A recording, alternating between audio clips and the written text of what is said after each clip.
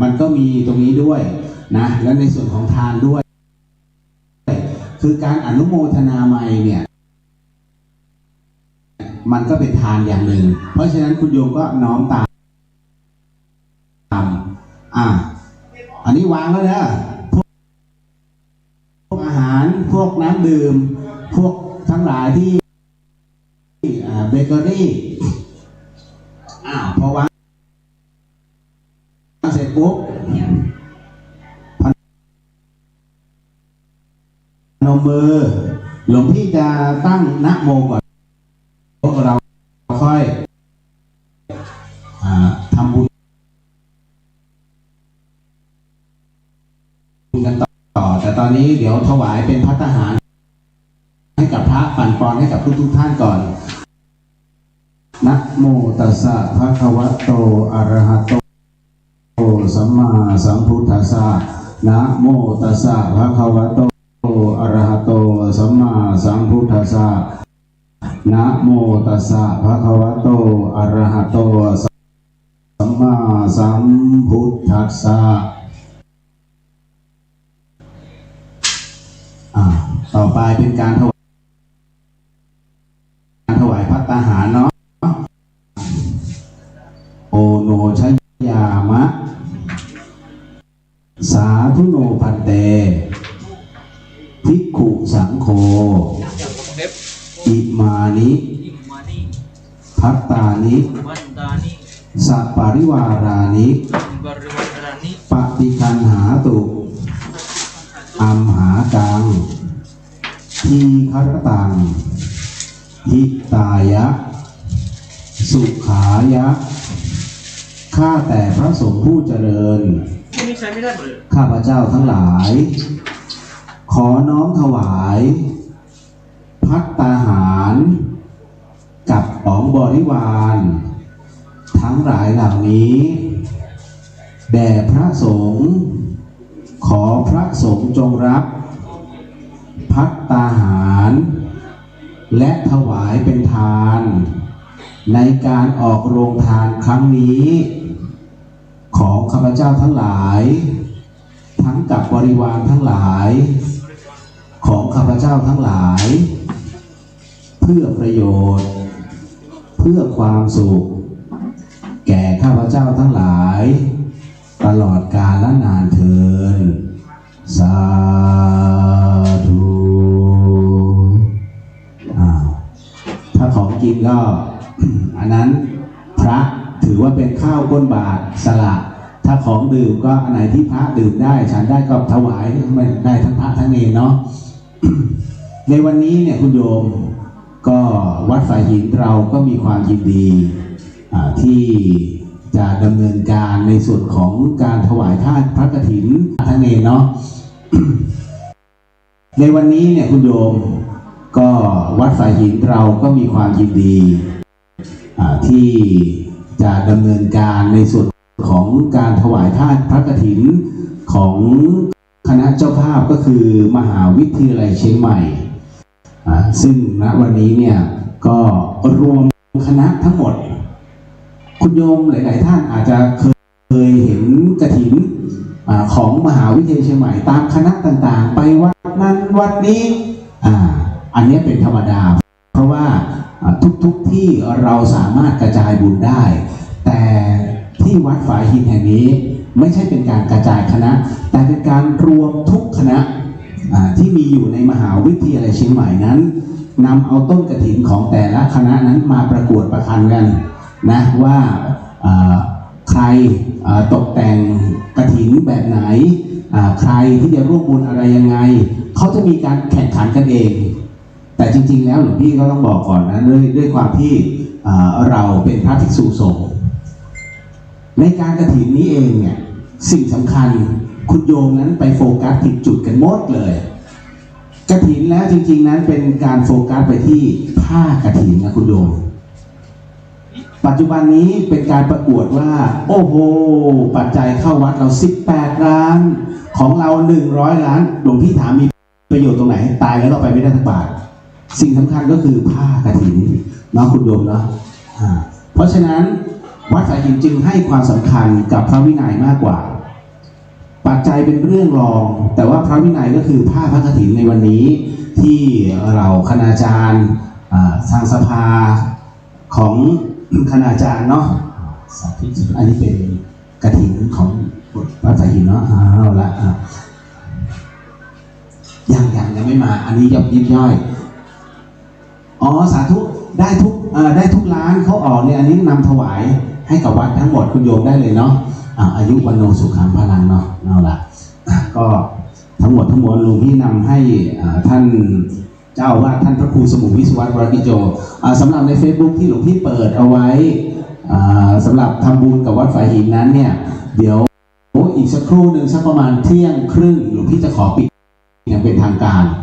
นะหลวงพี่จะดึงเอาไฟล์ของอะไรล่ะสมุดบัญชีธนาคารของวัดฝายหินเอาออกใน Facebook ก็ขอเจริญพรแล้วก็โมทนาบุญกับทุกท่านที่ร่วมบุญกับวัดฝายหินในการทำกฐินในวันนี้ก็ต้อง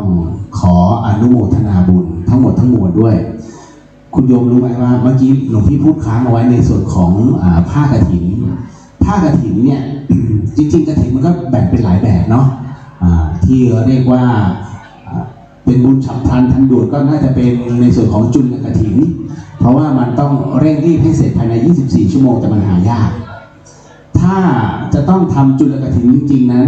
นั่นหมายถึงว่าต้องเริ่มวันนี้หรือเริ่มวันพรุ่งนี้แต่ต้องให้เสร็จก่อนวันลอยกระทงก็คือวันจันทร์แล้วต้องเสร็จก่อนประมาณก่อนเที่ยงคืน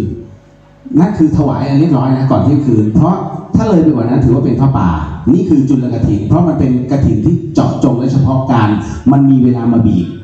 นี่แหละทำไมถึงบอกว่าเป็นกฐินเล็กๆแต่ต้องใช้ความร่วมมือเป็นอันหนึ่งอันเดียวกันให้จบภายใน24ชั่วโมงนั่นคือจุลกฐิน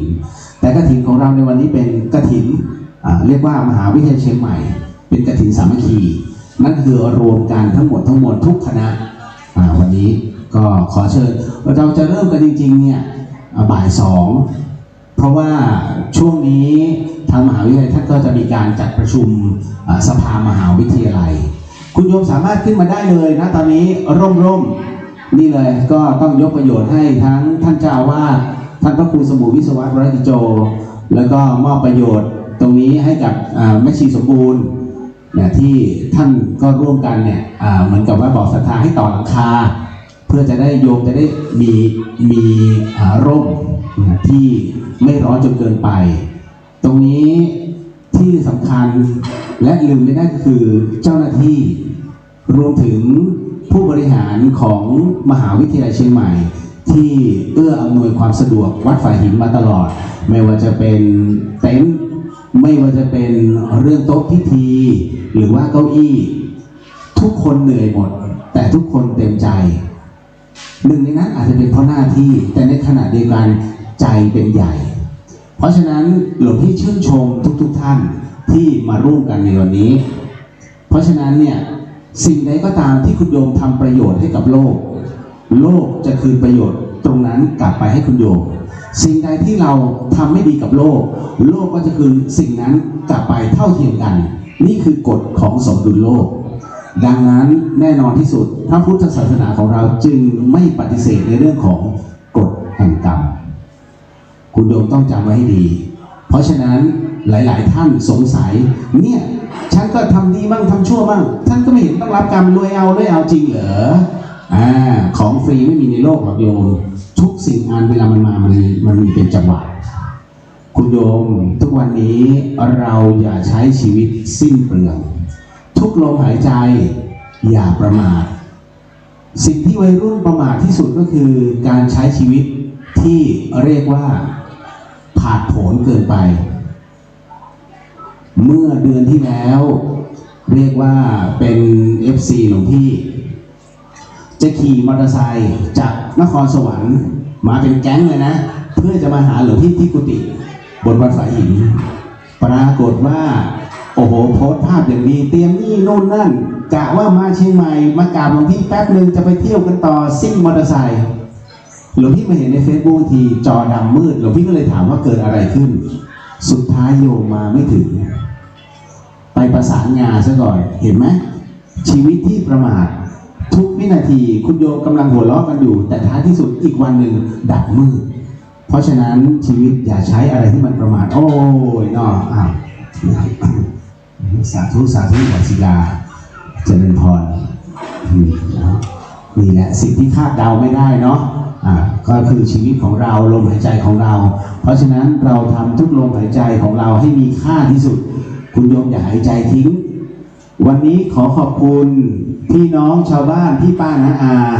หลายๆท่านที่มาร่วมกันเปิดโรงทานคุณผู้ฟังที่ฟัง FM 104.50 ตอนนี้อยู่เนี่ยก็สามารถถ้าจะร่วมบุญจริงๆแหมหลวงพี่จะบอกยังไงดีเนาะ นะเราก็ไม่อยากจะบอกบุญออนไลน์มันกระดาษโยมจดหมายเลขนะ ยังไงของหลวงพี่ อย่างก็เหลือ20 นาทีเดี๋ยวหลวงพี่จะต้องปิดในส่วนของออนไลน์ก็คือในส่วนของ Facebook ของหลวงพี่เองเรียวหรือเฮียนเนี่ยแล้วก็พุทธิสิทธิ์รัตนสมบูรณ์ซึ่งโพสต์ลงไปในส่วนของการที่จะให้โยมนั้นได้ทำบุญมาตรงนี้แจ้งข่าวสารก่อนในวันพรุ่งนี้โยมในวันพรุ่งนี้ช่วงเวลา 8:30 นาทีวัดฝายหินของเรานั้นจะได้รับมอบพระบรมสารีริกธาตุพระบรมสารีริกธาตุนี้เป็นของแท้นะพูดสั้นๆกระดูกพระพุทธเจ้าเราจะได้มาทั้งหมด19 องค์ถือว่าเยอะที่สุดในประเทศไทยที่แล้วก็ได้รับมอบจากคุณลุงทองดีหงศักดิ์คุณาหันศักดิ์คุณารมณ์โอเคคุณลุงทองดีหันศักดิ์คุณารมณ์ซึ่งเป็นประธานมูลนิธิชมรมพระธาตุแห่งประเทศไทยในพระบรมราชูปถัมภ์คนที่จะได้พระธาตุจากคุณลุงทองดีพระบรมสารีริกธาตุจากคุณลุงทองดีนั้นไม่ใช่ว่าจะได้ทุกคนทุกวันคุณลุงทองดีนั้นเนี่ยมีมากมายเป็นร้อยๆวัดที่ไปขอคุณลุงทองดีแล้วไม่ได้นะคุณโยมแล้ววัดไหนที่ขอแล้วไม่ได้เนี่ยเตรียมตัวเลยท่านจะไม่ได้ตลอดชีวิตนะตรงนั้นหากไม่เปลี่ยนที่หรือว่าไม่ถ้าคุณลุงจะสอบถามก่อนว่าเอาไว้ยังไงมีศรัทธาอย่างไรเจ้าอาวาสชื่อท่านเช็คหมดแล้วคุณลุงทองดีเนี่ยต้องบอกว่าเช็คทั้งเรียกตาเนื้อและตาในตาเนื้อเนี่ยเช็คได้หมดทุกอย่างคือในกรณีหลวงพี่เองเนี่ยหลวงพี่นำเอาพระสารีริกธาตุคุณลุงทองดีนั้นไปแจกจ่ายตามวัดต่างๆโดยเฉพาะยิ่งวัดป่าทั่วประเทศเลยตลอดระยะเวลา15 ปีพอสมควรทุกๆครั้งที่ไปเนี่ยแต่ละวัดได้แค่9 องค์กับ13 องค์อันนี้คือสูงสุดคือ13 องค์กระดูกเนี่ยเราเรียกเป็นองค์นะแล้วคราวนี้หลวงพี่เอาไงดีว่าในพรรษานี้หลวงพี่ก็เลยมองว่าเสี่ยงแล้วกันขอคุณลุงทองดีก็เลยบอกให้โยมบอกช่วยบอกคุณลุงทองดีหน่อยว่าหลวงพี่จะขอพระสารีริกธาตุมาบรรจุไว้ที่พระประธานวัดฝายหินคุณลุงถามเลยเอาไว้ตรงไหนท่านนี่ถ้าตอบไม่ถูกคณะเรียกว่าคนที่เข้าไปหาคุณลุงนี้สั่นทุกคนคือไม่ได้กลัวอะไรมากมายคือกลัวบารมีของลุงทองดีบารมีธรรมของท่านคุณลุงถามเอาไว้ตรงไหนเอาไว้บนเกศาของพระประธานเป็นพระพุทธชินราชเนาะคุณลุงก็แล้วที่นี่ชาวบ้านเป็นไงชาวบ้านก็มีที่ขึ้นมาอยู่บ้างแล้วก็เด็กรุ่นใหม่บ้างเสร็จปุ๊บแล้วเจ้าอาวาสชื่ออะไรหลวงพี่ก็เลยบอกท่านพระครูสมุวิศวะวราธิโจคุณลุงทองดีหลับตานึกในใจสวยนะกู จะผ่านไหมวะคือถ้าลุงบอกไม่ให้นี่จบเลยนะก็คือตลอดชีวิตนี้ก็ไม่ได้เราวัดฝายหินแล้วก็เงียบไปเลยนะคุณโยมเงียบไปประมาณชั่วโมงนึงหลวงพี่บอกนึกในใจสงสัยกูสร้างเรื่องให้วัดแล้วมั้งทำไม่ได้นี่กลายเป็นวัดแต่ฝายหินนี่เสียชื่อปรากฏว่าโยมอาจารย์ดร.กมลพรเดี๋ยวพรุ่งนี้แกมาเดี๋ยวแกคงเล่าสายไม้ให้ฟังแกก็บอกว่าท่านเจ้าคะ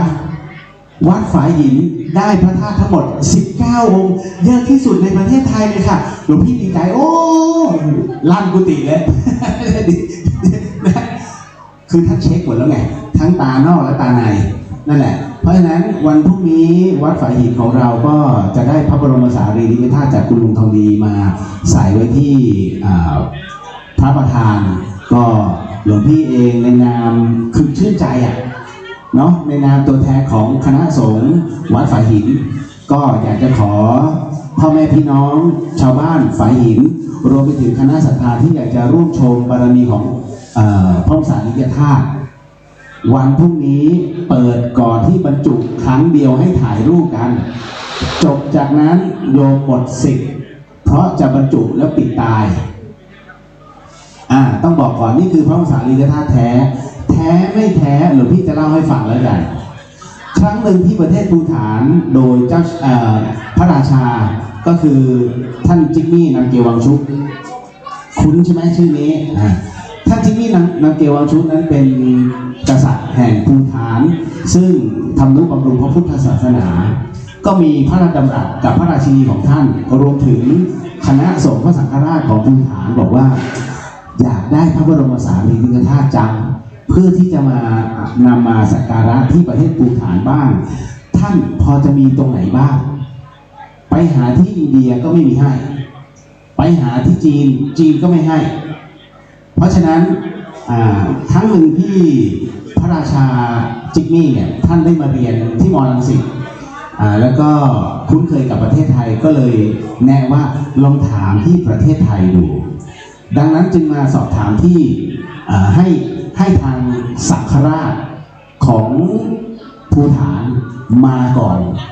ก็มาที่บ้านคุณลุงทองดีพอมาเสร็จก็มาขอคุณลุงทองดีจะขอพระสารีริกธาตุไปบรรจุที่ภูฏานคุณลุงทองดีบอกไม่ให้โอ้โหแต่ที่หลวงพี่บอกว่าถ้าคุณลุงทองดีเขาว่าไม่ให้มากี่ครั้งก็ไม่ให้ซึ่งพระสังฆราชของภูฏานเนี่ยรู้ดีเลยว่าถ้าคุณลุงทองดีบอกไม่ให้คือจะขอยังไงเอาเงิน10 ล้านมากองตรงหน้าก็ไม่ให้แม้องค์เดียวนะก็ไม่ให้ท่านก็เลยเอาไงดีในเมื่อคุณลุงทองดีไม่ให้ก็เลยนำความนี้จากประเทศไปทูลสมเด็จพระราชินีของพระราชาจิกมี่พระราชินีบอกว่าถ้างั้นไม่เป็นไรเราจะไปเองปรากฏว่าพระราชินีพร้อมด้วยข้าราชบริพารและสมเด็จพระสังฆราชของภูฏานมาพร้อมกัน20 ชีวิตมาที่บ้านคุณลุงทองดีถนนพุทธมณฑลพอไปถึงคิดว่าคุณลุงทองดีจะยังไงมันก็ต้องต้อนรับอันนี้ผู้นำประเทศพระราชินีมาเองท่านก็ต้อนรับอย่างดีพระราชินีก็บอกคุณลุงทองดีไปว่าเราอยากจะขอพระบรมสารีริกธาตุจากคุณลุงเนี่ยเพื่อจะแบ่งให้กับประเทศภูฏานทั้งประเทศหลวงพี่ใช้คำว่าทั้งประเทศนะตรงนี้คุณลุงทองดีก็บอกโอ้โหพระองค์มาเองเลยก็ต้องให้ คุณลุงทองดีก็เลยให้พระสารีริกธาตุกับพระราชินีฟังดีๆนะให้กับพระราชินีไม่ใช่พระสังฆราชให้กับพระราชินีพอพระราชินีท่านได้รับเสร็จปุ๊บก็เลยมอบให้พระสังฆราชภูฏานแล้วก็เดินทางกลับไปบรรจุทั่วประเทศภูฏานนี่ความมีค่าของพระสารีริกธาตุที่คุณลุงทองดีมอบให้เพราะฉะนั้นมันไม่ใช่เรื่องง่ายเลยที่วัดฝายหินจะได้มาทั้งหมด19 องค์ในวันพรุ่งนี้คุณโยมหลวงพี่ขอเชิญทุกท่านซึ่งเป็นชาวบ้านฝายหินนะแล้วก็พรุ่งนี้มีคณะฟ้อนพร้อมข้าวตอกดอกไม้มาโปรยก่อนให้คณะทั้งหมดเนี่ยเขาเข้าไปที่ในอุโบสถแล้วก็พระสงฆ์ก็จะเรียกว่าทั้งเจริญพุทธมนต์ชยันโตแล้วอาจารย์วิศวัตรท่านเจ้าอาวาสก็จะนำพระสารีริกธาตุขึ้นอาจารย์บอกเดี๋ยวอาจารย์จะปีนขึ้นไปบรรจุด้วยอาจารย์เองโอ้โหเป็นประวัติการปกติอาจารย์ไม่ปีน อาจารย์วิศวัตรจะไม่ปีนครั้งนี้อาจารย์บอกเดี๋ยวอาจารย์จะปีนขึ้นไปเองเนาะก็ถือได้ว่าเป็นอีกหนึ่งนิมิตหมายที่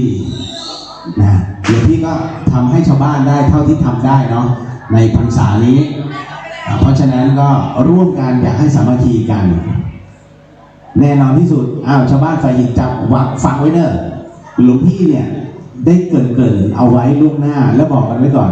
หลวงพี่จะจัดมหกรรมกีฬาชาวบ้านฝายหินครั้งที่ 1เมื่อไหร่ยังไงยังตอบไม่ได้แต่หลวงพี่จะเอาบ้านเหนือกับบ้านใต้มาแข่งกีฬากันเพราะฉะนั้นมีชิงรางวัลพร้อม เนาะเตรียมตัวไว้เนอะมกราแน่ๆนี่แหละเพราะฉะนั้นอันนี้ก็เบื้องต้นส่วนในวันนี้นี่เองเราก็ทยอยขึ้นมาได้คุณโยมมารับประทานอาหารอร่อยคุณโยมโรงทานเนี่ยต้องบอกก่อนเลยนะโรงทานแต่ละโรงทานเขาจะคัดเอาอาหารชั้นดีออกมาเพื่อที่จะถวายพระภิกษุสงฆ์และออกในส่วนของให้พี่น้องประชาชนนั้นได้รับประทานอาหารเพราะฉะนั้นเป็นการประกวดฝีมือเลยทีเดียวนะนี่ของดีต้องเป็นของโรงทานเท่านั้นไม่มีใครต้องเอาของใกล้เสียมันออกโรงทานเราคุณโยมเพราะฉะนั้นหลวงพี่เลยบอกของที่ดีที่สุดคือภัตตาหารหรืออาหารเนี่ยจากโรงทานนี่แหละแล้วแต่ละท่านเนี้ยนะฮะถามว่าท่านจำใจทำหรือเต็มใจทำทุกคนเต็มใจทำคุณโยมเราดูเนี่ยกว่าจะตั้งร้านกว่าจะตื่นกว่าจะไปซื้อของกว่าจะกลับมา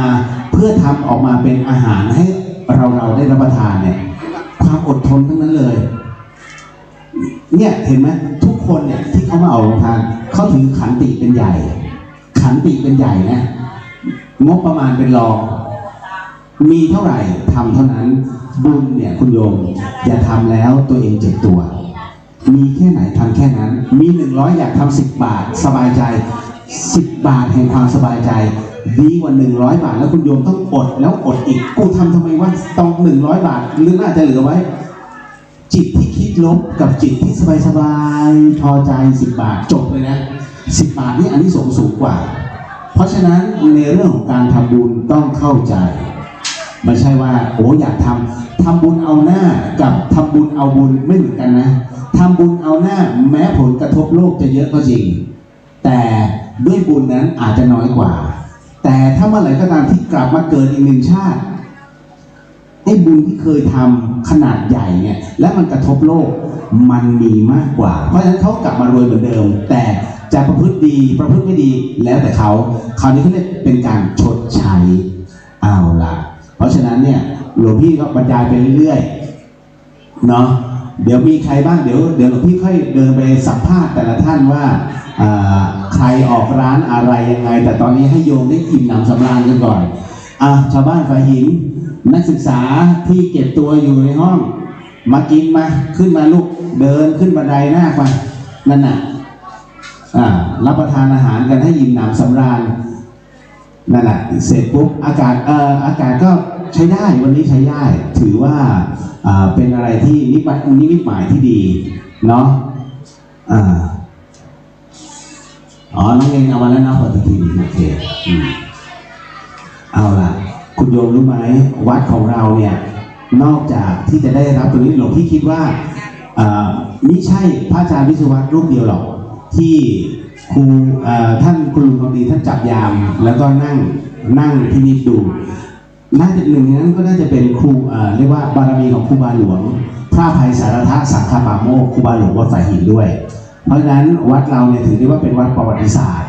เป็นวัดที่เรียกว่าสังฆราชารูปแรกของล้านนาเนี่ยท่านอาศัยพำนักจำพรรษาและมรณภาพที่นี่เพราะฉะนั้นทั้งหมดทั้งมวลภูมิใจเถอะชาวบ้านสายหินและหลวงพี่ก็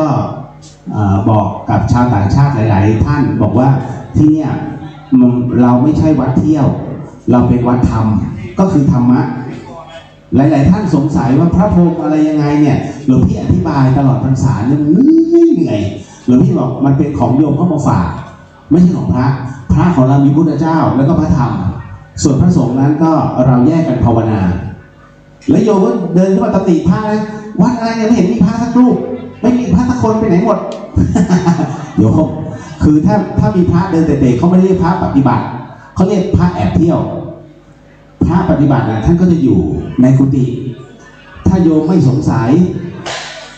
นะหรือหาพระถามใครสงสัยโยมก็จะไม่เจอพระเพราะฉะนั้นพระมีหน้าที่สอนและตอบคำถามในข้อสงสัยในพระธรรมพระไม่มีหน้าที่เนี่ยท่านรู้ไหมเนี่ยว่าเคารพกันเนี่ยคุณจะรู้ไหมเนี่ย วันๆเอาแต่ภาวนานะเพราะฉะนั้นทั้งหมดทั้งมวลหลวงพี่เองเนี่ยก็พยายามจะบอกว่าบนวัดฝายหินเรามีแต่พระธรรมไม่มีพระเที่ยว ถ้าพาเที่ยวคุณโยมต้องไปวัดสวยๆวัดสวยๆคุณโยมก็พิจารณาว่าพระทั้งหลายเนี่ยท่านมีเวลาภาวนาไหมโยมเดินกวนตลอดวัดฝายหินจึงเป็นวัดสมถะที่เอาแค่ความเรียบง่ายสวยๆสบายๆคุณโยมเดินเข้ามาจากข้างหน้าเนี่ยนะสวนสวยๆจากตู้ลุงโตแล้วก็สภาพต่างๆสายไฟถนน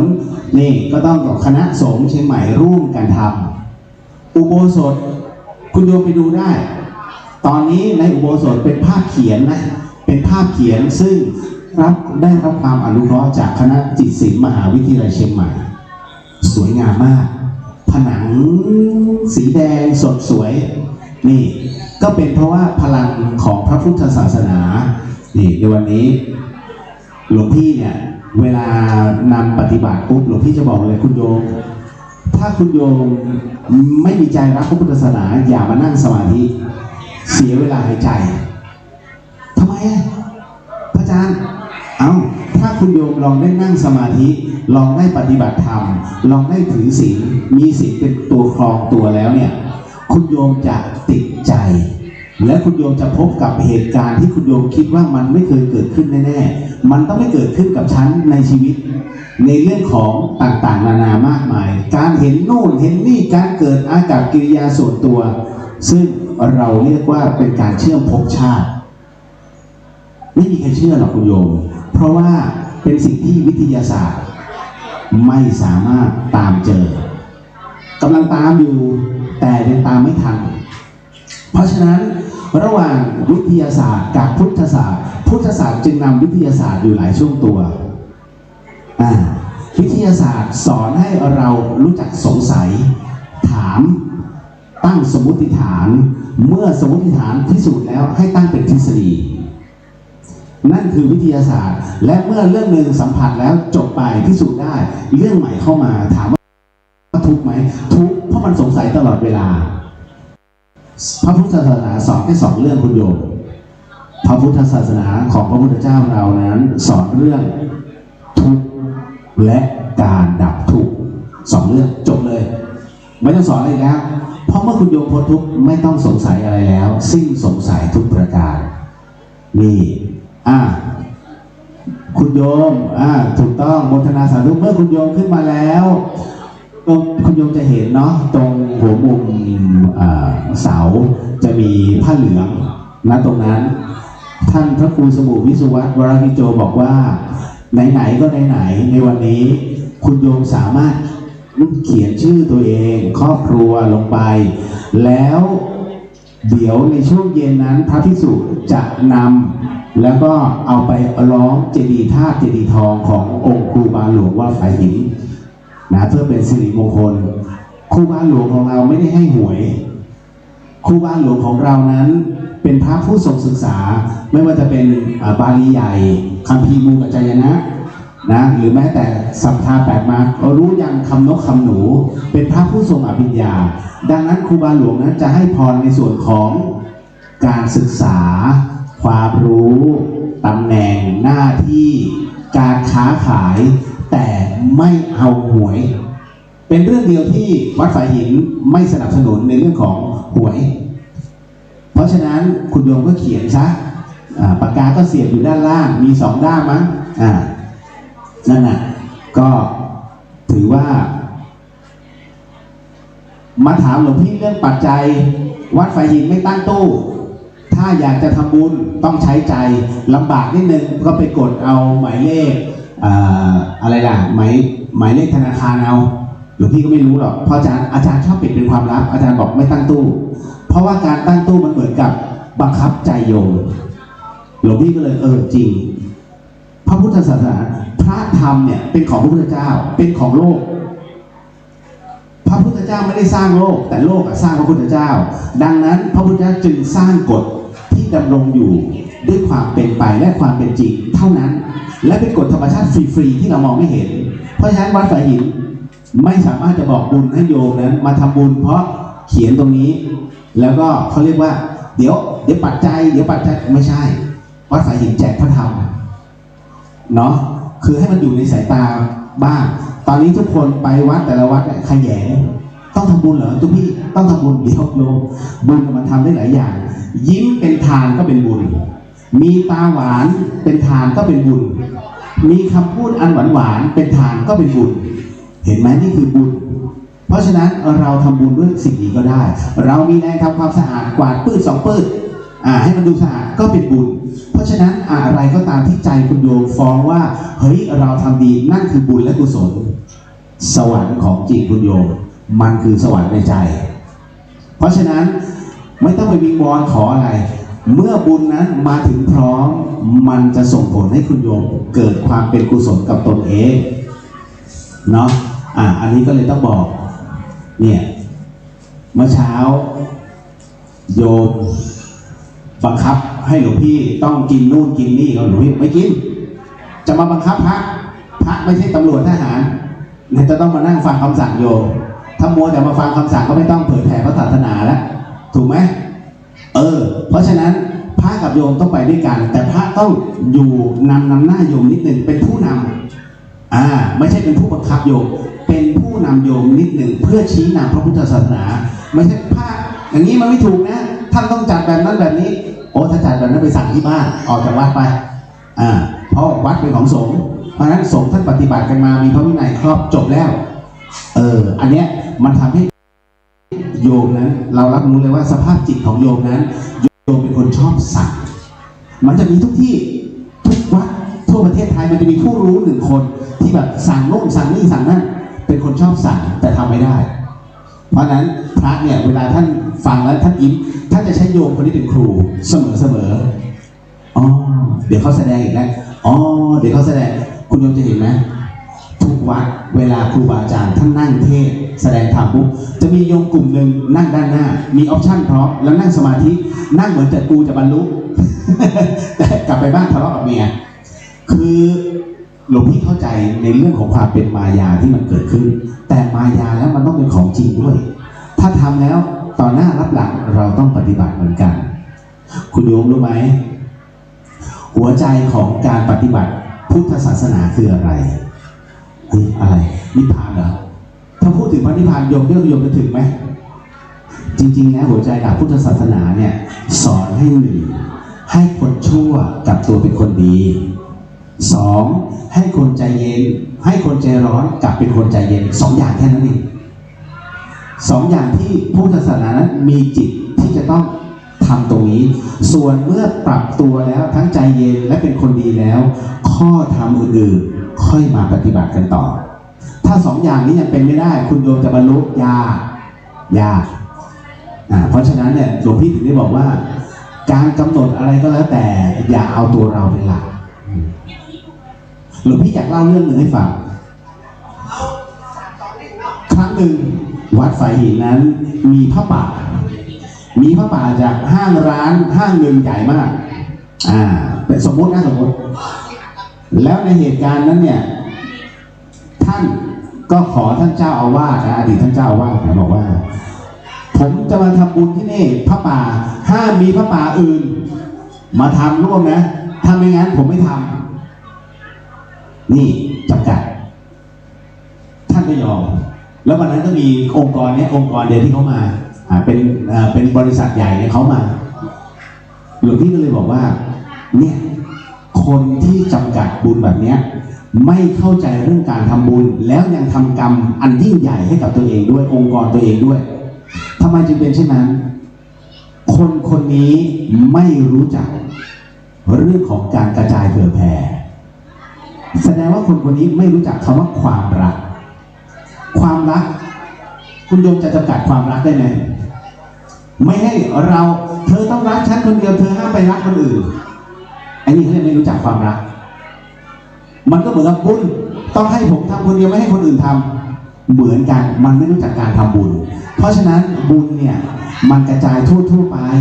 ไม่มีปัญหามันเกิดจากใจมันเกิดจากความเป็นกุศลก็เหมือนกับความรักเรามีความรักให้ทุกคนไม่ใช่ความรักนี้จำกัดเฉพาะคุณนี่หลวงพี่ถึงได้บอกว่าชี้เห็นว่าคนนี้ไม่รู้จักอะไรเลยบนโลกใบนี้รู้จักเฉพาะตัวเองเพราะฉะนั้นก็ทำให้รับรู้ว่าเป็นอีกหนึ่งบุคคลซึ่งยังห่างไกลจากคำว่ากุศล หลวงพี่จึงยกตัวอย่างให้ฟังนะตั้งแต่วันนั้นเป็นต้นมาหลวงพี่เป็นพระแรงไงเป็นพระนักบู๊กล้าพูดหลวงพี่ซัดเลยหลวงพี่ก็เลยบอกเลยโยมเป็นคนที่ไม่รู้จักความรักเพราะถ้าโยมรู้จักความรักโยมจะบอกเลยว่าทำบุญก็ต้องเผื่อแผ่รักก็ต้องเผื่อแผ่ชาวบ้านเมื่อคุณโยมไม่รู้จักความรักโยมไม่รู้จักบุญเลยโยมเป็นจำกัดเฉพาะองค์กรตัวเองได้อย่างไรฮะบริษัทใหญ่โตถ้าขนาดนี้เป็นเจ้าของโรงงานถ้าคนอื่นเนี่ยชาวบ้านเขาอยากขึ้นมาทำเนี่ยทำไมโยมไม่ให้เหรอเงียบตั้งแต่นั้นไม่ขึ้นวัดที่ไม่ขึ้นวัดไม่ใช่นะไม่ให้ทำเพราะว่าถือว่าเป็นบุคคลใจแคบนะเขาเรียกเป็นการบุญชาวบ้านเขาเป็นการบุญคนอื่นเพราะฉะนั้นเนี่ยหลวงพี่เองก็เลยบอกว่าบุญเวลาถ้าเราจะทำแต่กฐินทานอย่างเงี้ยเนี่ยเห็นไหมมช.มาทำมช.ท่านจะกระจายทุกคณะหลวงพี่จึงบอกเสมอว่ากฐินทานพระผู้อยู่ในพรรษานั้นสามารถร่วมตรงนี้ได้ให้ท่านเจ้าอาวาสเนาะตรงนั้นเลยโดนเพราะฉะนั้นเนี่ยวันนี้วัดฝายหินของเราก็เลยเรียกว่าได้รับโอกาสอันดีเนาะก็จริงๆแล้วมหาวิทยาลัยใหม่นั้นเป็นโยมอุปถัมภ์วัดฝายหินมาโดยตลอดเนาะทุกอธิการบดีหลวงพี่อยู่ที่บ้านฝายหินเนี่ย16 ปีแล้วนะ16 ปีเห็นความเปลี่ยนแปลงของหน่วยงานมาตลอดเวลาเห็นความเปลี่ยนแปลงของวัดตลอดเวลาดังนั้นเนี่ยเราจึงพูดได้ว่าทุกอธิการบดีของมหาวิทยาลัยเชียงใหม่นั้นท่านเมตตาและเกื้อหนุนวัดฝายหินมาโดยตลอดคณาจารย์ทั้งหมดทั้งมวลรวมถึงเจ้าหน้าที่ก็เอ็นดูภิกษุสามเณรวัดฝายหินมาโดยตลอดนี่อันนี้ซึ้งใจมากเพราะฉะนั้นงานบุญจึงไม่ขาดสายนี่วันนี้หลายๆท่านสงสัยก็มาถามแล้ววัดฝายหินเขาปฏิบัติยังไงเหมือนวัดใหญ่ๆที่เขาปฏิบัติธรรมไหมคุณโยมรู้ไหมท่านเจ้าอาวาสรูปเนี้ยท่านพระครูสมุทรวิสุวัตรวรหิโจท่านเป็นพระที่ให้อิสระในการปฏิบัติเพราะท่านถือว่าอาจารย์โดยแท้จริงของพระพุทธศาสนาคือพระพุทธเจ้า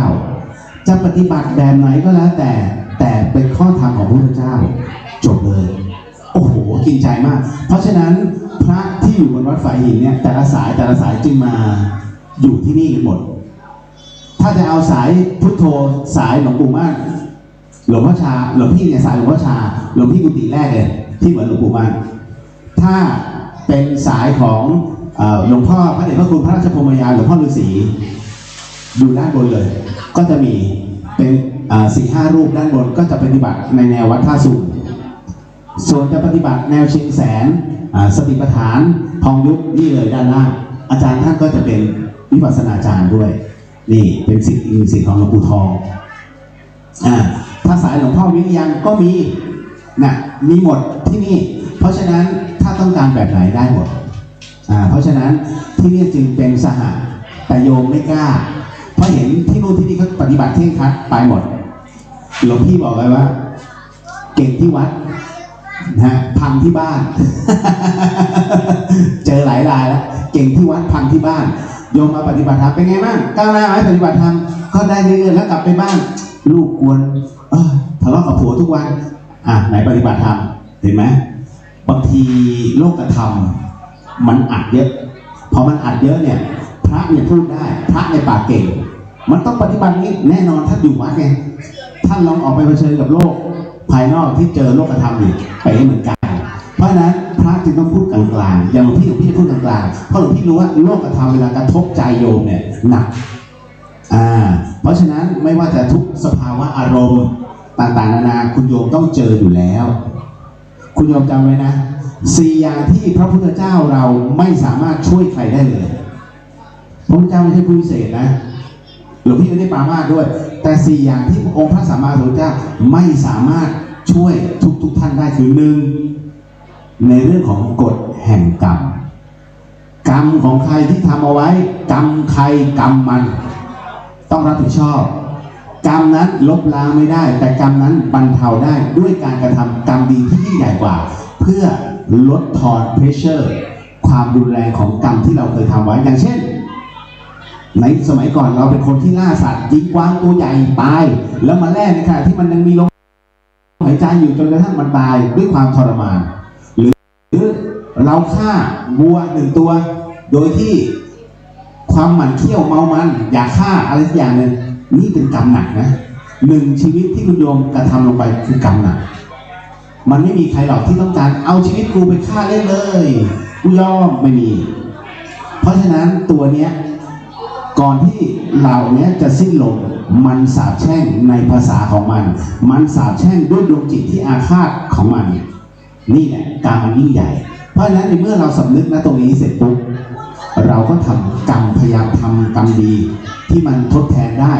เคยฆ่าวัวเอากูปล่อยวัวเป็นร้อยๆตัวเลยตลอดมีปัจจัยกูลงเงินนี้ให้ได้มันก็บรรเทาลงได้แต่ถามว่าชีวิตที่สูญเสียไปชดใช้ได้ไหมมันชดใช้ไม่ได้แต่มันบรรเทาลงได้แค่นั้นนี่เรื่องของกฎแห่งกรรมที่องค์พระสัมมาสัมพุทธเจ้าช่วยไม่ได้เรื่องที่สองคุณโยมเรื่องที่สองคือเรื่องของปัญญานั้นพระพุทธเจ้าให้เราไม่ได้ถ้าให้ได้มันจะเท่ากันเพราะฉะนั้นคำว่าปัญญาจึงต้องฝึกเอาเองท่านศาสตราจารย์ด็อกเตอร์ท่านรองศาสตราจารย์ด็อกเตอร์อาจารย์หรือว่าครูชั้นประถมเห็นไหมการศึกษาภูมิรู้จึงต่างกันเพราะฉะนั้นมันเป็นเรื่องของการฝึกฝนฝึกปรือฝึกปฏิบัติดังนั้นคุณค่าหรืออัตลักษณ์ที่ได้จึงได้ลำดับมาด้วยวิทยาฐานะของแต่ละคนคุณหมอคุณพยาบาลผู้ช่วยพยาบาลหรือว่าเป็นเจ้าหน้าที่ทั้งหมดเนี่ยภูมิรู้ก็ต่างกันแต่ความถนัดไม่เหมือนกันเห็นไหมเพราะฉะนั้นปัญญาจึงให้กันไม่ได้ต้องฝึกแต่ละคนต่อไปลำดับต่อไปคือกฎของขออภัยในส่วนของอย่างที่สามที่พระเจ้านั้นให้ไม่ได้คือการถึงพระนิพพานการถึงพระนิพพานนั้นจะขอพระพุทธเจ้าได้ไหมพระพุทธเจ้าท่านถึงพระนิพพานแล้วขอพระองค์ช่วยข้าพเจ้าหน่อยไม่ได้ใครอยากได้พระนิพพานต้องฝึกเอาเพราะฉะนั้นเราเองนะเป็นพุทธมามกะที่สมบูรณ์เราเป็นพุทธศาสนิกชนที่ดีวันนี้เราออกโรงทานเรามาทำบุญเรามาร่วมงานบุญนี่คือสิ่งที่เราเริ่มต้นเดินทางเพื่อไปสู่เป้าหมายคือพระนิพพานต้อง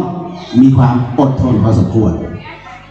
ต่อไปเรื่องสุดท้ายเรื่องที่สี่ที่องค์พระสัมมานั้นสัมพุทธเจ้าไม่สามารถช่วยได้คือพระพุทธองค์นั้นไม่สามารถจะประกาศสัจธรรมทั้งหมดให้คนทั้งโลกได้เข้าใจในส่วนที่เป็นธรรมะของพุทธองค์ได้ยกเว้นเฉพาะพุทธศาสนิกชนที่มีบุญร่วมกับท่านเท่านั้นได้เจอนาบุญที่ดีจึงจะเข้าใจในส่วนของตรงนี้เห็นไหมเพราะฉะนั้นถ้าพุทธเจ้าเนรมิตทั้งหมดได้บนโลกใบนี้มีแต่ศาสนาพุทธมีแต่ความเข้าใจในความเป็นพุทธที่ดีที่ยั่งยืนแต่ปัจจุบันนั้นไม่ใช่เป็นเฉพาะคนกลุ่มหนึ่งเล็กๆแน่นอนที่สุดคนรุ่นใหม่นั้นตอนนี้ถือแฟชั่นคือฉันไม่มีศาสนาหลวงพี่ถึงได้บอกว่าไม่เป็นไรเพราะว่าท้ายที่สุดแล้ววันหนึ่งเมื่อมาถึงเขาจะรู้เองถ้ามันยังเป็นเช่นนั้นมันเป็นคำพูดของหลวงพี่มาก่อนข้าไม่มีศาสนา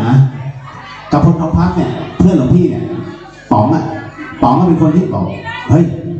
กูถือความดีกูไม่มีศาสนานี่คือสิ่งที่กบฏทองพักเป็นอยู่หลวงพี่บอกไม่เป็นไรไม่มีปัญหาหรอกป๋องเราทำความดีเนี่ยพอแล้วเอาความดีจับความดีเป็นสาระนี่เขาก็จะทำความดีได้แต่คราวนี้วัยรุ่นเนี่ยน่ากลัวตรงที่ว่าฉันไม่มีศาสนาแล้วก็ทำอะไรไปเรื่อยเปื่อยมันเป็นช่วงของภาวะอารมณ์เนาะเหมือนกับเราครั้งหนึ่งที่เราดูการ์ตูนแล้วทำไมตอนนี้เราไม่ดูการ์ตูนครั้งหนึ่งเราเคยติดละครจากวงทำไมตอนนี้เราไม่ติดละคร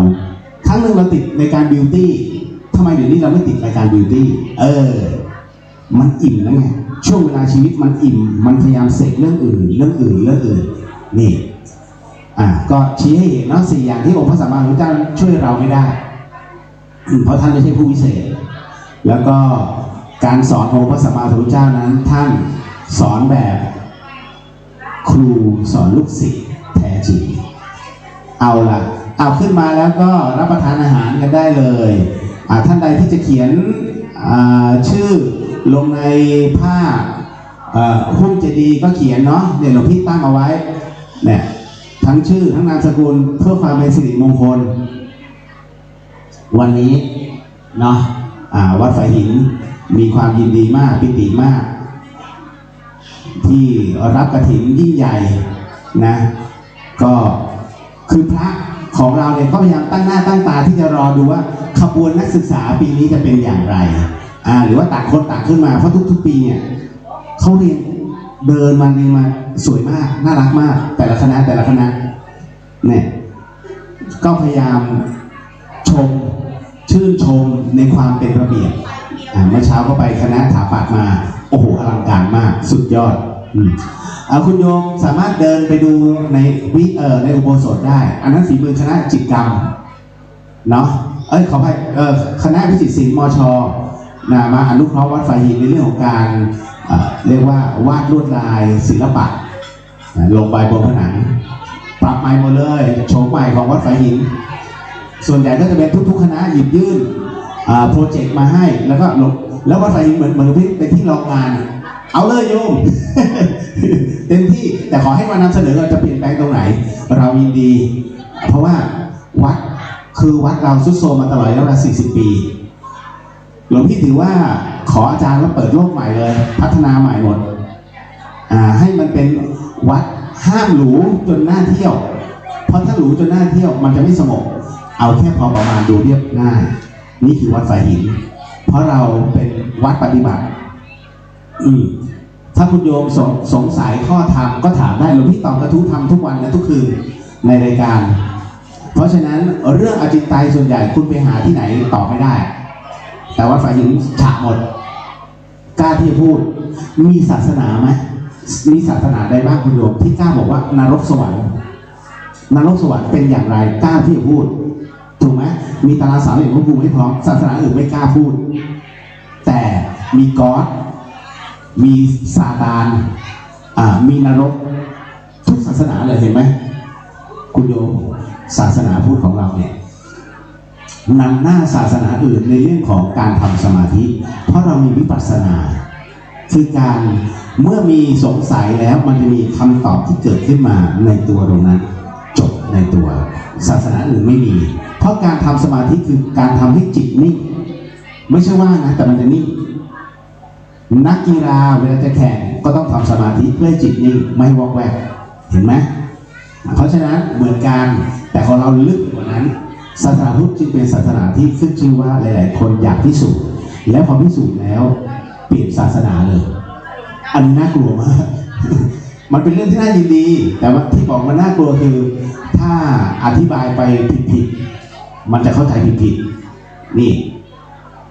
คุณยมต้องเข้าใจอย่างหนึ่งว่าศาสนาจะดีจะไม่ดีมันไม่ขึ้นอยู่จากที่วัดฝายหินก็คือวัดไม่ได้มีความผิดแต่ความผิดมันจะเกิดขึ้นมันจะเปลี่ยนแปลงมันจะโฉเกเยเกอย่างไรขึ้นอยู่กับผู้ถ่ายทอดถ้าหลวงพี่ถ่ายทอดสิ่งผิดไปโยมไปปฏิบัติผิดนั่นแหละหลวงพี่ก็จะซวยถูกไหมเพราะเป็นคนที่นำเสนอในสิ่งผิดแต่ถ้านำแล้วคุณโยมประทับใจแล้วปฏิบัติแล้วรู้สึกเป็นกุศลกับจิตหลวงพี่ได้กำไรชีวิตพระต้องการแค่นี้เทศให้โยม100 คนเข้าใจเพียง1 คนและปฏิบัติได้1 คนพอแล้วนี่คือวัตถุประสงค์ของศาสนาพุทธเนาะเพราะฉะนั้นอย่างวันนี้เช่นกันโยมหลายคนมาถามหลวงพี่ว่าหลวงพี่ปัจจัยเนี่ยจะได้เท่าไหร่หลวงพี่บอกเลยไม่ได้สนนะคุณโยมหลวงพี่คุยกับท่านเจ้าอาวาสแล้วว่าคนส่วนใหญ่มักจะโฟกัสผิดงานผิดจุดกฐินทานไม่ใช่เอาเงินมาประกวดกันกฐินทานนั้นเอาผ้าเป็นหลักผ้ากฐินสำคัญที่สุดเพราะต้องถวายกับพระภิกษุสงฆ์ผู้สมควรที่จะได้1 รูปเท่านั้นนี่โยมพอฟังปุ๊บก็เก็บโอ้สาธุเพราะนั้นเท่าไหร่ก็ได้ไม่มีปัญหาไอ้นั่นมันแค่เครื่องบริวารแต่ของหลักคุณโยมจะเป๋นั่นน่ะหลวงพี่เห็นในข่าววัดนี้300 ล้านวัดนี้50 ล้านวัดนี้15 ล้านเพื่อ อ้มีคนศรัทธาวัดกูเยอะเดี๋ยวก่อนนะศรัทธาส่วนศรัทธาแต่โยมนั้นน่ะเข้าใจมากน้อยแค่ไหนสอนอย่างไรก็แค่นั้นเองนี่เพราะฉะนั้นวัดฝ่ายหินจึงเป็นวัดสมถะวัดเล็กๆหลังมหาวิทยาลัยเชียงใหม่ที่มีพื้นที่สัปยะมากสัปยะหมายถึงว่าที่อันควรอยู่และสบายใจในการพึงปฏิบัติทั้งหมดทั้งมวลนั้นมี7ประการคุณโยมต้องเข้าใจเนาะหลายๆท่านหลวงพี่สงสัยมาตลอดว่าทำไมศรัทธาวัดฝ่ายหินเราทุกวันพระเนี่ยมากันไม่ถึง20 คนส่วนใหญ่ก็จะเป็นนักศึกษาที่มาอยู่ข้างล่างหลวงพี่ก็เลยบอกอาจารย์เราไปบิณฑบาตในหมู่บ้านกันไหมก็อยากนะแต่ก็กลัวรบกวนโยมเขากลัวจะตื่นเช้ามันแน่นอนอยู่แล้วคุณโยมเชื่อไหมทุกวันนี้เราใส่บาตรกันผิดตลอดหลวงพี่ก็ลงTikTokหลวงพี่ก็โดนว่าอัดมาโจมตีหลวงพี่ก็เลยกางพระวินัยไปปึ้งหงายท้องเป็นแถวทำไมใส่บาตรผิดเวลาใส่บาตรเนี่ยนะปกติแล้วห้ามให้พรโยมเด็ดขาดเมื่อใส่แล้วเดินเลยน้ำก็ใส่ไม่ได้นะน้ำต้องใส่ภาชนะอื่นไม่ใช่ในบาตรรับเฉพาะข้าวเท่านั้นใส่ข้าวแล้วเดินกับข้าวตามหลังถ้าโยมไม่ใส่กับข้าวตามอดนี่คือที่ถูกต้องแต่ปัจจุบันไม่ได้ใส่ปุ๊บต้องให้พรเท่านั้นพระก็ต้องสงเคราะห์ตามแต่โยมเชื่อไหมมันอาบัติมันเป็นอาบัติทุกคนหลวงปู่หลวงตาท่านบอกว่าอาบัติเดี๋ยวปงเดี๋ยวอาบัติเดี๋ยวปงมึงจะมีพระวินัยไว้ทำไมฉันพูดอย่างนี้นะหลวงพี่ได้พูดเองแล้วมึงจะมีพระวินัยไว้ทำไมเดี๋ยวอาบัติแล้วปงอาบัติแล้วปงก็ทำผิดกันอยู่นั่นพระวินัยมีไว้กำราบไม่ให้ผิดซ้ำซ้อนและซ้ำซากนี่เพราะฉะนั้นถ้าต้องการความสบายออกไปสึกไปแค่นั้นเองพร้อมแล้วค่อยมาบวชใหม่จะจบแค่1 พรรษา2 พรรษาก็ว่ากันไปแต่อย่าให้พระวินัยเสื่อมเสียหลวงพี่นับถืออดีตพระ1 รูปเป็นพระเถระชั้นผู้ใหญ่แอบลาสิกขาไปแต่งงานเป็นพระต่างประเทศอันนี้เข้าใจใช่ไหมพอจะรู้ใช่ไหมเป็นข่าวดังมากท่านแอบไปสิกขาเพื่อลาแต่งงานกับโยมเขาเรียกโดนนารีพิฆาตแต่ก็ในขณะที่ท่านลาสิกขาเสร็จปุ๊บเนี่ยท่านก็ปฏิบัตินะอยู่ในบ้านแล้วตอนนั้นรู้สึกเป็นข่าวมั้งโยมมาเขียนข่าวนักข่าวมาเขียนข่าวเป็นการเสียตัวครั้งแรกในชีวิตโอ้ยตายเนาะไม่บอกว่าท่านชื่ออะไรแต่หลวงพี่รู้เป็นพระชั้นผู้ใหญ่แล้วเป็นพระกรรมฐานแล้วแต่ตอนนี้เห็นว่าล่าสุดกลับมาบวชอีกแล้วเนาะเพราะว่าไปเจอผลกระทบทางโลกที่ท่านตามไม่ทันเพราะนั้นเรื่องโลกธรรมเนี่ยอันตรายมากคุณโยมหลวงพี่กล้าที่จะพูดกล้าที่จะเทศแบบนี้เพราะว่าถ้าเราไม่เทศอะไรที่มันเป็นเรื่องจริงมัวแต่เกรงใจโยมพระพุทธศาสนากระจายไม่ได้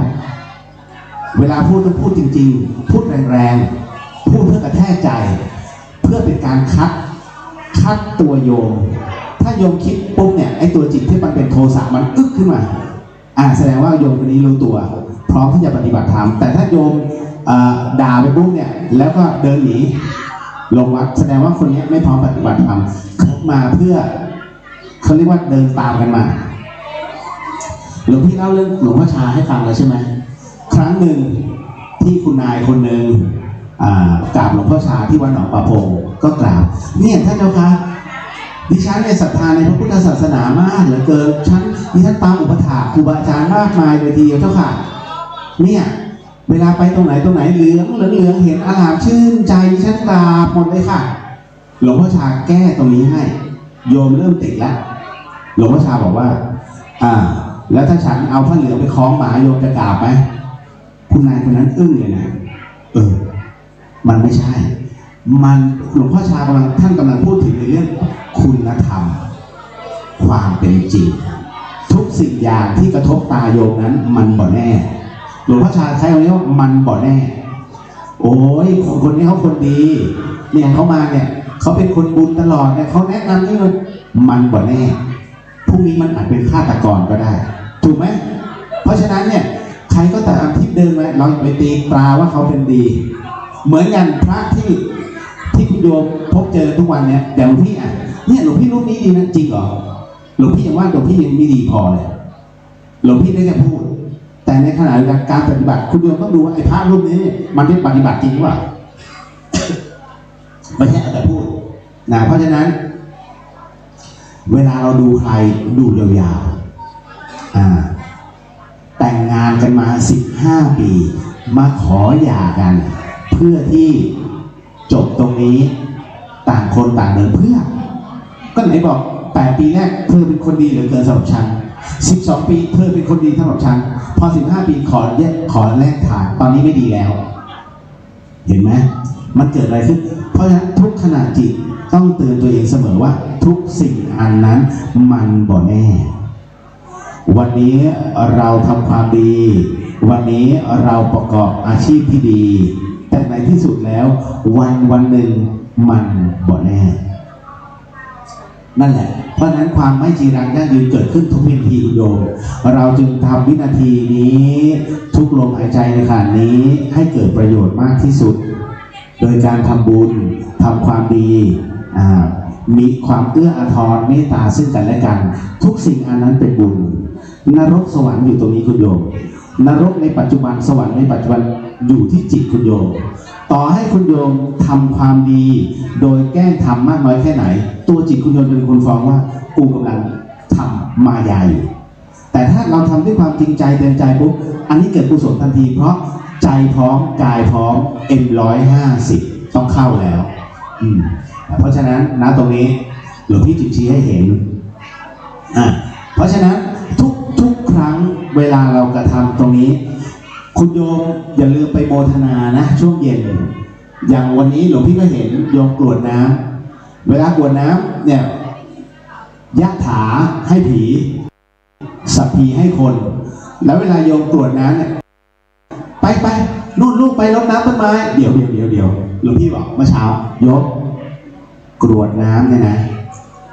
เวลาพระพุทธเจ้าท่านกรวดน้ำท่านไม่ได้ลงต้นไม้ท่านกรวดลงธรณีให้พระแม่ธรณีเป็นพยานธรณีมันแปลว่าพื้นดินไม่ใช่ต้นไม้เวลากรวดน้ำต้องกรวดลงดินแต่ต้นไม้นั้นที่ได้รับเพราะอานิสงส์จากการที่น้ำนั้นซึมลงไปแล้วรากดูดซึมขึ้นมาทั้งหมดมันเป็นเหตุปัจจัยโยมที่มันโยงถึงกันนี่เพราะฉะนั้นในส่วนของตรงนี้นี่เองผมพี่หนุ่ยบอกเวลากรวดน้ำให้กรวดลงดินไม่ให้กรวดลงต้นไม้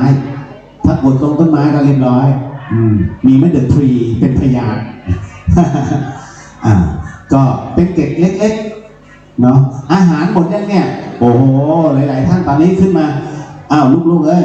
ที่อยู่บริเวณด้านล่างวัดฝายหินขึ้นมาก็รับประทานอาหารกันไม่ต้องไปเก็บตัวตรงนี้แม่บ้านเข้าใจดีนี่ทั้งชาวบ้านแม่บ้านศรัทธาวัดฝายหินวันนี้มาร่วมเปิดก็ได้เกือบถึง20 ล้านนะ20 ล้านเนาะแล้วก็ได้รับความอนุเคราะห์จากมหาวิทยาลัยเชียงใหม่คือสถานที่ที่คุณโยมเห็นเนี่ยไม่ใช่พระนะพระไม่มีแรงขนาดนั้นพระเขาไม่มีขโยมขนาดนั้นมีขโยมอยู่2 ท่านมันไม่ไหวหรอกจากนี้ฝีมือเจ้าหน้าที่เขาทั้งนั้นเพราะฉะนั้นเนี่ยต้องโมทนาบุญให้กับเจ้าหน้าที่แล้วก็หน่วยงานทุกๆหน่วยงานของมหาวิทยาลัยเชียงใหม่ถ้าเขาไม่สั่งการก็ไม่มีอย่างนี้ภาพสวยงามแบบนี้นี่เพราะฉะนั้นหลวงพี่ต้องขอบคุณหน่วยรักษาความปลอดภัยเนาะไม่รู้หน่วยไหนเมื่อกี้เห็นแบบแต่ต้องขอบคุณทุกๆหน่วยงานเลยที่มาเอื้ออำนวยความสะดวกณตรงนี้ด้วยเอานะเพราะทั้งหมดทั้งมวลเนี้ยในวันนี้แล้ววันพรุ่งนี้วันที่26ประกาศอีกทีหนึ่งวัดฝายหินของเราจะได้รับพระบรมสารีริกธาตุจำนวน19 องค์จากคุณลุงพงดีหันษคุณารมณ์ประธานมูลนิธิชมรมพระบรมสารีริกธาตุแห่งประเทศไทยในพระบรมราชูปถัมภ์19 องค์ถือว่ามากที่สุดในประเทศไทยวันพรุ่งนี้ก็ขอเชิญพี่น้องชาวบ้านฝายหิน8 โมงครึ่งคณะจะมาถึงด้วยรถตู้6 คันเนาะเราก็จะมาตั้งแถวรอเขาที่เนี่ยหลวงพี่ก็จะอยู่แล้วหลังจากนั้นก็อัญเชิญพระบรมสารีริกธาตุขึ้นเข้าสู่พระอุโบสถตรงนี้ท่านเจ้าอาวาส วัดสายหินก็คือท่านพระครูสมุวิศววรกิจโจนั้นจะอนุญาตให้ถ่ายภาพเป็นภาพที่ระลึกพระสารีริกธาตุ19 องค์ในวันพรุ่งนี้เท่านั้นนะเท่านั้นแล้วหลังจากนั้นจะปิดพระอบทองคำแล้วหลังจากนั้นก็ปิดตายอัญเชิญลงที่พระเกศของพระประธานวัดสายหินเนาะในการนี้ก็เลยแจ้งทราบ8 โมงครึ่งเช้าเนาะถือว่าเป็นสิริมงคลแห่งวัดสายหินเพราะการจะได้พบสารีริกธาตุจากคุณลุงทองดีไม่ใช่เรื่องง่ายเลยที่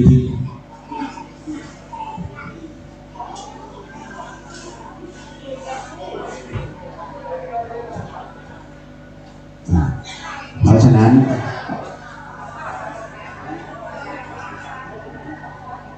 ก็ถือได้ว่าเป็นนิมิตหมายที่ดีเพราะคุณลุงทองดีเนี่ยนะคุณโยมจะขอพระสารีริกธาตุจากคุณลุงทองดีเนี่ยยากมากถ้าคุณลุงบอกว่าไม่ให้คือไม่ให้ตลอดชีวิตจะไปขออีกครั้งก็ไม่ให้ต้องปรับพื้นที่เปลี่ยนพื้นที่คุณลุงเช็คหมดทุกอย่าง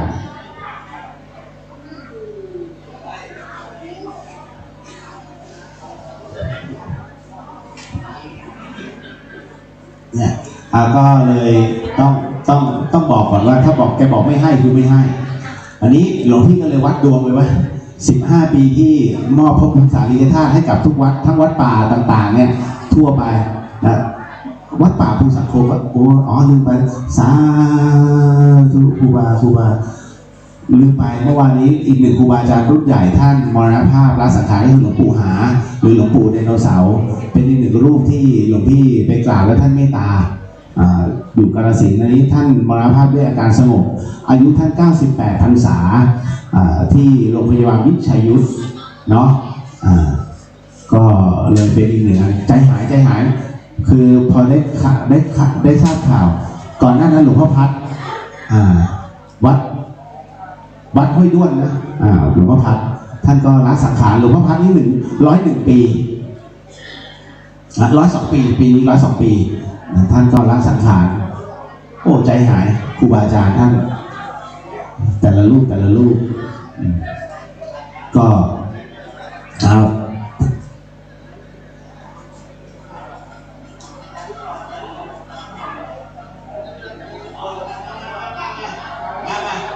เดี๋ยวมาเจอพิธีกรตรงนี้พอหลวงพี่เหนื่อยแล้วเดี๋ยวขอไป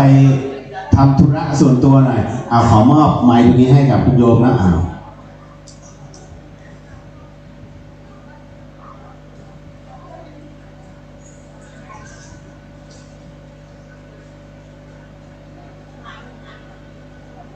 นมัสการพระคุณเจ้าพระภิกษุสงฆ์สามเณรวัดฝ่ายหินทุกรูป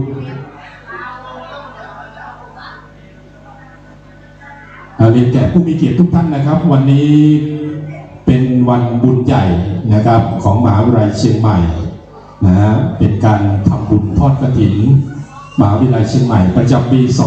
2566 ซึ่งวันนี้เรากำหนดจัดขึ้นในวันเสาร์ที่ 25 พฤศจิกายน 2566 ณ วัดฝายหินตำบลสุเทพอำเภอเมืองจังหวัดเชียงใหม่นะครับวันนี้ก็ได้ฟังพระคุณเจ้านะครับท่านได้เล่า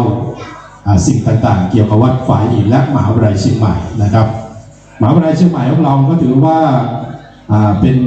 มหาวิทยาลัยนะครับที่มีความเกี่ยวข้องนะครับกับวัดฝายหินยาวนานนะครับดังที่พระคุณเจ้าได้กล่าวแจ้งไปนะฮะเราก็จัดกิจกรรมเกี่ยวข้องกับพุทธศาสนานะครับพิธีกรรมต่างๆนะครับรวมถึงวันนี้ด้วยนะครับซึ่งเป็นพิธีกรรมประจำปีคือทำบุญทอดกฐินนะประจำปี 2566 นะครับวันนี้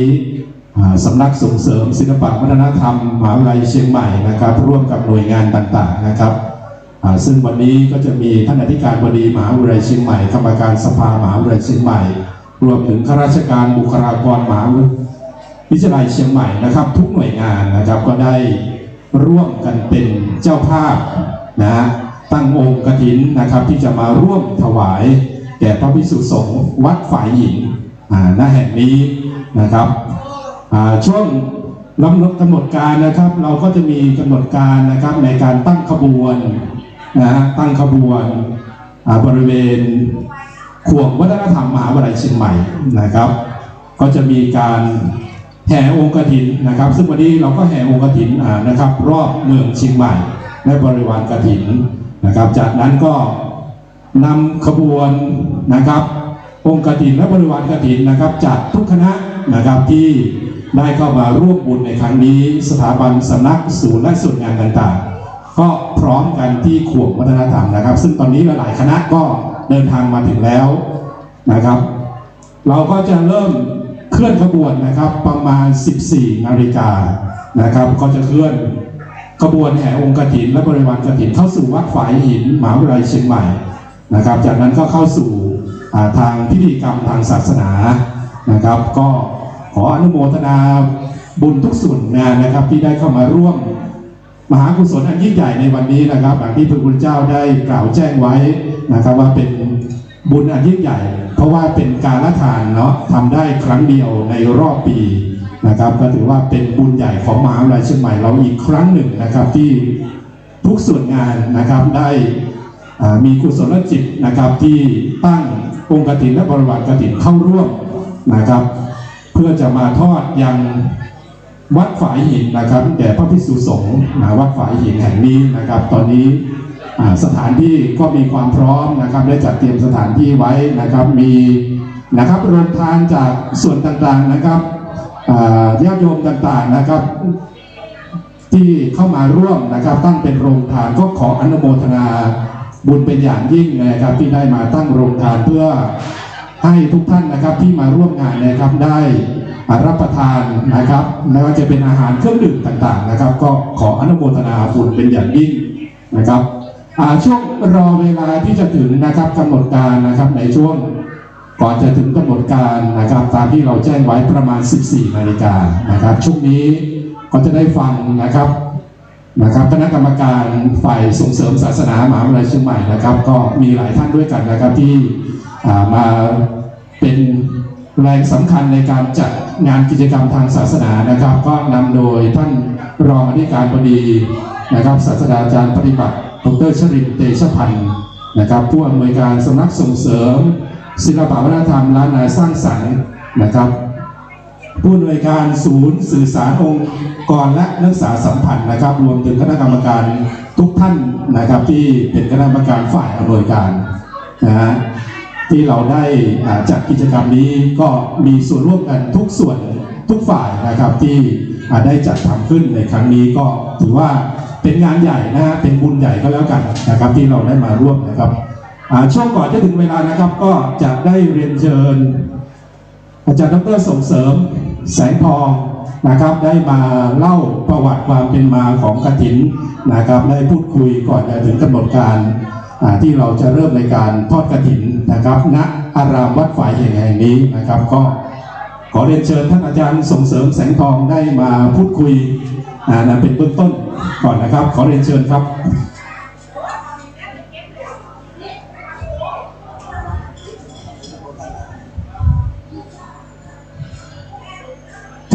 ท่านที่เดินทางมาถึงแล้วนะครับก็ขอเชิญนะครับมายังสถานที่จัดพิธีกรรมทอดกฐินนะครับบริเวณข้างอุโบสถวัดฝายหินนะครับยังศาลาการประเรียนแห่งนี้นะครับนำโดยท่านสมุทรวิสุวัฒน์วรกิจโจนะครับเจ้าวาดวัดฝายหินนะครับท่านก็จะเป็นประธานสงฆ์ในวันนี้นะครับท่านก็สามารถจะร่วมบริจาคนะครับตอนนี้เราก็จะมีการตั้งศูนย์บริจาคเพื่อนำจตุปัจจัยต่างๆนะครับเข้าร่วมสมทบในการเป็นบริวารกฐินด้วยในวันนี้นะครับก็ขอเรียนนะครับเชิญได้นะครับทุกท่านยังบริเวณหน้าศาลาการประเรียนแห่งนี้นะครับก็จะมีใบอนุโมทนาบัตรให้ด้วย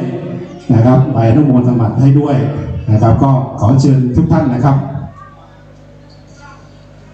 วัดฝายหินนะครับเป็นวัดโบราณนะครับเป็นวัดที่เคย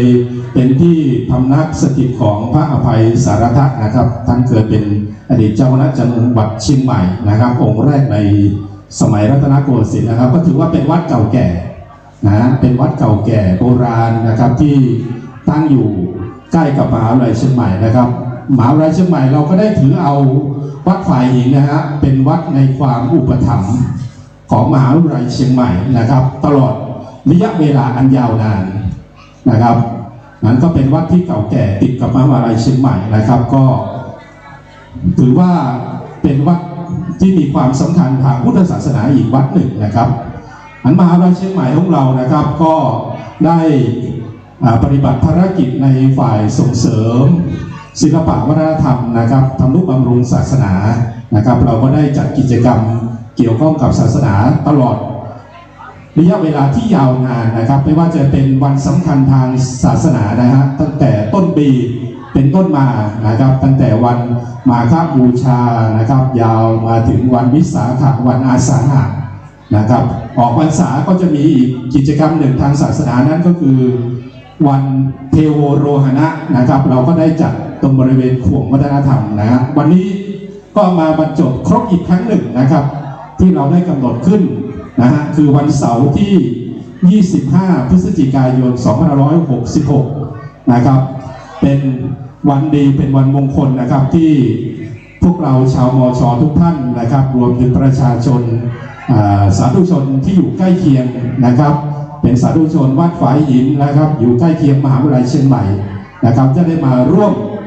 มหาบุญอันยิ่งใหญ่อีกครั้งหนึ่งนะฮะนั่นคือการทอดกฐินนะครับเดี๋ยวสักพักเชิญท่านอาจารย์ส่งเสริมนะดร.ส่งเสริมแสงทองได้พูดคุยเล่าประวัติความเป็นมาเกี่ยวกับทอดกฐินหน่อยครับก่อนจะถึง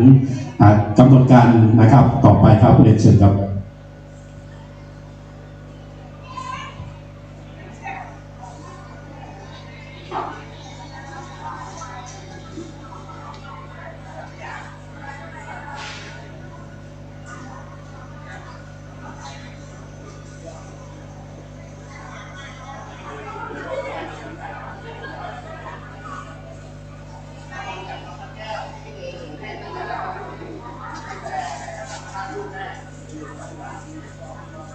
ครับขอกับน้อมนมัสการพระเดชพระคุณนะครับท่านพระครูสมุวิศวะ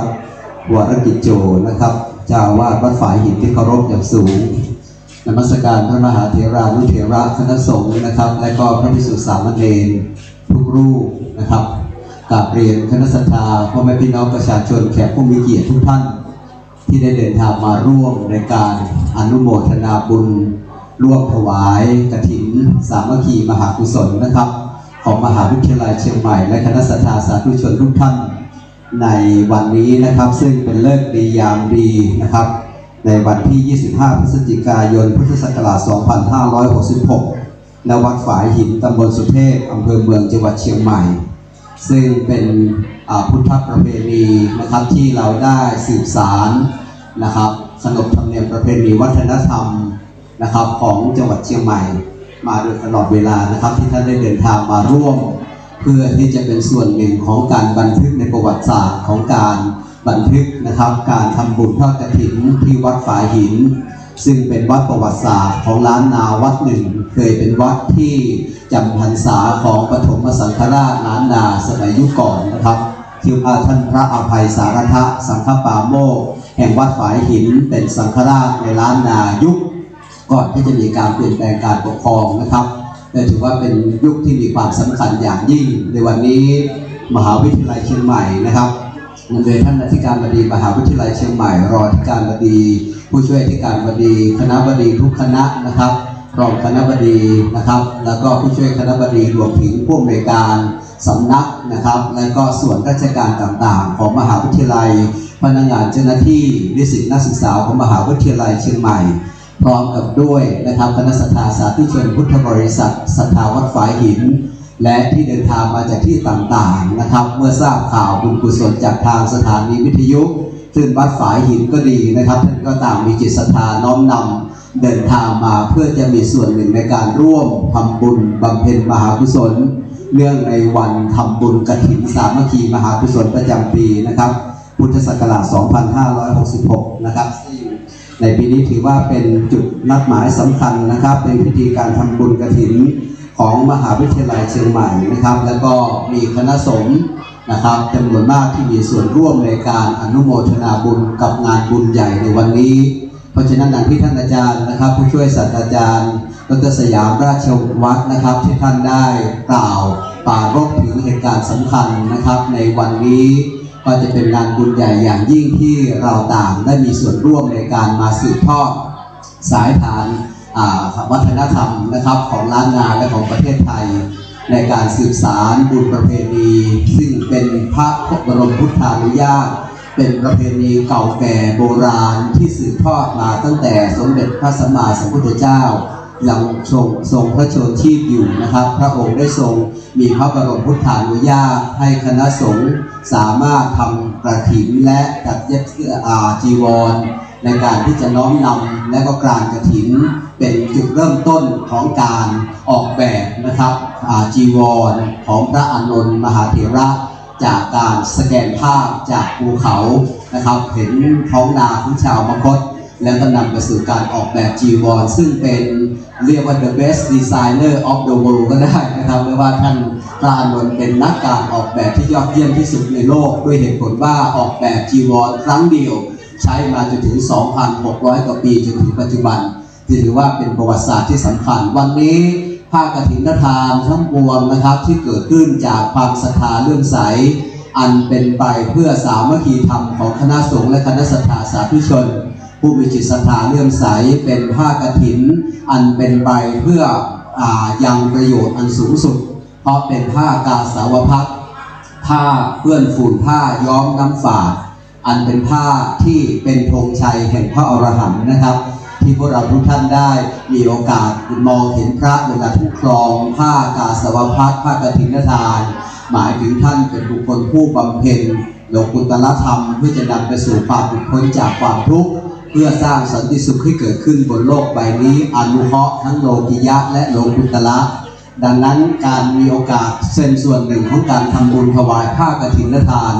จึงเป็นบุญที่มีอานิสงส์อย่างใหญ่หลวงในการสืบทอดเจตนารมณ์ของการรักษาพระพุทธศาสนาประกาศธงชัยแห่งพระอรหันต์ที่เรียกว่าผ้ากฐินทานนะครับให้เป็นสัญลักษณ์แห่งความสะอาดบริสุทธิ์สะอาดสว่างสงบนะครับนำไปสู่ความรู้แจ้งเห็นจริงในธรรมในอนาคตการดังนั้นคณะเจ้าภาพทุกภาคส่วนนะครับที่มีจิตศรัทธาเลื่อมใสตั้งต้นพระป่าเป็นบริวารกฐินก็ดีคณะเจ้าหน้าที่จากมหาวิทยาลัยเชียงใหม่นะครับจากสำนักศิลปวัฒนธรรมก็ดีจากสำนักต่างๆนะครับของมหาวิทยาลัยสำนักอธิการบดีรวมถึงคณะต่างๆของมหาวิทยาลัยที่มีส่วนร่วมในการเดินทางมาเพื่อเป็นเจ้าภาพในการอำนวยการอำนวยความสะดวกนะครับต้อนรับคณะศรัทธาสาธุชนในการที่จะร่วมบุญนะครับบริจาคทำบุญเป็นบริวารกฐินทานเป็นส่วนหนึ่งของการเกื้อกูลเพื่อตั้งเป็นมูลนิธิในการบูรณะปฏิสังขรณ์วัดนะครับฝายหินของเรานี้ให้อยู่ยั่งยืนยงและอำนวยความสะดวกแก่คณะศรัทธาประชาชนที่เดินทางมาเพื่อบำเพ็ญบุญกุศลบำเพ็ญคุณงามความดีได้โดยสะดวกนะครับซึ่งวันนี้ถือว่าเป็นงานบุญใหญ่อย่างยิ่งที่พวกเราทุกท่านต่างเดินทางมาเพื่อจะร่วมกันนะครับเป็นบุญมหากุศลสามัคคีธรรมน้อมนำประโยชน์และความสุขร่วมกันเป็นอย่างยิ่งนะครับขอเรียนเชิญทุกท่านนะครับที่เดินทางเข้ามาสู่วัดฝายหินในขณะนี้ท่านสามารถเข้ามาในบริเวณศาลาและก็บริเวณเต็นท์นะครับหรือหน้าศาลาที่มีเก้าอี้นะครับที่รับรองจัดเตรียมไว้ในการต้อนรับแขกผู้มีเกียรติทุกท่านที่เดินทางมานะครับขออนุโมทนาบุญกับทุกท่านที่มีจิตศรัทธาเดินทางมาจากไกลตั้งใจมาจากบ้านนะครับเพื่อที่จะมาน้อมนำร่วมเป็นพลังแห่งกองบุญกุศลในวันนี้นะครับซึ่งในขณะนี้เราก็อยู่ในช่วงของการเตรียมความพร้อมในส่วนของมหาวิทยาลัยเชียงใหม่นั้นตอนนี้ก็มีการจัดเตรียมขบวนที่เราเรียกว่าพวงวัฒนธรรมนะครับและก็ถนนสายวัฒนธรรมของมหาวิทยาลัยห่างจากบันไดของวัดฝายหินไปประมาณสักเกือบ700 กว่าเมตรนะครับแล้วก็เพื่อที่จะร่วมกันในการแห่ขบวนกฐินสามัคคีมหากุศลของมหาวิทยาลัยเชียงใหม่และก็มาร่วมกับคณะศรัทธาสาธุชนทุกท่านโดยการนำของท่านอธิการบดีมหาวิทยาลัยเชียงใหม่พร้อมกับคณะผู้บริหารนะครับและก็ร่วมกันเป็นเจ้าภาพในการถวายบริวารกฐินในปีนี้มีพัดลมใช่ไหมครับมี มีพัดลมในการที่จะน้อมในการถวายเป็นบริวารกฐินติดตั้งในสถานสำคัญของวัดไม่ว่าจะเป็นในธรรมศาลาไม่ว่าจะเป็นอนุโมทนาในส่วนของวิหารก็ดีในธรรมศาลานะครับในทุกอาคารที่อำนวยความสะดวกให้กับคณะศรัทธาสาธุชนผู้มาศึกษาปฏิบัติและก็ทำบุญกุศลนะครับได้มีความเย็นกายเย็นใจด้วยพัดลมอันเป็นบริวารกฐินที่นำความเยือกเย็นมาสู่ชีวิตจิตใจของท่านทั้งหลายนะครับดังนั้นในวันนี้ถือว่าเป็นงานบุญใหญ่อย่างยิ่งที่พวกเราได้เดินทางมาร่วมอนุโมทนาในกองบุญกุศลในครั้งนี้นะครับถือว่าเป็นงานบุญอย่างแท้จริงนะครับที่เราได้มีส่วนร่วมในการที่เดินทางมาร่วมอนุโมทนาและก็เป็นส่วนหนึ่งของการบำเพ็ญมหากุศลร่วมกันนะครับอันนี้ก็ถือว่าเป็นงานกองบุญใหญ่นะครับที่พวกเราได้มีส่วนร่วมในการบำเพ็ญและก็เกื้อกูลนะครับขอให้เกิดประโยชน์และความผาสุกกับการทำงานพระพุทธศาสนาอย่างยิ่งนะครับ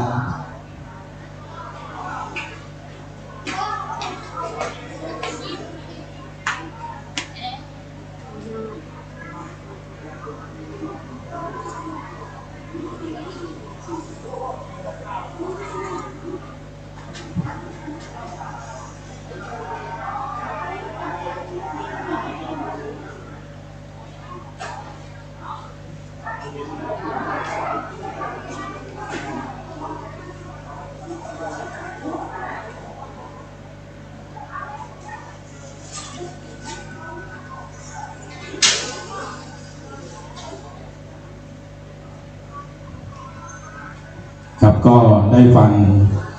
อาจารย์ดร.ส่งเสริมแสงทองนะครับก็ได้เล่าความเป็นมาของ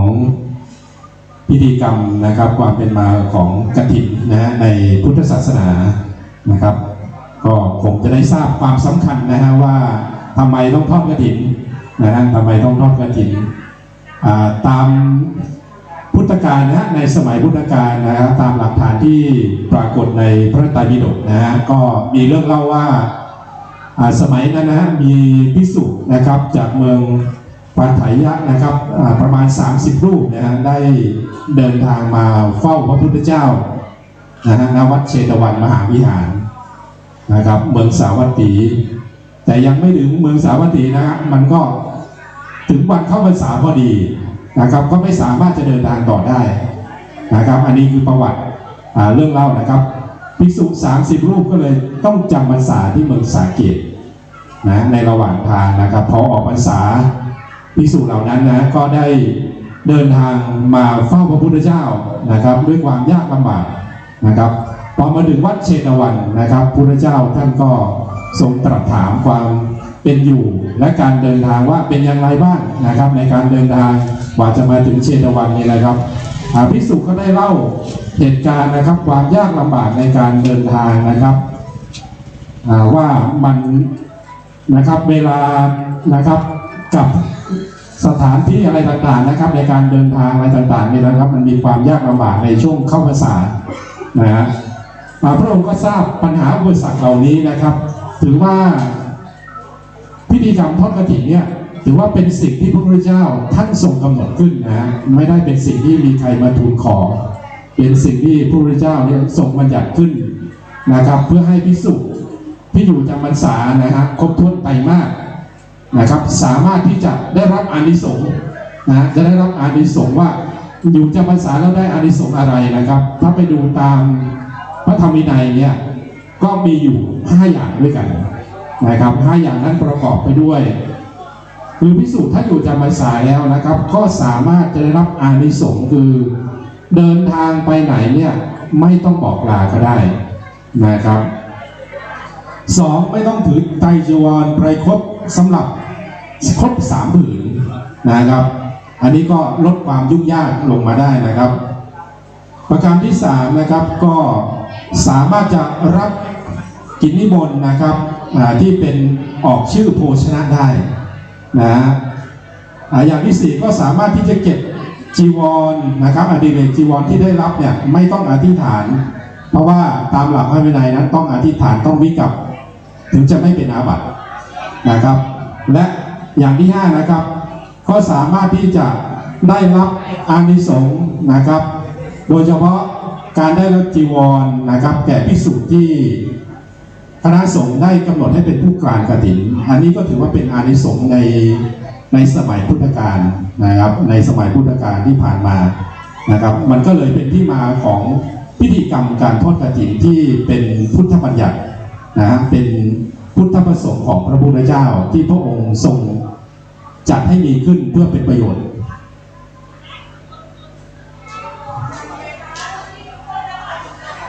สำหรับกฐินนะครับในปัจจุบันในประเทศไทยของเราเนี่ยนะครับในประเทศไทยของเราเนี่ยมันก็จะมีความหลากหลายเรื่องของกฐินนี่นะครับซึ่งอาจจะไม่เหมือนในสมัยพุทธกาลนะครับก็จะมีเรื่องของประเภทของกฐินเนี่ยหลายแบบนะครับที่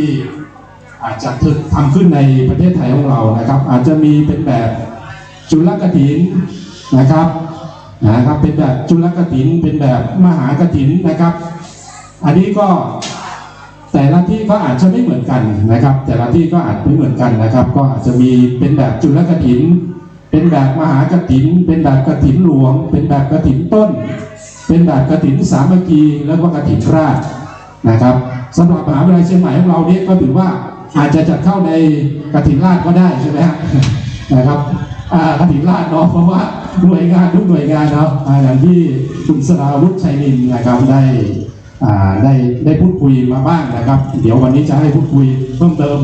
นะครับครับก็ถือว่าเป็นกฐินสามัคคีนะฮะกฐินราชที่มหาวิทยาลัยเชียงใหม่ของเราได้จัดทำขึ้นนะครับโดยการเชิญชวนนะครับทุกหน่วยงานทุกสถาบันทุกองค์กรนะครับในมหาวิทยาลัยเชียงใหม่ของเราที่จะมาร่วมในเป็นกฐินราชนะครับวันนี้นะครับขบวนแห่ก็น่าจะเริ่มแล้วนะครับฟังจากคุณสราวุฒิชัยดินบอกว่าแต่ละคณะก็ทยอยมาแล้วทยอยมาแล้วนะครับมาตั้งขบวนนะครับตั้งองค์กฐินแล้วก็บริวารกฐินนะครับที่จะแห่แล้วปีนี้ก็จะมีแจกรางวัลด้วยเห็นบอกคุณสราวุฒิชัยดินบอกว่ามีรางวัลแจกด้วยนะครับสำหรับประธานในปีนี้นะครับก็ท่านศาสตราจารย์พิเศษดร.สุรเกียรติเสถียรไทยนะครับกรรมการสภามหาวิทยาลัยเชียงใหม่นะครับผู้ทรงคุณวุฒิก็จะได้เป็นประธานในการถวายผ้าพระกฐินผ้าถวายกฐินนะครับแต่ภิกษุสงฆ์องค์สามเณรที่จำพรรษาครบถ้วนไตรมาสณวัดฝ่ายหินแห่งนี้นะครับนอกจากนั้นก็จะมีท่านผู้บริหารนะครับนำโดยท่านอธิการบดีมหาวิทยาลัยเชียงใหม่ท่านรองอธิการบดีมหาวิทยาลัยเชียงใหม่ท่านคณบดีทุกคณะนะครับทุกคณะนะครับที่ได้เป็นนะครับผู้นำแต่ละคณะนะครับที่จะนำองค์กฐินเข้ามาร่วมแห่นะครับกับมหาวิทยาลัยเชียงใหม่ของเรานะครับเราก็จะตั้งนะครับองค์กฐินนะครับกับบริวารกฐินนะครับบริเวณขวงถนนวัฒนธรรมนะฮะตั้งแต่ประตูวัดฝายหินลงไปนะจนถึงบริเวณศูนย์ขวงวัฒนธรรมนะครับซึ่งเราใช้เป็นสถานที่ในการทำพิธีกรรมทางศาสนาและวัฒนธรรมที่จัดขึ้นในมหาวิทยาลัยเชียงใหม่ของเรานะครับก็วันนี้นะก็ตรงกับวันเสาร์ที่25พฤศจิกายน2556นะฮะอย่างที่ผมได้แจ้งไว้ว่าการทอดกฐินเนี่ยมันเป็นสิ่งที่เราได้ปฏิบัติกันมายาวนานตั้งแต่สมัยพุทธกาลนะครับเป็นสิ่งที่พระพุทธเจ้าทรงพระประสงค์นะครับให้เกิดขึ้นเพื่ออำนวยความสะดวกให้กับพระภิกษุสงฆ์เพราะมีสาเหตุมาในสมัยพุทธกาลนะครับภิกษุสงฆ์จำนวน30รูปนะครับที่เดินทางมาจากเฝ้าพระพุทธเจ้าเนี่ยด้วยความยากลำบากนะครับแล้วก็จะมีเหตุปัจจัยทางวินัยเนี่ยทำให้ต้องมีภาระอะไรหลายอย่างนะครับโดยเฉพาะการถือไตรจีวรให้ครบอะไรต่างๆนี่นะการไปไหนก็ต้องบอกลานะครับถ้าประธานสงฆ์ในสถานที่นั้นไม่อยู่ก็ไม่สามารถที่จะไปได้นะครับมันก็เป็นความยากลำบากของพระภิกษุสงฆ์ในสมัยพุทธกาลนะครับจากนั้นกฐินมันก็เลยกลายเป็นประเพณีที่สืบทอดกันมานะครับตั้งแต่สมัยพุทธกาลนะครับยาวจนมาถึงปีนี้นะฮะซึ่งก็ถือว่าเป็นการอนุรักษ์สืบทอดนะครับสืบทอดประเพณีที่เกี่ยวข้องกับพระวินัยโดยตรงนะครับเกี่ยวข้องกับพระวินัยโดยตรงนะครับวันนี้ก็ เราก็ได้มาทำตามพุทธบัญญัติตามพุทธบริสงฆ์นะครับนั้นชาวบ้านเวลาพูดเรื่องการทอดกฐินเนี่ยหลายคนอาจจะไปทอดหลายวัดแล้วมันก็จะอยู่ในช่วงปลายๆนะครับมหาวิทยาลัยเชียงใหม่เราก็ได้กำหนดเอาวันที่ 25 นะครับก็ถือว่าในช่วงปลายของกฐินนะครับเพราะว่าในพุทธบัญญัตินั้นกำหนดให้ภายใน1 เดือนเท่านั้นนะครับภายใน1 เดือนเท่านั้นตั้งแต่ออกพรรษานะฮะก็ไปจบลงใน15 ค่ำใช่ไหมครับ15 ค่ำเดือน 12 นะครับซึ่งเราก็จะมีกิจกรรมสนุกสนานในมหาวิทยาลัยเชียงใหม่หรือบริเวณนอกมหาวิทยาลัยเชียงใหม่รวมถึงสถานที่ในจังหวัดเชียงใหม่มันก็จะมีประเพณีลอยกระทงต่อเนื่องเลยนะต่อเนื่องนะครับก็ถือว่าเป็นประเพณีที่มีความต่อเนื่องต่อเนื่องที่มีความสนุกสนานแต่ว่าประเพณีที่เราต้องทำให้จบภายใน1 เดือนเนี่ยนั่นคือประเพณีทอดกฐินประเพณีทอดกฐินฉะนั้นสาธุชนทุกท่านนะครับไม่ว่าจะเป็นข้าราชการบุคลากรนักศึกษามหาวิทยาลัยเชียงใหม่นะครับที่ได้เดินทางมาถึงแล้วนะครับก็ขอเชิญนะครับมานั่งพักผ่อนก่อนนะครับในสถานที่เย็นๆตรงนี้นะครับที่เราได้จัดเตรียมสถานที่ไว้รองรับกับประชาชนสาธุชนทุกท่านนะครับทั้งที่อยู่ในมหาวิทยาลัยเชียงใหม่ทุกหน่วยงานต่างๆนะครับที่มาร่วมบุญในครั้งนี้นะครับเราก็จะมีศูนย์นะครับเจ้าหน้าที่นะครับฝ่ายการเงินนะครับก็จะมาอำนวยความสะดวกในการออกอนุโมทนาบัตรให้ด้วยนะครับสำหรับคนที่มีความประสงค์จะร่วมบุญนะครับมาจากกองคลังใช่ไหมมาจากกองคลังมหาวิทยาลัยเชียงใหม่นะครับมีเจ้าหน้าที่หลายท่านเลยนะครับสุภาพสตรีทุกท่านนะครับที่ได้มาอำนวยความสะดวกตรงนี้นะครับหลายท่านถ้ามีความประสงค์นะครับที่อยากได้อนุโมทนาบัตรนะฮะเป็นที่ระลึกว่าครั้งหนึ่งได้มาร่วมบุญที่วัดฝายหินแห่งนี้นะครับก็ขอเรียนเชิญนะครับมารับใบอนุโมทนาบัตรได้นะครับที่บริเวณข้างหน้านะครับศาลาการประเรียนวัดฝายหินแห่งนี้นะครับเป็นข้อสังเกตอันหนึ่งนะครับในพิธีกรรมทอดกฐินเนี่ยถ้าหลายท่านไปแต่ละวัดต่างๆนะบางวัดเขาก็บอกว่าเขาปักธงหลากหลายรูปแบบนะหลากหลายรูปแบบมากหลายคนก็สงสัยนะฮะว่าทำไมการแห่กฐินหรือแต่ละวัดเนี่ยมันมีธงที่เกี่ยวข้องกับสัตว์หลายๆประเภทนะครับในการร่วมขบวนแห่นะครับบางอย่างก็เป็นธงจระเข้บ้างนะครับเป็นธงเต่าบ้างเนี่ยอันนี้ก็มีความสงสัยนะครับมีความสงสัยว่ามันเกี่ยวข้องกับประเพณีการทอดกฐินอย่างไรนะครับก็จะขอเล่าให้ฟังนะครับว่ามันมีธงอะไรบ้างนะครับสำหรับธงที่เราใช้ร่วมในกระบวนแห่นะครับของกฐินตามวัดต่างๆนะครับมันก็จะมีธงจระเข้นะครับเป็นรูปจระเข้เป็นธงตะขาบหรือบางแห่งก็ใช้แมงป่องนะครับคาบดอกบัวบ้างนะครับธงที่3นี่ก็จะเป็นรูปนางกินนรีนะครับถือดอกบัวนะครับสีนี้ก็จะเป็นรูปเต่านะครับอันนี้ก็ไปศึกษาว่าทำไมเขาใช้สัญลักษณ์เหล่านี้นะครับใช้สัญลักษณ์เหล่านี้นะครับก็พบว่าโบราณกาลเนี่ยครับบัณฑิตทั้งหลายเนี่ยท่านก็เปรียบนะฮะเป็นอุปมาเปรียบเทียบในการนำสัตว์ต่างๆเนี่ยมาร่วมขบวนแห่เราเป็นรูปธงต่างๆนะครับท่านก็อธิบายไว้ว่ารูปธงจระเข้เนี่ยนะครับเป็นเปรียบเหมือนลักษณะจิตของมนุษย์นะครับคือความโลภนะครับเขาบอกว่าจระเข้เนี่ยกินได้ทั้งสัตว์ใหญ่สัตว์เล็กนะกินได้ไม่เลือกนะครับอันนี้ก็เป็นลักษณะจิตของมนุษย์อย่างหนึ่งนะครับก็เป็นปริศนาธรรมอีกประการหนึ่งนะครับหรืออาจจะเปรียบเหมือนความโลภนะครับอันนี้ก็คือธงจระเข้นะครับส่วนธงตะขาบนะฮะท่านก็อธิบายนะฮะเป็นลักษณะจิตของมนุษย์ก็เป็นลักษณะความโกรธนะครับส่วนรูปนางกินนรีนี่ก็เป็นเรื่องของความหลง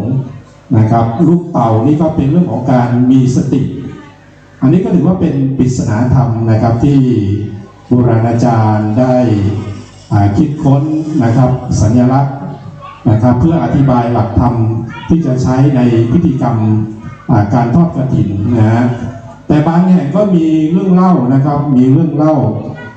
นะครับเป็นนิทานปรัมปรานะครับว่าแต่ละสัตว์แต่ละประเภทนะครับที่เราเอามาประกอบการจัดพิธีทอดกฐินนะครับในพระพุทธศาสนานั้นนะครับโดยเฉพาะธงจระเข้นี้ก็มีเรื่องเล่าเยอะเลยนะครับหลายตำนานมากนะนี่ก็เราก็อาจจะไปศึกษาได้ว่าอ๋อมันมีประวัติความเป็นมานะมีประวัติความเป็นมานะครับเช่นสมัยก่อนนะครับการจะไปวัดนะครับต้องใช้การสัญจรทางน้ำนะครับใช้การสัญจรทางน้ำนะครับอันนี้พอการสัญจรทางน้ำนะครับก็เพื่อจะป้องกันอันตรายนะเช่นจระเข้นะครับก็เลยคิดทำธงสัญลักษณ์จระเข้ขึ้นเพื่อนำไปไว้หน้าเรือเพื่อให้จระเข้นะครับตามลำน้ำนะครับที่มีความดุร้ายเนี่ยเห็นแล้วบอกอ๋อตรงนี้มันเป็นงานบุญนะครับเขาจะได้ไม่ขัดขวางอันนี้ก็เป็นลักษณะนิทานปรัมปราที่เราว่าเราเอารูปจระเข้เนี่ยเข้ามาเกี่ยวข้องในงานบุญทอดกฐินนะครับอีกตำนานหนึ่งก็เล่าว่าอีกตำนานหนึ่งก็เล่าว่ามันเป็นลักษณะของดวงดาวเป็นลักษณะของดวงดาวนะครับว่าเวลาเราจะ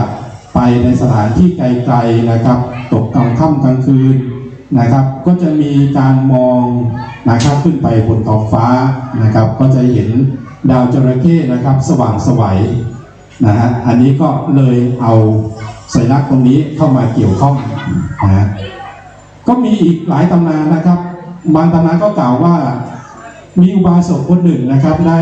แห่กฐินในทางเรือนะครับแล้วมีจระเข้ตัวใหญ่นะครับอยากได้บุญอยากไปร่วมงานบุญด้วย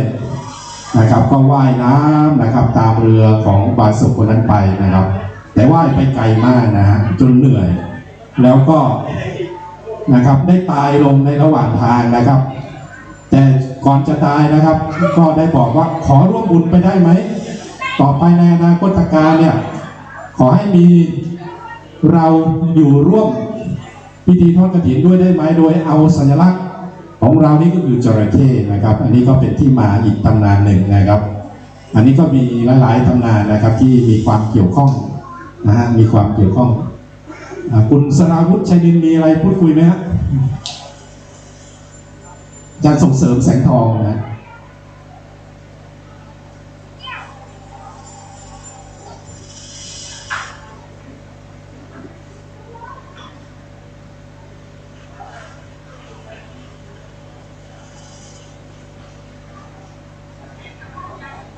ครับก็ถือว่าเป็นประวัติความเป็นมาของสัญลักษณ์ที่เราใช้นะครับในการแห่นะครับต้นกฐินนะครับแล้วก็บริวารกฐินองค์กฐินหลักนะครับและบริวารกฐินอันนี้ก็ถือว่าเราก็เป็นที่สังเกตได้นะครับว่าแต่ละวัดนะครับบางแห่งเขาก็จะใช้เป็นสัญลักษณ์นะครับว่าวัดนี้ได้ทอดกฐินแล้วนะครับก็จะมีการปักสัญลักษณ์เหล่านี้นะครับให้รู้ว่าได้ทอดกฐินแล้วนะครับอันนี้ก็เป็นสิ่งที่เราสังเกตได้นะครับว่าในขบวนแห่ต่างๆเนี่ยเขาจะมีสัตว์ทั้ง4ประเภทนี้เข้ามาร่วมนะครับทั้งจระเข้นางมัจฉาตะขาบและก็เต่า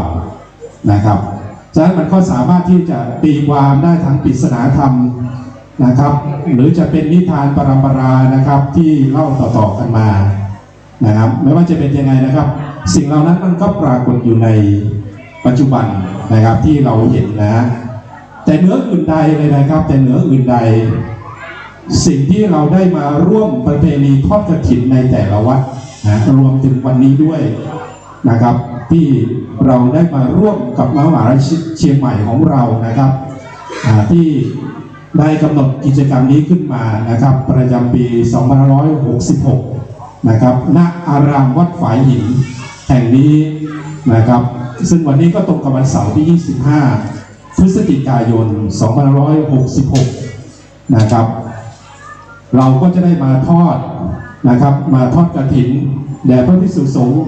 นะครับภิกษุสงฆ์องค์สามเณรนะครับที่อยู่ครบถ้วนไตรมาสนะครับแห่งนี้ซึ่งวันนี้นะครับก็จากหลากหลายหน่วยงานนะครับที่ได้จัดองค์กฐินมาร่วมกันนะครับมาร่วมกันเราก็แห่ขบวนมาตั้งแต่ถนนขวงวัฒนธรรมนะครับวันนี้ครับก็มีเจ้าภาพนะครับหลายหน่วยงานด้วยกันนะครับที่จะถวายบริวารกฐินนะฮะปีนี้มีเจ้าภาพที่ถวายเครื่องบริวารกฐินหลายหน่วยงานด้วยกันนะครับก็จะขอประกาศอนุโมทนากับทุกหน่วยงานด้วยนะครับก็จะมี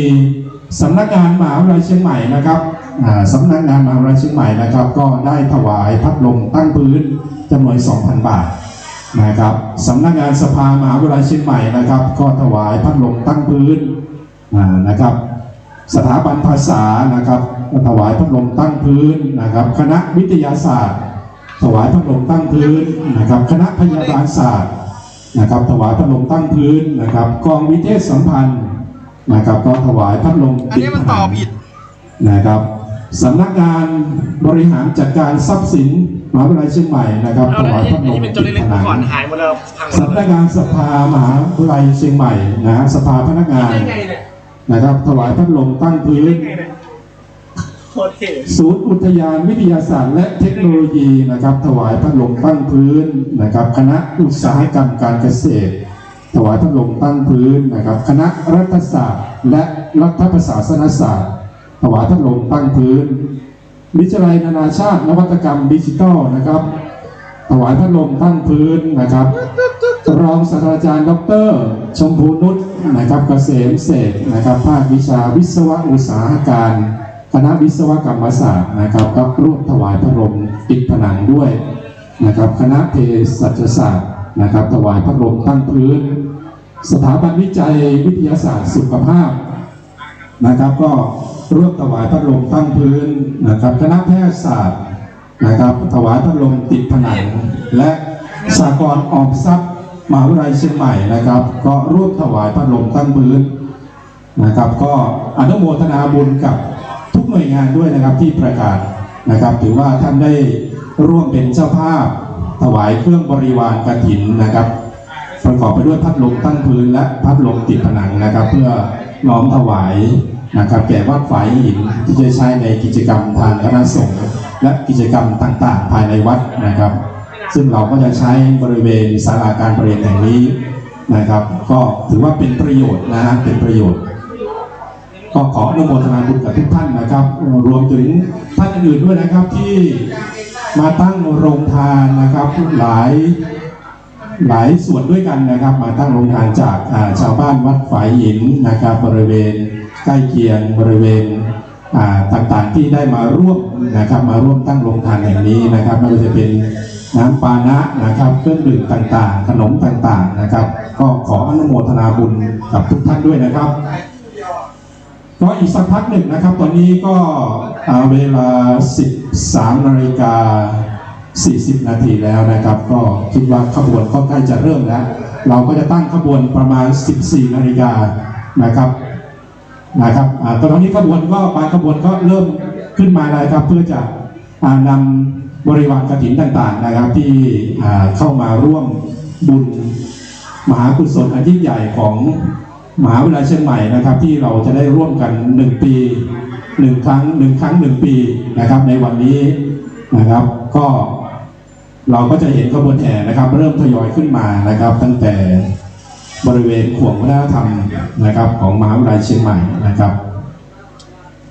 อีกสักพักหนึ่งนะครับเราก็จะเข้าสู่กำหนดการนะครับที่เราได้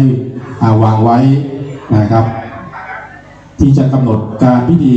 ทำบุญทอดกฐินนะครับมหาวิทยาลัยเชียงใหม่ประจำปี 2566นะครับประจำวันเสาร์ที่ 25 พฤศจิกายน 2566นะฮะ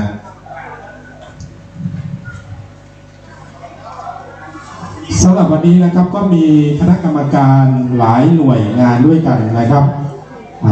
ฝ่ายบรรพชิตนะครับก็มีพระธรรมเสนาบดีนะครับรองเจ้าคณะภาค7 เจ้าวาดวัดพระธาตุ ดอยสุเทพราชวรวิหารนะครับพระเทพมังคลาจารย์เจ้าคณะจังหวัดเชียงใหม่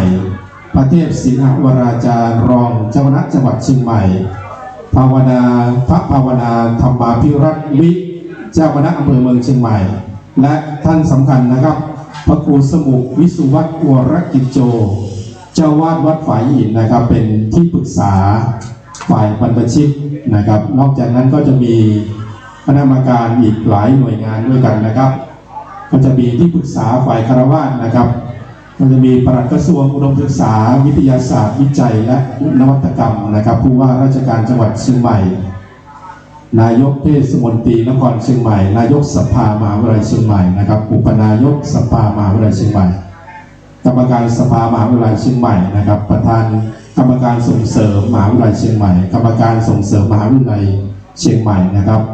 และที่สำคัญนะครับท่านอธิการบดีมหาวิทยาลัยเชียงใหม่นะครับท่านรองอธิการบดีผู้ช่วยอธิการบดีนะครับทุกส่วนงานนะครับรวมถึงจากคณะต่างๆนะครับนำโดยท่านคณะบดีนะครับคณะต่างๆคณะบดีวิทยาลัยคณะบดีบัณฑิตวิทยาลัยผู้อำนวยการสถาบันผู้อำนวยการสำนักผู้อำนวยการศูนย์ผู้อำนวยการส่วนงานวิชาการภายในรวมถึงนายกสมาคมนักศึกษาเก่ามหาวิทยาลัยเชียงใหม่นะครับอันนี้ก็ถือว่าท่านก็เป็นที่ปรึกษาฝ่ายคฤหัสถ์นะครับนอกจากนั้นเราก็จะมีคณะกรรมการอำนวยการนะครับ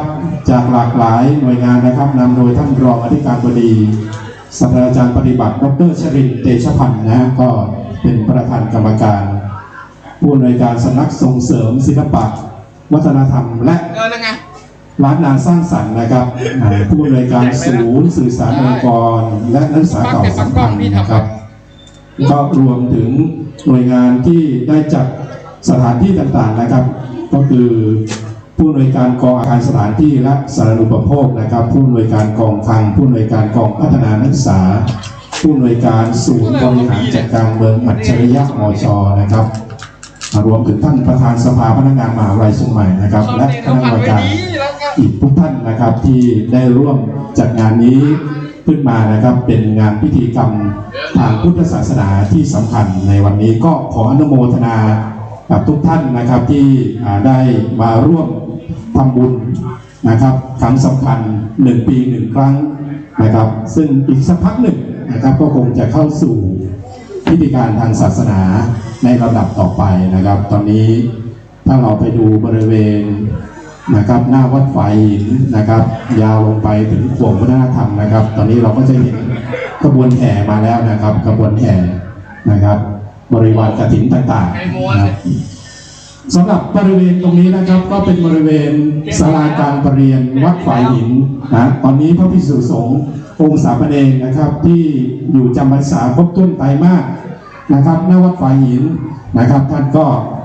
ได้เดินทางนะครับได้เข้าสู่ศาลาการประเรียนเป็นที่เรียบร้อยแล้วนะครับนำโดยท่านเจ้าวาดพระครูสมุขวิสุวัตรวรกิจโจนะครับท่านเป็นประธานสงฆ์ในวันนี้นะครับท่านก็ได้เข้าสู่ศาลาการประเรียนเป็นที่เรียบร้อยนะครับรอศรัทธาญาติโยมนะครับมหาวิทยาลัยเชียงใหม่ทุกท่านนะครับที่ได้เข้ามาร่วมนะฮะ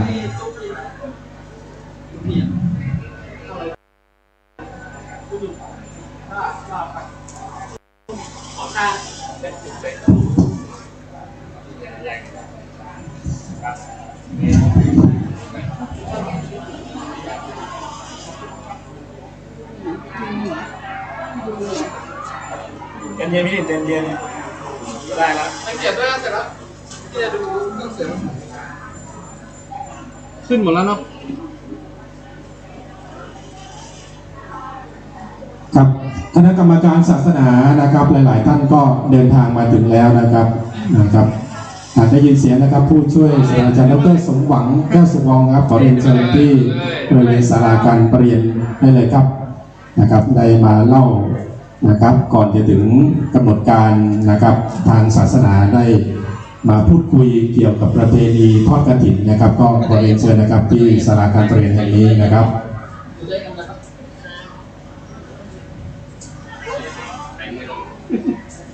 วันนี้ตรงกับวันเสาร์ที่ 25 นะครับวันเสาร์ที่ 25 นะครับตามกำหนดการนะฮะถ้าทุกท่านผ่านมาในมหาวิทยาลัยเชียงใหม่นะครับเราจะมีนะครับตรงนั้นเขาเรียกว่าข่วงวัฒนธรรมนะครับบริเวณทางแยกนะครับก่อนจะขึ้นมาวัดฝายหินนะฮะบริเวณคณะวิศวกรรมศาสตร์ตรงนั้นเราถือว่าเป็นถนนข่วงวัฒนธรรมนะฮะที่เราตั้งตรงนี้ขึ้นมานะครับก็เป็นสถานที่สำคัญในการจัดกิจกรรมทางศาสนาทุกกิจกรรมเลยนะฮะรวมถึงวันนี้ด้วยนะครับเราก็อาศัยบริเวณตรงนี้นะครับเลยเรียกว่าข่วงวัฒนธรรมนะครับเป็นการแสดงออกถึงศิลปะวัฒนธรรมแบบล้านนานะครับที่มหาวิทยาลัยเชียงใหม่ได้สนับสนุนกิจกรรมมาตลอดมานะครับขอเรียนเชิญผู้ช่วยศาสตราจารย์ดร.สมหวังแก้วสุฟองได้พูดคุยนะครับพบปะกับพี่น้องนะครับก่อนที่จะถึงกำหนดการที่กำหนดไว้ขอเรียนเชิญครับได้บอกให้ปรับ ขอบคุณ ข้างในไม่ไป อาจารย์ดร.สมหวังนัทวัฒน์นะครับ อะไรนี่ไง ได้ ข้างในไม่ไหวอย่างอื่นนี่ไหวอยู่ โอกาสมาเล่า บอกให้ปรับสวิตชิ่ง ถือว่าร่วมด้วยช่วยกันนะครับ ต้องการอะไร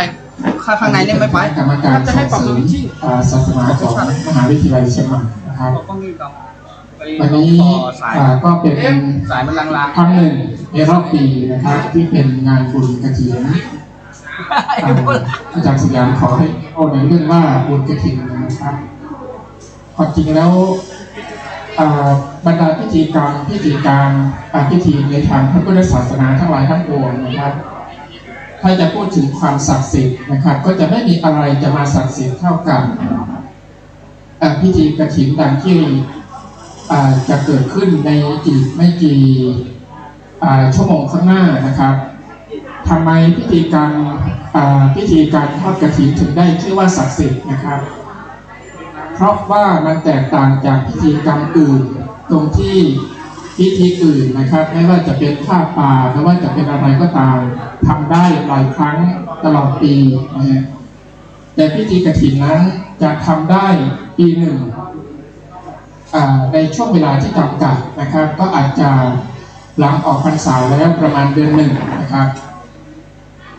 สาเหตุที่เป็นดังนั้นบรรดาพิธีการทั้งหลายแม้พิธีกฐินอาจจะเป็นพิธีแรกๆที่เริ่มต้นเกิดขึ้นนะครับ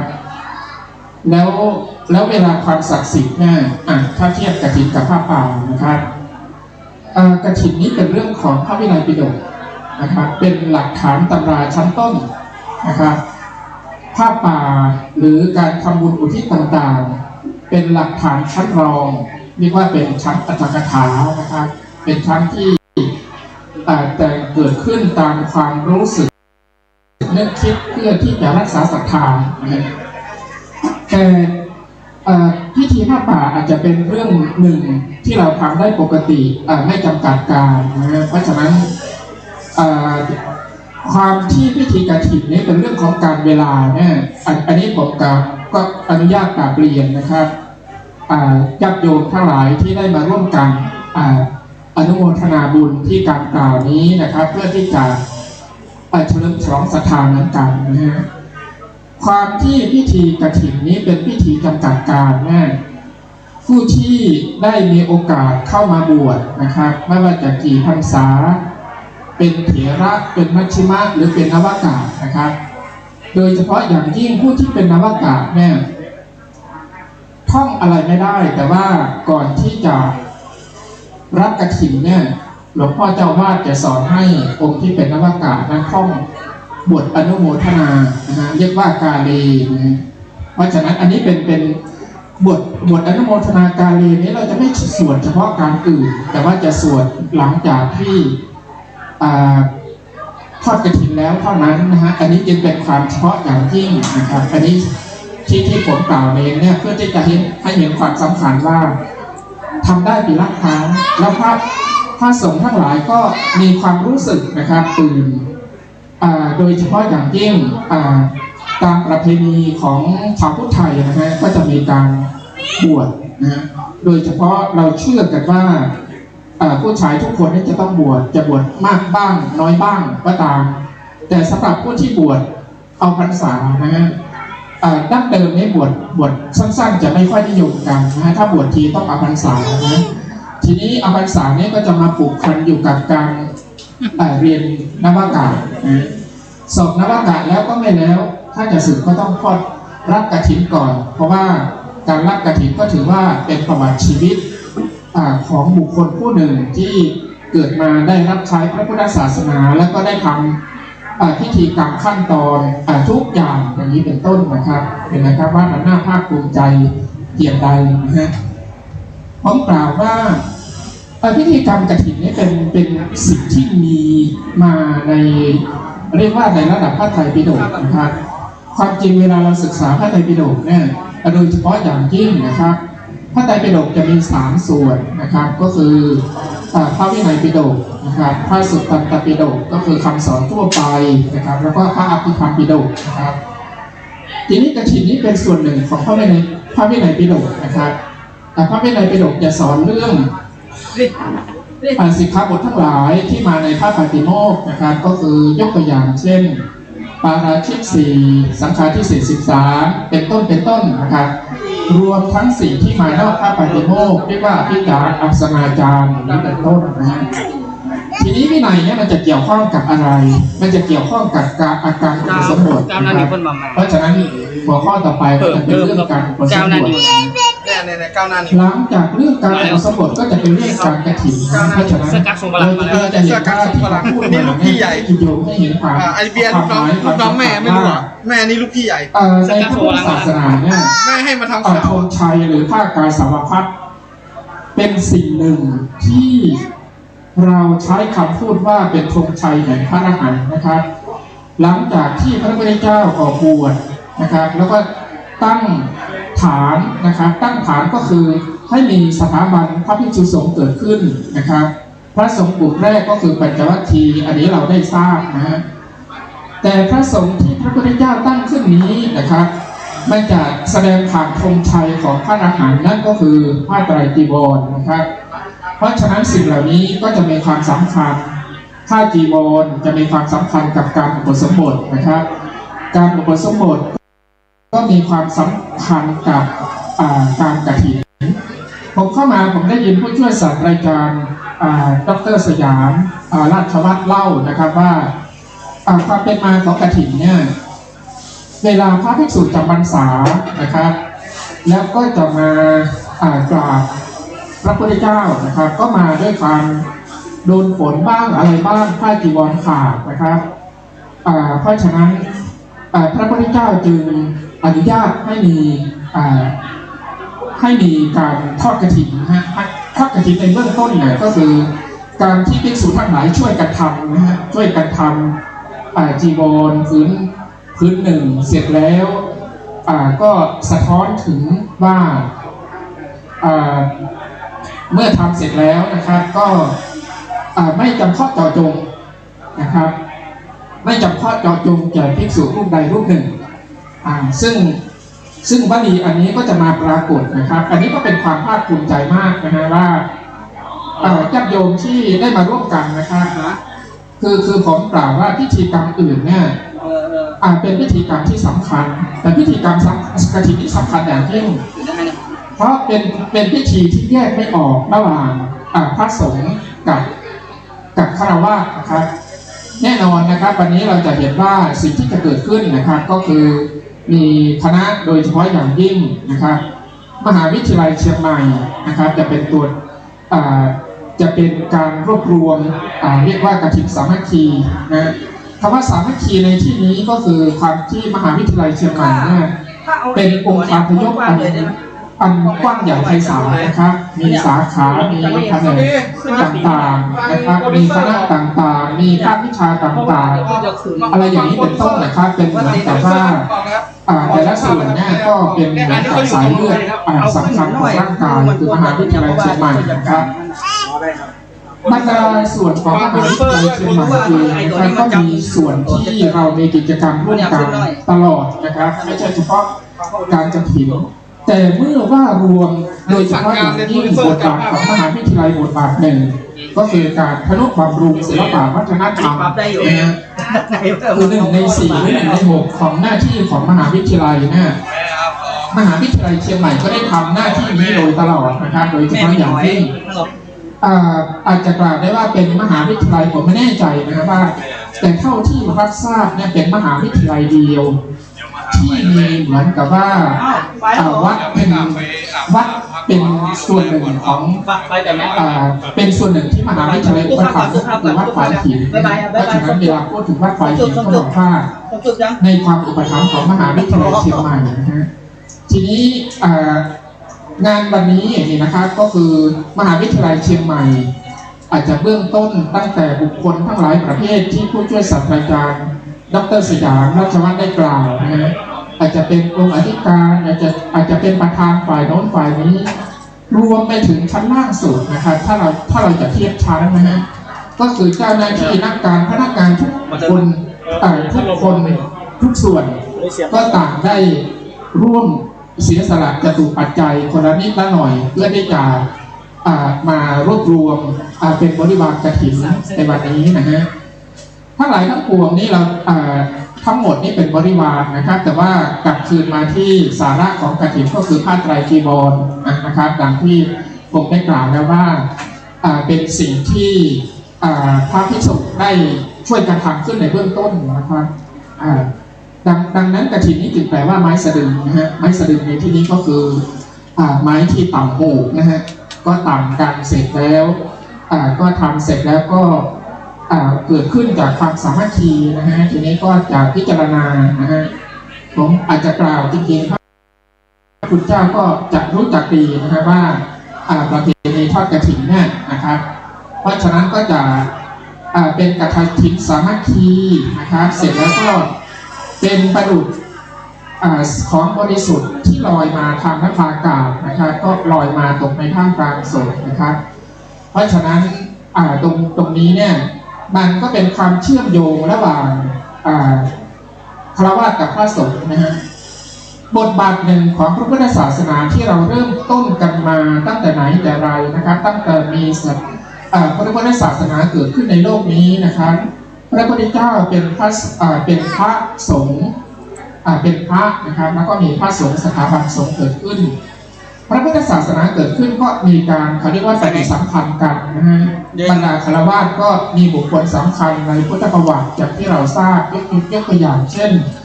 อนาถบิณฑิกะเศรษฐีนะฮะพระเจ้าประสิทธิโกศลหรือนางวิสาขาอย่างนี้เป็นต้นโดยที่พระพุทธเจ้ามองว่าคนทั้งสองมีหน้าที่ที่จะพึงปฏิบัติต่อกันนะฮะพระสงฆ์นั้นมีหน้าที่ชี้ทางนำในสิ่งที่ถูกต้องในสิ่งที่ควรในสิ่งที่เป็นประโยชน์ในสิ่งที่เป็นเกื้อกูลต่อชาวโลกนะครับแต่พระนั้นถ้าจะว่ากันไปแล้วไม่มีอาชีพโดยตรงนะครับเพราะฉะนั้นตอนที่พระพุทธเจ้าไปกรอกประวัติเนี่ยนะฮะมันจะมีคำว่าอาชีพนะฮะเราก็ไม่รู้จักจะกรอกอาชีพอะไรหลายท่านก็บอกว่าอาชีพบิณฑบาตนะฮะแต่ว่าอาชีพของพระพุทธเจ้าก็คือถ้าว่าตามพุทธปรัชญาจริงๆก็คืออาชีพในการสอนนะฮะในการสอนในการชี้แจงแสดงธรรมชี้แจงแสดงทางที่ถูกต้องที่ควรนะฮะแล้วอะไรเล่าคือที่ถูกต้องที่ควรหนทางใดที่เป็นไปเพื่อทางสงบระงับดับทุกข์นะครับอันนั้นคือสิ่งที่ถูกต้องที่ควรที่เป็นหน้าที่ที่พระสงฆ์ที่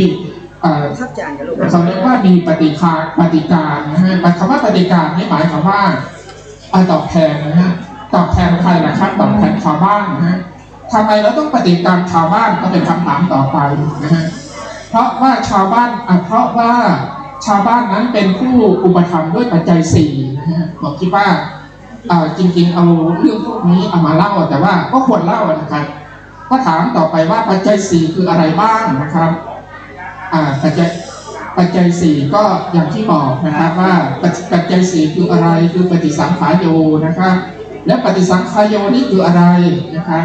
ปฏิสังขารโยนิโสจีวรังนะครับปฏิสังขารโยจีวรนะครับปฏิสังขารโยนิโสปิณปาตังอาหารบิณฑบาตนะครับ ปฏิสังขายโยจำไม่ได้นะฮะแต่ว่าเสนาสนังข้อที่3นะครับเสร็จแล้วข้อที่4คือคิรานะเภสัชชังนะครับอะไรอย่างนี้เป็นต้นนะครับเพราะฉะนั้นปัจจัยทั้ง4นี้เวลาเทียบนะครับปัจจัยคืออะไรปัจจัยคือเหมือนกับสิ่งอาศัยที่เราจะเดินทางไปสู่เป้าหมายนะครับเป้าหมายของเราคืออะไรก็คือการศึกษาแล้วเรียนไปเพื่อทำไมเพื่อกระทำที่สุดทุกข์นะครับการที่จะเดินทางไปอย่างนั้นได้ก็ต้องมีปัจจัยเครื่องอาศัยนะครับปัจจัยเครื่องอาศัยก็อย่างที่กล่าวแล้วนะครับปัจจัย4นี้เป็นภาษาตรรกะเขาเรียกว่าเป็น necessary นะครับคำว่า necessary คือปัจจัยนี้เป็นสิ่งที่จำเป็นนะครับ necessary มันจะมาตรงข้ามกับคำว่า sufficient นะครับ sufficient แปลว่าสิ่งที่พอเพียงนะฮะแต่ว่าปัจจัยทั้ง4นี้เป็นสิ่งที่จำเป็นทำไมปัจจัยทั้ง4นี้เป็นสิ่งที่จำเป็นนะครับเพราะว่าถ้าเราไม่มีเนี่ยเราก็ไม่สามารถที่จะยังชีพอยู่ได้อย่างปกติสุขนะครับเพราะฉะนั้นวันนี้จึงเป็นการพูดถึงปัจจัยข้อที่1นะครับก็คือปฏิสังขายโยนิโสจีวรังหรือปัจจัยเครื่องนุ่งห่มอาศัยนะครับความจริงแล้วถ้าไตรจีวรหรือผ้าเหลืองที่เราทราบนะครับเวลาเราเทียบนักบวชโดยเฉพาะอย่างยิ่งกับศาสนาที่เกิดขึ้นในยุคสมัยเดียวกันนะครับ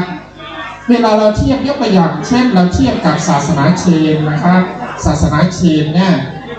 นักบวชเขาก็จะโกนหัวเหมือนกับพวกเรานะครับแต่ว่าเขาจะไม่ใช้ไม้โกนเขาจะดึงออกทีละเส้นนะครับดึงออกจนหัวโล้นหมดนะครับทีนี้ในแง่หนึ่งเนี่ยในแง่เครื่องนุ่งห่มเนี่ยเขาไม่นุ่งห่มครับเขาจะเปลือยเพราะฉะนั้นเราจึงเรียกว่าฉีกเปลือยอย่างนี้เป็นต้นนะครับเพราะฉะนั้นอันนี้ก็คือลักษณะที่แปลกที่แตกต่างกันระหว่างนักบวชพุทธกับนักบวชเชนหรือนักบวชพราหมณ์นะครับเพราะว่านักบวชเหล่านั้นจะมีข้อวัดปฏิบัติถ้าภาษาพุทธเราเรียกว่าอัตตกิลมัฏฐานุโยคนะครับอัตถกะยกตัวอย่างเช่นการถอนเส้นผมก็ตามนะครับอันนี้นักบวชเชนนะครับแต่ถ้าเป็นนักบวชฮินดูหรือนักบวชพราหมณ์เขาจะยกแขนนะครับเขายกแขนแล้วไม่เอาแขนลงนะครับเขาจะอดอาหารนะครับเขาจะไม่กินเขาจะไม่รับประทานอาหารทั่วไปเขาจะรับประทานอาหารที่เป็นผลไม้ที่หล่นจากต้นเป็นต้นอย่างนี้เป็นต้นนะครับเพราะฉะนั้นพระพุทธองค์หรือพระบรมศาสดาของเราก็เลยเห็นว่าอะไรที่เป็นอัตตกิลมัฏฐานุโยคนะครับก็เป็นความลำบากด้วยเหตุนี้การที่พระสงฆ์ของเรานะครับมีรูปแบบอย่างที่เห็นจึงชี้ได้ว่ารูปแบบนี้ก็เป็นทางสายกลางประการหนึ่งคำว่าทางสายกลางไม่กลางระหว่างอะไรนะครับก็คือกลางระหว่างกายกับจิตนะครับคำว่าทางสายกลางก็คือว่าพระพุทธศาสนาของเรานี้ให้ความสำคัญกับกายยกตัวอย่างเช่นกินอาหารพอประมาณนะครับมีเครื่องนุ่งห่มนะครับแต่ข้อที่สำคัญคือเมื่อเราพิจารณาต่อไปแล้วในบทปฏิสังขายโยแต่ละบทเนี่ยจะบอกว่าจีวรนี้เครื่องนุ่งห่มนี้อาหารบิณฑบาตนี้นะครับที่บริโภคไม่ใช่เพื่อความสวยงามนะครับไม่ใช่เพื่อจะประดับตกแต่งนะครับแต่จีวรนี้มีไว้เพื่อป้องกันร่างกายไม่ให้อุจจาระนะครับป้องกันเลือดนิ้งยุงอะไรต่างๆอย่างนี้เป็นต้นนะครับก็คือหมายความว่าเป็นสิ่งที่มีประโยชน์นะครับแล้วพวกจีวรเนี่ยก็เป็นอย่างที่บอกว่าเป็นสิ่งที่จำเป็นนะครับความจริงแล้วในบรรดาพุทธศาสนาในประเทศทั่วโลกทั่วโลกนะครับก็น่าสนใจนะปล่อยมาไปรับก่อนผมบังเอิญว่าอยู่ในห้องมีแต่พระคุณเจ้าก็เหมือนกับคุยกับพระคุณเจ้าอยากดูบุหรี่มากเลยก็คือคุยกับทุกคนนะฮะทำไงคือไม่น่าสนใจอย่างนี้ว่ากระถิ่นขาดเหลืออะไรบ้างครับเอาเลยครับผมครับสวัสดีครับขาดเหลืออะไรครับไม่มีนะครับไม่ครบหรอกว่าเราเริ่มไม่ดีนะพี่น้องนี่เนาะครับผมไม่ดีครับเราจะเห็นว่าศิลาจารึกของพ่อคุณรามคำแหงจารึกอันแรกเลยก็ว่าได้นะครับ ก็จะบอกว่ามีในศิลาจารึกนั้นก็บอกว่ามีประเพณีการทอดกฐินนะฮะมักโวยพาแล้วก็มีคำว่ากฐินอยู่ด้วย ผมไม่ได้ยินออกไปวะ ก็ไม่ต้องตื่นใจนะครับสุโขทัยก็ยุคเดียวกับล้านนานี่ไงนั่นก็แสดงให้เห็นว่าเป็นสิ่งที่ถ้าผมจะกล่าวได้เลยว่าการทอดกฐินที่มีมาคู่กับประเทศไทยก็ไม่น่าจะผิดนะครับทีนี้ FM เฟซบุ๊กก็104.5 วัดไฟหินเวลาเปรียบเทียบกันนะครับในประเทศเถรวาทก็จะมีประเทศไทยประเทศลาวประเทศเขมรประเทศพม่านะครับอันนี้เป็นกลุ่มประเทศที่มีวิธีคิดมีวิธีปฏิบัติที่เหมือนกันนะเพราะฉะนั้นในบรรดาเรา 3-4 ประเทศเนี่ยการทอดกฐินจึงเป็นเรื่องปกตินะครับในกลุ่มประเทศเหล่านี้นะครับแล้วก็เราก็ทำไมเป็นเรื่องปกติเพราะประเทศเหล่านี้ถือคำพีเดียวกันต้องรื้อระบบเครื่องเสียงใหม่คำว่าถือคำพีเดียวกันก็หมายความว่าถือคำพีพระไตรปิฎกเถรวาทซึ่งได้เกิดมาตั้งแต่ตอนแรกจริงควรเสียบไม้อาจารย์ว่าพระไตรปิฎกเถรวาทให้ความสำคัญกับวินัยโดยเฉพาะอย่างยิ่งเถรวาทถือว่าพระสงฆ์คือแก่นของพระพุทธศาสนาในปัจจุบันพระสงฆ์คือแก่นผู้ที่รักษาพระธรรมนะแล้วก็ทีนี้พระสงฆ์จะเป็นพระสงฆ์ที่มีคุณภาพมีประสิทธิภาพอยู่ได้พระสงฆ์จะต้องศึกษาวินัยจะต้องเข้าใจวินัยจะต้องทำพิธีกรรมยกตัวอย่างเช่นสิ่งที่จะเกิดขึ้นเนี่ยคือกระทำกฐินนั่นภารกิจได้อย่างถูกต้องนะครับอันนี้เป็นอันหนึ่งนะทีนี้ถ้าเราไปประเทศอื่นนะครับผมไม่แน่ใจว่าศรีลังกาเนี่ยซึ่งเขาก็เคยรับพระพุทธศาสนาไปจากประเทศไทยในสมัยอยุธยานะครับเมื่อประมาณ270 ปีที่แล้วก็ไม่มั่นใจว่าเขามีประเพณีทอดกฐินของเขาเองหรือไม่เพราะว่าเขาเคยทราบก็มีแต่คนไทยไปทอดนะครับทีนี้ในกลุ่มมหายานนะครับจะเป็นเวียดนามก็ตามจะเป็นจีนก็ตามพวกมหายานเขาไม่ได้ถือวินัยเล่มเดียวกับเรานะครับเพราะฉะนั้นการเข้าพรรษานี่ไม่ตรงกับเราเลยครับอันนี้ก็น่าสนใจนะฮะพอเข้าพรรษาไม่ตรงกับเราการทอดกฐินจะมีหรือไม่นี่ไม่ทราบนะครับแต่ว่ามหายานด้วยการที่เขาถือคติว่าปรับตัวนะครับไปตามสถานการณ์นะฮะก็ทำให้พวกเขาเนี่ยก็บางอย่างก็ละเลยนะฮะละเลยพิธีกรรมที่เป็นหัวใจของพระพุทธศาสนานะครับอย่างเช่นงานทอดกฐินของเรานี่ไปได้นะฮะเพราะฉะนั้นผมคิดว่าให้ขอกราบเรียนพระคุณเจ้าให้ขอกราบเรียนญาติโยมพุทธบริษัทว่าจริงๆแล้วสิ่งที่จะเกิดขึ้นสิ่งที่จะเป็นขึ้นในวันนี้เนี่ยนะครับผมให้ขอกราบเรียนว่า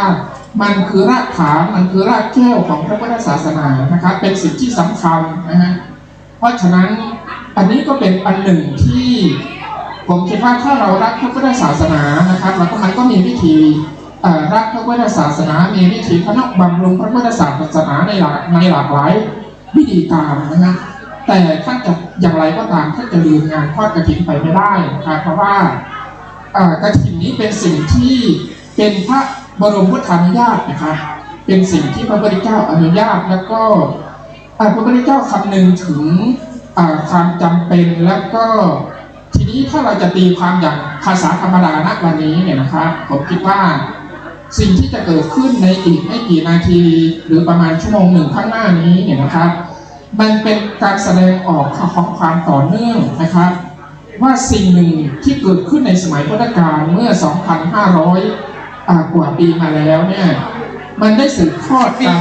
รุ่นสู่รุ่นของเจเนอเรชันมาถึงพวกเรานะครับแล้วการสืบทอดของพวกเรานี่ก็สืบทอดการอย่างไม่ขัดกับบกพร่องนะครับทำไมผมจะกล่าวว่าไม่ขัดกับบกพร่องได้เล่าเพราะคำสวดที่เราจะสวดกันวันนี้ก็เป็นคำสวดเดียวกันที่เกิดขึ้นในสมัยพุทธกาลนะจารีตประเพณีที่เราทำกันในวันนี้ก็เป็นจารีตประเพณีที่เกิดขึ้นในสมัยพุทธกาลนะ ดังนั้นอะไรที่สืบทอดสืบต่อกันได้อย่างเนิ่นนานนะครับก็เป็นสิ่งที่เราควรจะอนุรักษ์แล้วก็สืบทอดสืบต่อกันต่อไปได้ครับเพราะฉะนั้นส่วนหนึ่งที่ผมขอกลับมาที่คำพูดที่บอกว่าเป็นการถวายกำลังใจนะฮะเป็นการถวายกำลังใจกับพระคุณเจ้านะฮะคือโดยปกติแล้วเนี่ยในช่วง1 ปีนะครับมันก็มีหลายเทศกาลนะฮะทีนี้เทศกาลหนึ่งที่พระคุณเจ้าอาจจะต้องศึกษาและปฏิบัติธรรมเคร่งครัดได้มากกว่าก็คือในเทศกาลเข้าพรรษานะครับดังเราจะรู้ว่าการศึกษาในพระพุทธศาสนาของเรานี่ก็มีหลากหลายนะครับมีมหาวิทยาลัยสงฆ์มีการศึกษาอภิธรรมมีการศึกษาบาลีนะครับแต่ทั้งหลายทั้งปวงนั้นจะเข้มข้นต่อเมื่อในเทศกาลเข้าพรรษาในช่วง3 เดือนนะครับโดยเฉพาะอย่างยิ่งสถาบันนี้สถาบันพระพุทธศาสนาก็เป็นสถาบันที่สำหรับฝึกฝนนะครับกุลบุตรที่เข้ามาบวชเพื่อที่จะทำให้เป็นคนเต็มคนนะฮะใครที่มาบวชแล้วสึกไปในสมัยก่อนเนี่ยเราจึงเรียกว่าทิศนะครับคำว่าทิศนี้จริงๆแล้วก็เป็นคำเดียวกันกับผู้ที่จบมหาวิทยาลัยที่เราเรียกผู้ที่จบมหาวิทยาลัยว่าเป็นความจริงทิศกับบัณฑิตนี่เป็นคำเดียวกันนะฮะความจริงบัณฑิตเนี่ยเราก็ใช้ตัวทอนางบุญโดนะครับตัวนาทางบุญโทนี้เราอ่านว่านางบุญโดแล้วก็ตัวทอตัวนี้ก็อ่านออกเสียงเป็นดอนะครับเพราะฉะนั้นใช้ตัวนี้มาเป็นกระบวนการฝึกฝนนะครับกระบวนการฝึกฝนนี้เราเรียกว่าเทรนนิ่งมันไม่เข้าฝนฝึกหัดนะครับกระบวนการฝึกฝนในพระพุทธศาสนานี่คืออะไรนะครับจริงๆแล้วกระบวนการฝึกฝนในพระพุทธศาสนามันบอกให้ติ๊กไมอินใช่ไหมพี่ลงในคำว่าไตรสิกขาติ๊กไมอินใช่ไหมมันมีไมอินสปีกเกอร์เอาภาษาอังกฤษเขาถึงบอกว่า free training นะครับเป็นกระบวนการฝึกฝนที่3 ระดับนะครับก็คือศีลสมาธิปัญญานะครับทีนี้ศีลคืออะไรล่ะครับสมาธิคืออะไรล่ะครับปัญญาคืออะไรล่ะครับนะครับกับผมขอกลับเรียนว่าไม่ว่าเราจะพูดเราจะสอนเราจะสื่อเราจะเทศอะไรก็ตามนะครับถ้าสิ่งเหล่านั้นไม่เกี่ยวกับกระบวนการฝึกฝน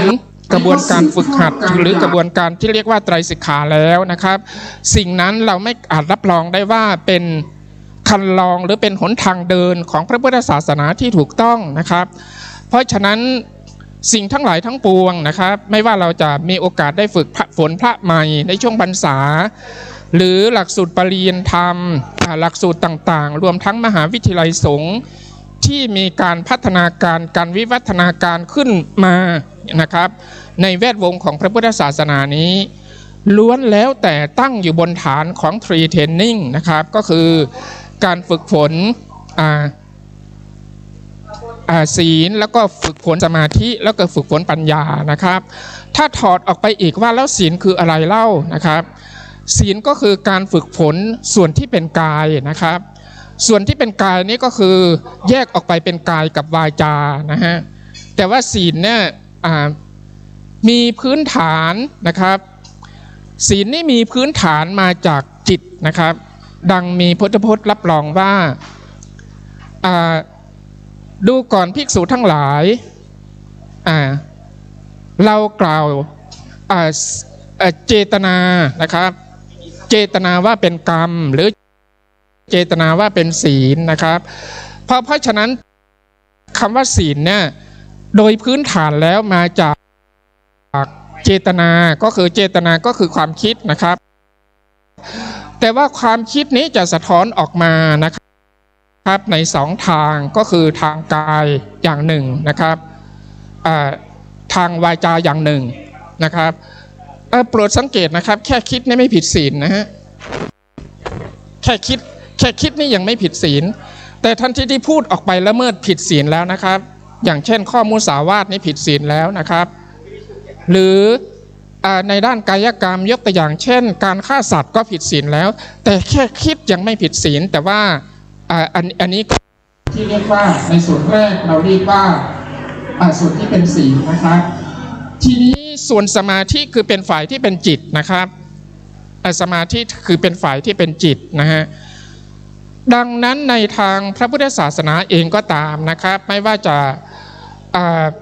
เราจะมีช่องทางหรือchannel ให้ชาวพุทธทั้งหลายได้มีโอกาสสงบจิตสงบใจ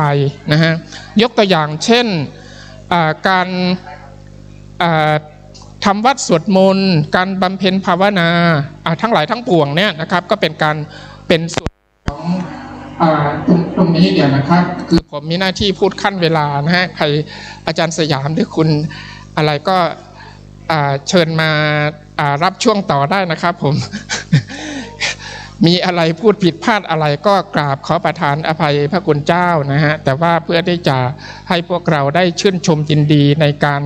บุญการกุศลที่จะเกิดขึ้นในวันนี้นะครับ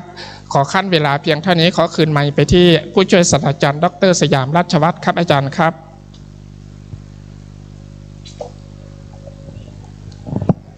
ครับขณะนี้นะครับขบวนแห่องค์กฐินและบริวารกฐินได้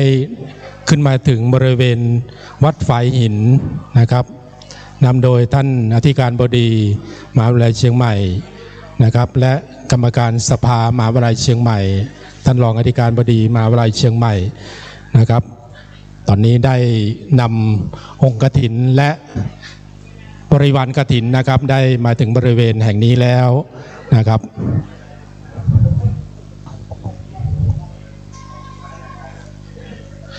สำหรับวันนี้นะครับก็จะมีประธานนะครับศาสตราจารย์พิเศษดร.สุรเกียรติเสถียรไทยกรรมการสภามหาวิทยาลัยเชียงใหม่ผู้ทรงคุณวุฒิเป็นประธานพิธีนะครับรวมถึงคุณสุมารีกัญจินะนะครับอุปนายกสมาคมนักศึกษาเก่ามหาวิทยาลัยเชียงใหม่นะครับรวมถึงผู้บริหารมหาวิทยาลัยเชียงใหม่นะครับศาสตราจารย์นายแพทย์ดร.พงษ์รักศรีบัณฑิตมงคลท่านอธิการบดีมหาวิทยาลัยเชียงใหม่นะครับรวม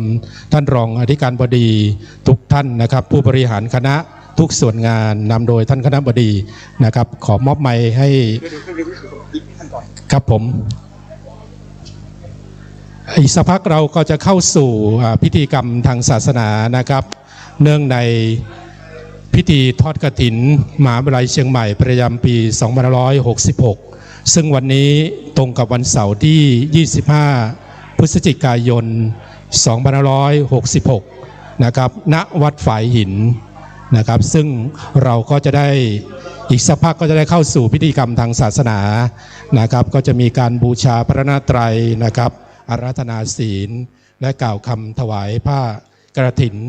นะครับประจำวัดฝายหินแก่พระภิกษุสงฆ์องค์สามเณร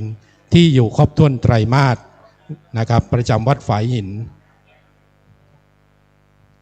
สำหรับวันนี้นะครับประธานในพิธีศาสตราจารย์พิเศษดร.สุรเกียรติเสถียรไทยกรรมการสภามหาวิทยาลัยเชียงใหม่ผู้ทรงคุณวุฒินะครับและผู้บริหารมหาวิทยาลัยนะครับนำโดยท่านอธิการบดีมหาวิทยาลัยเชียงใหม่ศาสตราจารย์นายแพทย์ดร.พงษ์รักศรีบัณฑิตมงคลนะครับและท่านรองอธิการบดีนะครับทุกส่วนงานผู้บริหารคณะและส่วนงานในสังกัดมหาวิทยาลัยเชียงใหม่นำโดยคณบดีแต่ละคณะนะครับที่ได้นำองค์กฐินและบริวารกฐินเข้ามาร่วมทอดกฐินนะครับของมหาวิทยาลัยเชียงใหม่ประจำปี2566นะครับผม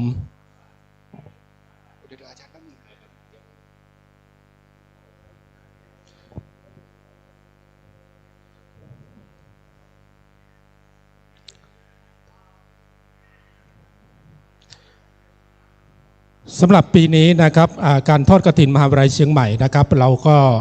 ถือว่าเป็นกฐินสามัคคีนะครับร่วมกันทุกส่วนงานในมหาวิทยาลัยเชียงใหม่นะครับที่ได้เข้ามาร่วมเป็นองค์กฐินนะครับที่จะทอดร่วมกันในวันนี้นะครับประจำวันเสาร์ที่25พฤศจิกายน2566นะครับซึ่งเราได้ตั้งขบวนแห่นะครับตั้งแต่บริเวณขวงวัฒนธรรม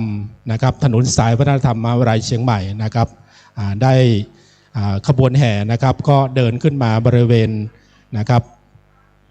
บันไดนาคนะครับหน้าอุโบสถนะครับวัดฝายหินและก็นำมาสู่บริเวณพิธีกรรมแห่งนี้ณศาลาการประเรียนนะครับวัดฝายหินนะครับวันนี้ก็ถือว่าเป็นบุญใหญ่อีกครั้งหนึ่งนะครับที่ พวกเราชาวมช.ทุกท่านนะครับนำโดยกรรมการสภามหาวิทยาลัยเชียงใหม่นะครับผู้บริหารมหาวิทยาลัยเชียงใหม่นำโดยท่านอธิการบดีท่านรองอธิการบดีและ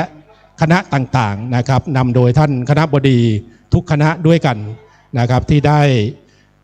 ร่วมนะครับเป็นเจ้าภาพร่วมกันในวันนี้นะครับเจ้าภาพในวันนี้ถือว่าเป็นบุญใหญ่อีกครั้งหนึ่งนะครับผม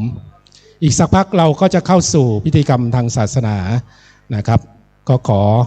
มอบให้คุณสราวุฒิชัยนินเป็นผู้ดำเนินต่อนะครับ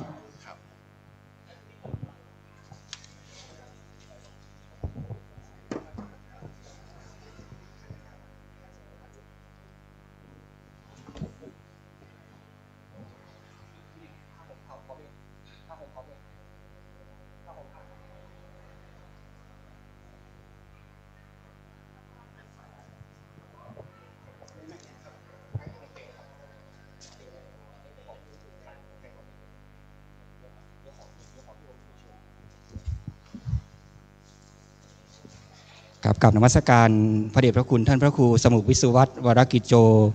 เจ้าวาดวัดฝ่ายหินพร้อมด้วยคณะสงฆ์ที่เคารพอย่างสูงยิ่งครับกับเรียนท่านศาสตราจารย์พิเศษดร.สุรเกียรติเสถียรไทยกรรมการสภามหาวิทยาลัยผู้ทรงคุณวุฒิประธานในพิธีเรียนท่านอธิการบดีพร้อมด้วยคณะผู้บริหารมหาวิทยาลัยผู้บริหารทุกส่วนงานและท่านศรัทธาสาธุชนทุกท่านนะครับโอกาสนี้จะได้เข้าสู่พิธีทอดกฐินมหาวิทยาลัยเชียงใหม่ประจำปี 2566 ครับ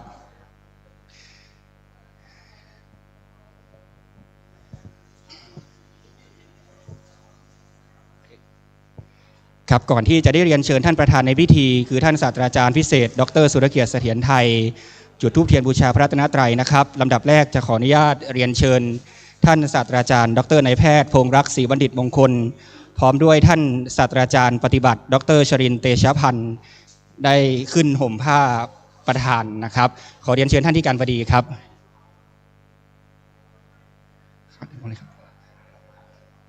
ครับขอเรียนเชิญท่านที่การบดีแล้วก็ท่านศาสตราจารย์ปฏิบัติดร.ชรินทร์เตชะพันธ์รองที่การบดีในฐานะประธานกรรมการอำนวยการจัดงานกฐินมหาวิทยาลัยเชียงใหม่ในปีนี้ครับขอเรียนเชิญครับ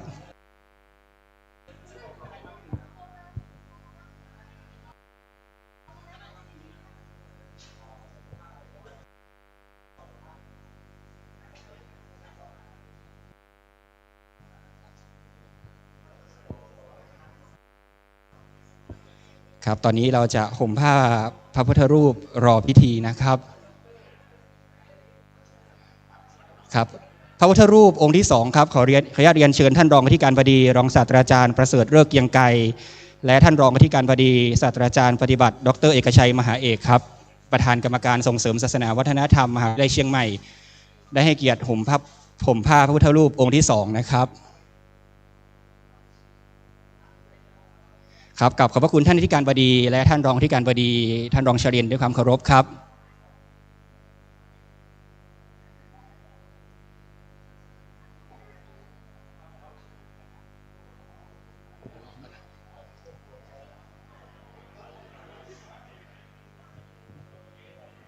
ครับหลังจากที่ผู้แทนผู้บริหารได้ห่มผ้าพระประธานในศาลาธรรมแห่งนี้นะครับจะขออนุญาตรออีกสักประมาณ5นาทีเพื่อรอให้ขบวนตอนนี้อีกประมาณ4ขบวนนะครับกำลังอยู่บันไดนาคอยู่ครับ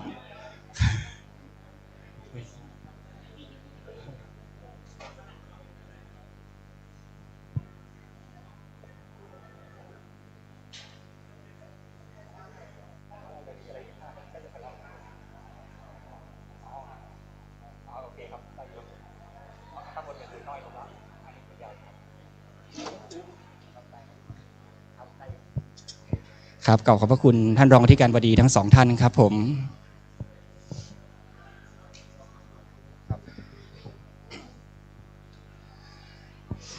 ครับระหว่างรอความพร้อมครับขออนุญาตกราบเรียนคณะสงฆ์และกราบเรียนท่านผู้บริหารท่านพุทธศาสนิกชนทุกท่านครับอีกสักครู่หนึ่งเมื่อพิธีพร้อมนะครับจะได้เรียนเชิญท่านประธานในพิธีซึ่งวันนี้ได้รับความกรุณาอย่างยิ่งจากท่านศาสตราจารย์พิเศษดร.สุรเกียรติเสถียรไทยกรรมการสภามหาวิทยาลัยเชียงใหม่ผู้ทรงคุณวุฒินะครับจุดธูปเทียนบูชาพระรัตนตรัยจากนั้น พิธีกรจะได้กล่าวคำบูชาพระรัตนตรัยครับหลังจากนั้นจะได้เรียนเชิญท่านอธิการบดีมหาวิทยาลัยเชียงใหม่น้อมถวายพัดรองที่ระลึกงานกฐินประจำปี 2566 ของมหาวิทยาลัยเชียงใหม่แด่ท่านประธานสงฆ์น้อมถวายขันศีลแด่ท่านประธานสงฆ์มคณายกกล่าวอาราธนาเบญจศีลครับจากนั้นจะได้เรียนเชิญท่านผู้มีเกียรติจำนวน3ท่านประคองผ้ากฐินซึ่งเป็นผ้าไตรกฐิน1ไตรและไตรบริวารกฐินอีก2ไตรนะครับ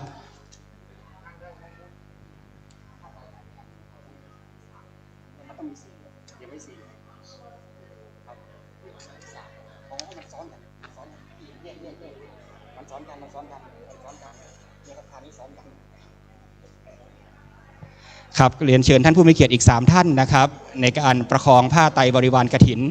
อยู่เบื้องหลังท่านประธานในพิธีจากนั้นมคณายกจะกล่าวนำพร้อมด้วยทุกท่านนะครับกล่าวนโม3จบ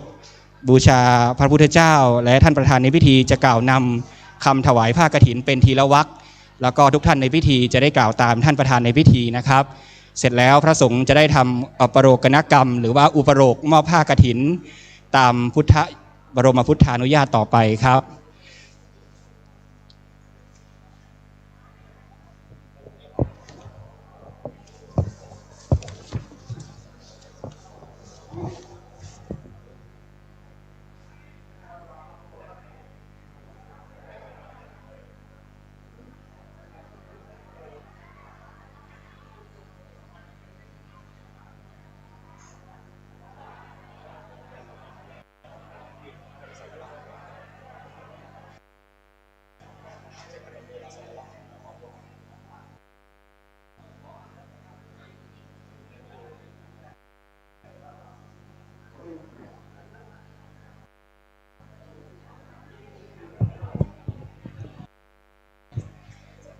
ครับเรียนท่านสาธารณชนด้านนอกนะครับเนื่องจากว่าเก้าอี้มีจำกัดทราบว่าตอนนี้เก้าอี้ด้านนอกเต็มนะครับ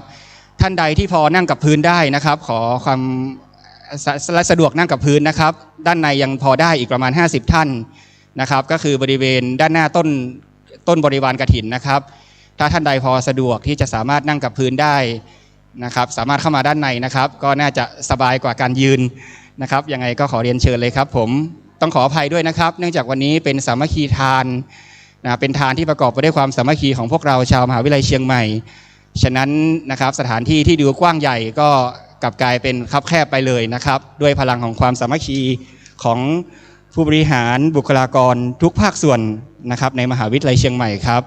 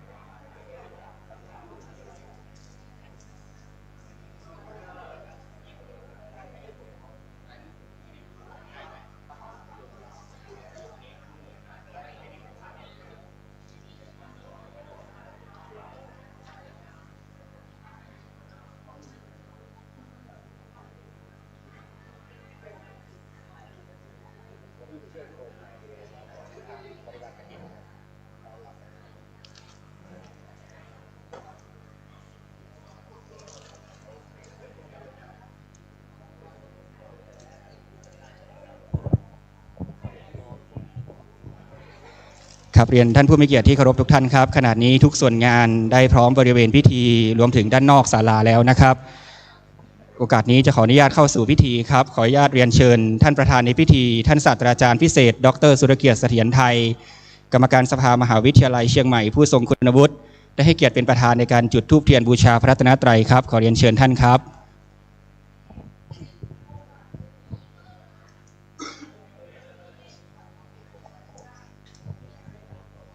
ครับขอเชิญทุกท่านในพิธีได้น้อมประนมมือครับท่านประธานจุดเทียนเล่มที่1น้อมบูชาคุณพระธรรมเล่มที่2น้อมบูชาคุณพระวินัยธูป3ดอกบูชาคุณของพระพุทธเจ้าทั้ง3ประการประกอบด้วยพระปัญญาธิคุณบริสุทธิคุณและพระมหากรุณาธิคุณแห่งพระสัมมาสัมพุทธเจ้าดอกไม้ที่ประดิษฐานบนโต๊ะหมู่บูชาคุณพระอริยสงฆ์ประกอบไปด้วยพระโสดาบันพระสกิทาคามีพระอนาคามีและพระอรหันต์ครับบัดนี้ท่านประธานในพิธีศาสตราจารย์พิเศษดร.สุรเกียรติเสถียรไทยได้ให้ความกรุณาจุดธูปเทียนบูชาพระรัตนตรัยเป็นที่เรียบร้อยแล้วนะครับในโอกาสนี้ขออนุญาตเรียนเชิญท่านผู้ช่วยศาสตราจารย์ดร.สยามราชวัฒน์กล่าวนำบูชาพระรัตนตรัยครับครับขอเรียนเชิญทุกท่านได้บูชาพระรัตนตรัยโดยพร้อมเพรียงกันครับอิมินาสการเรนะพุทธังอภิปูชยามะอิมินาสการเรนะธัมมังอภิปูชยามะอิมินาสการเรนะสังฆังอภิปูชยามะอะระหังสัมมาสัมพุทโธภควาพุทธังภควันตังอภิวาเทมิสวากขาโตภควตาธัมโมธัมมังนามัสสามิสุปฏิปันโนภควโตสาวกสังโฆสังฆังนะมามิครับในโอกาสนี้ครับขออนุญาตเรียนเชิญท่านศาสตราจารย์ดร.นายแพทย์พงษ์รักษ์ศรีบัณฑิตมงคลอธิการบดีมหาวิทยาลัยเชียงใหม่น้อมถวายขันศีลทานเทียนปฏิโมกข์และตลปัดพัดลองที่ระลึกงานกฐินแด่ท่านประธานสงฆ์ครับ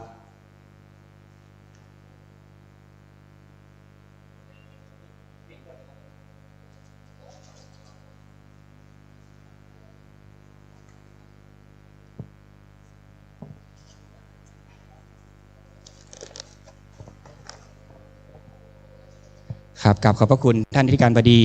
เป็นอย่างสูงครับในโอกาสนี้ขอเชิญท่านอาจารย์ดร.สมทบพาจรทิศกล่าวนำสมทานเบญจศีลขอเรียนเชิญครับ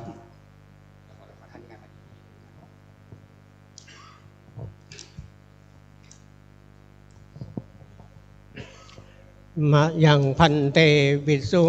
สุงรักนัทายาติสรเนนะสหปัญจศีรานิยาจามาทุติยัมปิมะยังพันเตวิสุงรักนัทายาติสรเนนะสหปัญจศีรานิยาจามาตาติยัมปิมะยังพันเตวิสุงรักนัทายาติสรเนนะสหปัญจศีรานิยาจามะนะโมตัสสะภะคะวะโตอะระหะโตสัมมาสัมพุทธัสสะ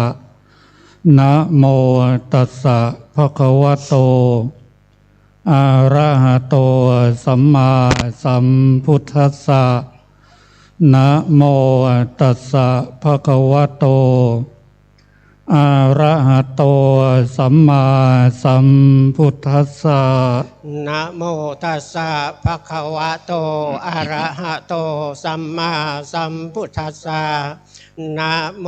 ตัสสะภะคะวะโตอะระหะโต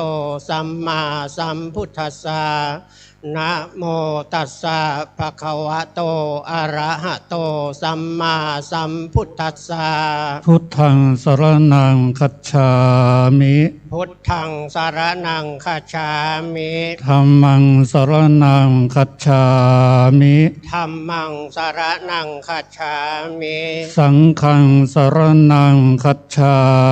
มิสังฆังสรณังคัจฉามิทุติยัมเปียพุทธังสรณัง คัจฉามิ โชติยัมปิพุทธังสรณังคัจฉามิ ทุติยัมปิธัมมังสรณังคัจฉามิ โชติยัมปิธัมมังสรณังคัจฉามิ ทุติยัมปิสังฆังสรณังคัจฉามิ โชติยัมปิสังฆังสรณังคัจฉามิ ตติยัมปิพุทธังสรณังคัจฉามิ ตติยัมปิพุทธังสรณังคัจฉามิ ตติยัมปิธัมมังสรณังคัจฉามิ ตติยัมปิธัมมังสรณังคัจฉามิ ตติยัมปิสังฆังสรณังคัจฉามิ ตติยัมปิสังฆังสรณังคัจฉามิ ปานาติปาตาเวระมณีสิกขาปะทังสมาธิยามิ ปานาติปาตาเวระมณีสิกขาปะทังสมาธิยามิ อทินนาทานาเวระมณีสิกขาปะทังสมาธิยามิ อาทินนาทานาเวระมณีสิกขาปะทังสมาธิยามิ กาเมสุมิจฉาจาราเวระมณีสิกขาปะทังสมาธิยามิ กาเมสุมิชฌาจาราเวระมณีสิกขาปะทังสมาธิยามิ มุสาวาทาเวระมณีสิกขาปะทังสมาธิยามิ มุสาวาทาเวระมณีสิกขาปะทังสมาธิยามิ สุราเมรยมัชฌัปปมาทัฏฐานาเวระมณีสิกขาปะทังสมาธิยามิ สุราเมรยมัชฌัปปมาทัฏฐานาเวระมณีสิกขาปะทังสมาธิยามิ อิมานิปัญจสิกขาปทานิสีเลนะสุขติงยันติ สาธุ สีเลนะโภคสัมปทา สาธุ สีเลนะนิพพุติงยันติตัสมาสีลังวิโสทะเย สาธุอามะพันเต ครับในโอกาสนี้จะเข้าสู่พิธีทอดผ้ากฐินของมหาวิทยาลัยเชียงใหม่ประจำปี 2566 นะครับ โดยจะขออนุญาตเรียนเชิญท่านผู้มีเกียรติท่านผู้บริหารจำนวน4ท่านเป็นประธานในการประคองผ้าไตรกฐินและผ้าไตรกฐินบริวารรวม4ท่านดังรายนามต่อไปนี้นะครับผ้าไตรกฐินขออนุญาตเรียนเชิญท่านศาสตราจารย์พิเศษดร.สุรเกียรติเสถียรไทยกรรมการสภามหาวิทยาลัยเชียงใหม่ผู้ทรงคุณวุฒิครับผ้าไตรบริวารกฐิน3ไตรขออนุญาตเรียนเชิญรองศาสตราจารย์ดร.วรากร3 โกเศษกรรมการสภามหาวิทยาลัยเชียงใหม่ผู้ทรงคุณวุฒิเรียนเชิญศาสตราจารย์นายแพทย์ดร.พงษ์รักษ์ศรีบัณฑิตมงคลอธิการบดีมหาวิทยาลัยเชียงใหม่เรียนเชิญคุณสุมาลีกัญจินะอุปนายกสมาคมนักศึกษาเก่ามหาวิทยาลัยเชียงใหม่และเรียนเชิญท่านศาสตราจารย์ปฏิบัติดร.ชรินทร์เตชะพันธ์รองอธิการบดีในฐานะประธานคณะกรรมการอำนวยการจัดงานกฐินครับขออนุญาตเรียนเชิญทั้ง4ท่านครับ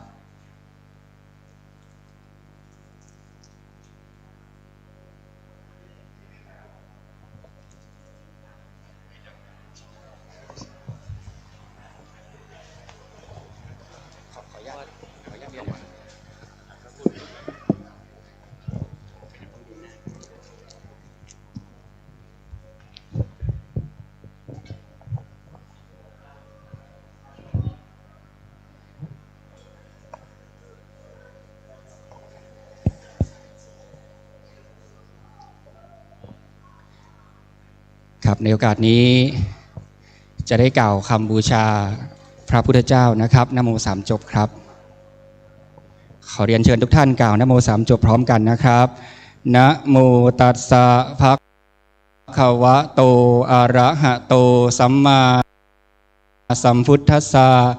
นะโมตัสสะ ภะคะวะโตอะระหะโตสัมมาสัมพุทธัสสะนะโมตัสสะภะคะวะโตอะระหะโตสัมมาสัมพุทธัสสะครับขออนุญาตเรียนเชิญท่านผู้มีเกียรติทั้ง4ท่านหันหน้าไปทางเบื้องหน้าท่านประธานสงฆ์ครับ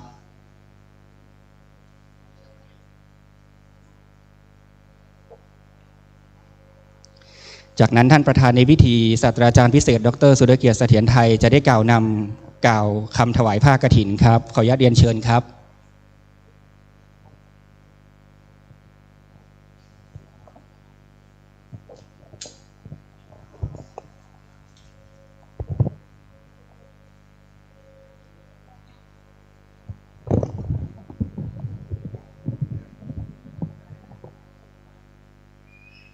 อิมังมะยังพันเตสัปปริวารังกฐินะจีวระทุตสังสังคสะโอโนชยามะสาธุโนพันเตสังโฆอิมังสัปปริวารังกฐินะทุตสังปฏิคันหาตุปาคินคะเหตวาจะอิมินาทุเสนะกฐินังอัทธรตุอัมหากังตีครัตตังอิตายะสุขายะนิพพานายะจะข้าแต่พระสงฆ์ผู้เจริญข้าพเจ้าทั้งหลายขอน้อมถวายผ้ากฐินจีวรกับทั้งบริวารนี้แด่พระสงฆ์ขอพระสงฆ์โปรดจงรับผ้ากฐินพร้อมทั้งบริวารทั้งหลายเหล่านี้ของข้าพเจ้าทั้งหลายและเมื่อรับแล้วขอจงกรานใช้กฐินด้วยผ้านี้เพื่อประโยชน์และความสุขแก่ข้าพเจ้าทั้งหลายสิ้นกาลนานเทิน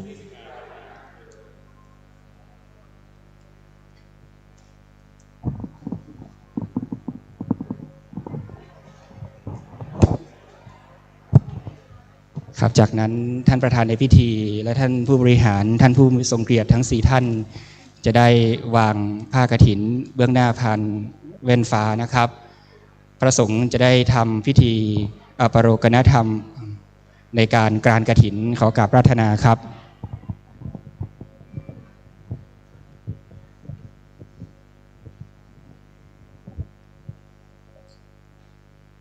สุนาตุเมพันเตสังโฆข้าแต่พระสังฆเจ้า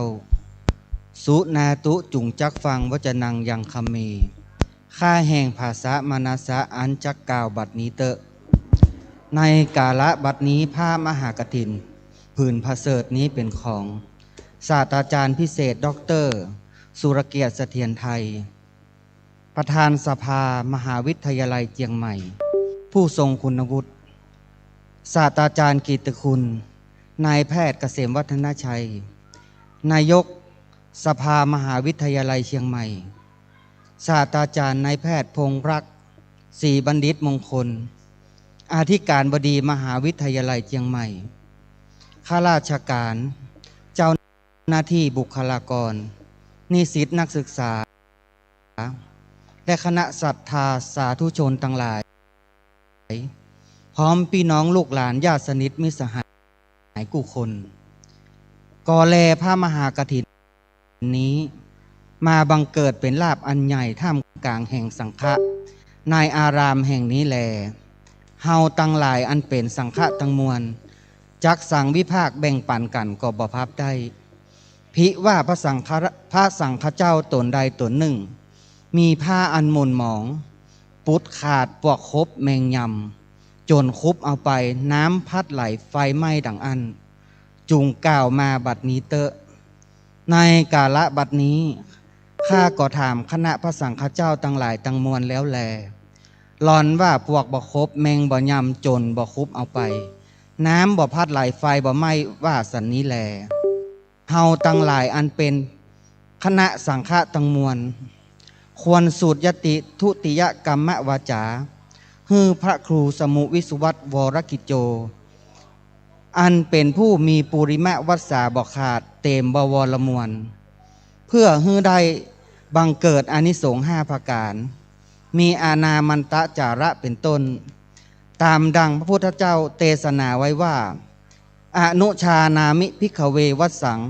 วุฒานังกัทินังอัฏฐาริตุงดังนี้แลพิว่ากรรมอันข้ากล่าวนี้เป็นที่เปิงใจเข้าใจแก่พระสังฆเจ้าตั้งหลายตั้งมวลดังอันจุงตุนหิภาวะอยู่บ่ปาก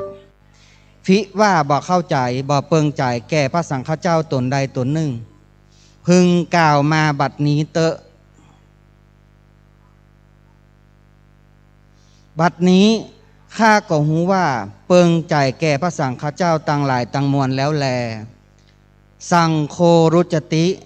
สังโฆรุจติสังโฆรุจติ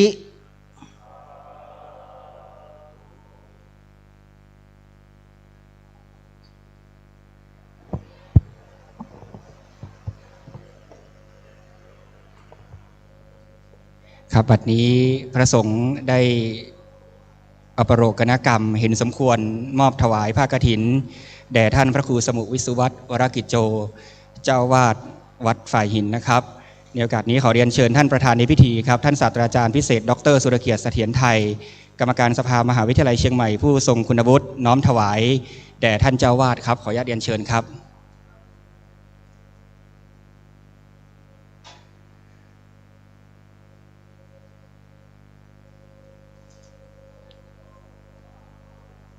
ครับกราบขอบพระคุณท่านเป็นอย่างสูงครับ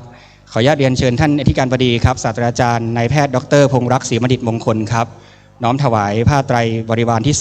2นะครับขออนุญาตเรียนเชิญรองศาสตราจารย์ดรวรกรสามโกเศษนะครับไตรที่3และคุณสุมาลีกัญจินะอุปนายกสมาคมนักศึกษาเก่ามหาวิทยาลัยเชียงใหม่นะครับไตรที่4ครับ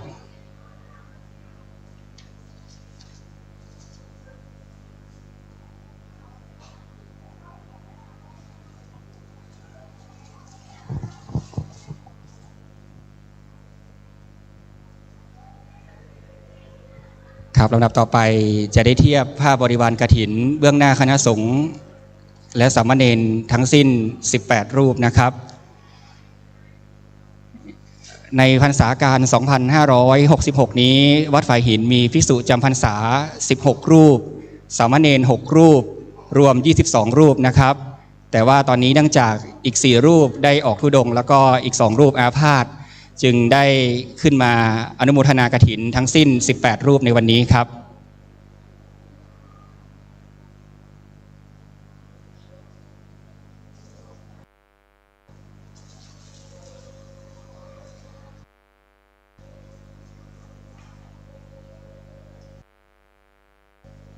ผ้าบริวารกฐินเป็นถุงย่ามปักตราสัญลักษณ์มหาวิทยาลัยเชียงใหม่พร้อมข้อความพิธีทอดกฐินมหาวิทยาลัยเชียงใหม่ประจำปี 2566 อย่างปราณีตนะครับเพื่อพระสงฆ์ทั้งวัดจะได้ฉลองศรัทธาได้ใช้ของที่ปราณีตที่มหาวิทยาลัยเชียงใหม่ตั้งใจน้อมถวายครับ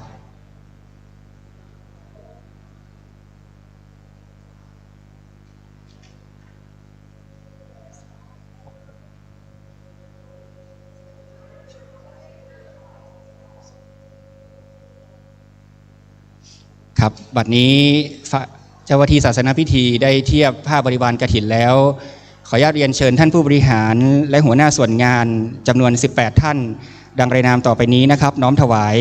ขออนุญาตอ่านรายชื่อทุกท่านก่อนนะครับจากนั้นขอเรียนเชิญท่านพร้อมกันครับขอเรียนเชิญศาสตราจารย์ปฏิบัติดร.ชรินทร์เตชะพันธ์รองอธิการบดีรองศาสตราจารย์ประเสริฐฤกษ์เกียงไกรรองอธิการบดีผู้ช่วยศาสตราจารย์ทศพรพิชยารองอธิการบดีรองศาสตราจารย์เภสัชกรหญิงอุศนีคำประกอบรองอธิการบดีศาสตราจารย์ปฏิบัติดร.เอกชัยมหาเอกรองอธิการบดีรองศาสตราจารย์ดร.วินิตาบุญโยดมรองอธิการบดีผู้ช่วยศาสตราจารย์ดร.วีนันท์บัณฑิตผู้ช่วยอธิการบดี รองศาสตราจารย์นายแพทย์รณภพเอื้อพันธเศษผู้ช่วยอธิการบดีอาจารย์ไพศิษฐ์พานิชกุลผู้ช่วยอธิการบดีรองศาสตราจารย์ดรพรชัยวิสุทธิศักดิ์ผู้ช่วยอธิการบดีผู้ช่วยศาสตราจารย์ดรวรพจน์เสรีรัตน์ผู้ช่วยอธิการบดีผู้ช่วยศาสตราจารย์ดรจุฑาทิพย์เฉลิมผลผู้ช่วยอธิการบดี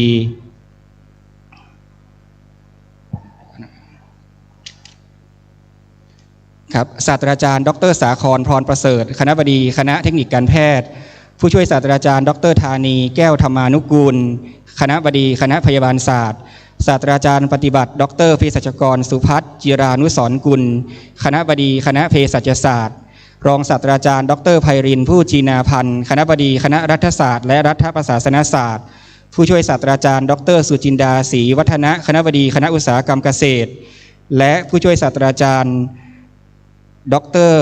รุจิราอุ่นเจริญคณบดีวิทยาลัยนานาชาตินวัตกรรมดิจิทัลขอเรียนเชิญทุกท่านครับ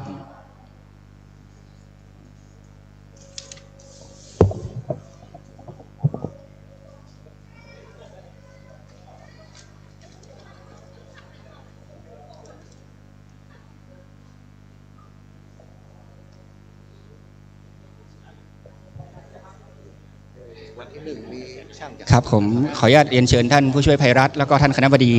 คณะบริหารธุรกิจกับขออภัยครับผมขออนุญาตเรียนเชิญท่าน2รูปสุดท้ายได้เลยครับผม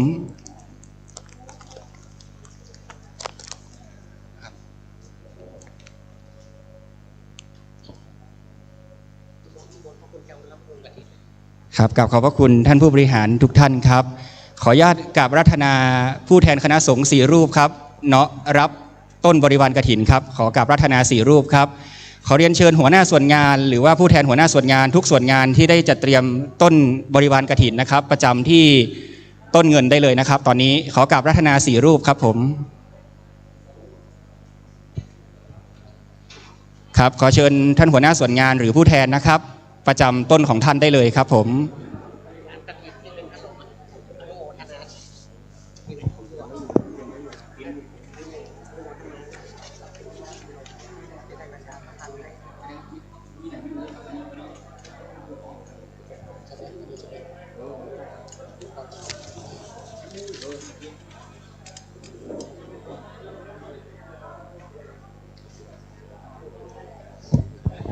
ครับและในวันนี้นะครับนอกจากบริวารกฐินทั้งปวงที่ท่านเห็นแล้วยังจะมีพัดลมนะครับซึ่งทางวัดฝ่ายหินยังขาดแคลนแล้วก็ได้แจ้งความประสงค์ที่จะขอรับเป็นบริวารกฐินนะครับประกอบไปด้วยเจ้าภาพประกอบด้วยสำนักงานมหาวิทยาลัยครับสำนักงานสภามหาวิทยาลัยสถาบันภาษาคณะวิทยาศาสตร์คณะพยาบาลศาสตร์กองวิเทศสัมพันธ์สำนักงานบริหารและจัดการทรัพย์สินสำนักบริการวิชาการสำนักงานสภาพนักงานอุทยานวิทยาศาสตร์และเทคโนโลยีคณะอุตสาหกรรมเกษตรคณะรัฐศาสตร์และรัฐประศาสนศาสตร์วิทยาลัยนานาชาตินวัตกรรมนะครับรองศาสตราจารย์ดร.ชมพูนุชเกษมเศรษฐ์คณะเภสัชศาสตร์สถาบันวิจัยวิทยาศาสตร์สุขภาพคณะแพทยศาสตร์สหกรณ์ออมทรัพย์มหาวิทยาลัยเชียงใหม่ถวายพัดลมคณะส่วนงานละ1 เครื่องดังที่ได้ประกาศนะครับและมีโครงการกฐินวัดฝ่ายหินคณะบริหารธุรกิจมหาวิทยาลัยเชียงใหม่ปวารณาถวายปัจจัยเพื่อจัดหาพัดลมแด่วัดฝ่ายหินอีกจำนวน 45,000 บาทนะครับขออนุโมทนากับทุกท่านที่ได้ประกาศรายชื่อด้วยนะครับตอนนี้ขออนุญาตใช้เวลาให้ผู้แทนคณะสงฆ์ได้รับถวายผ้าบริวารกฐินก่อนที่จะได้อนุโมทนาเป็นวาระสุดท้ายนะครับ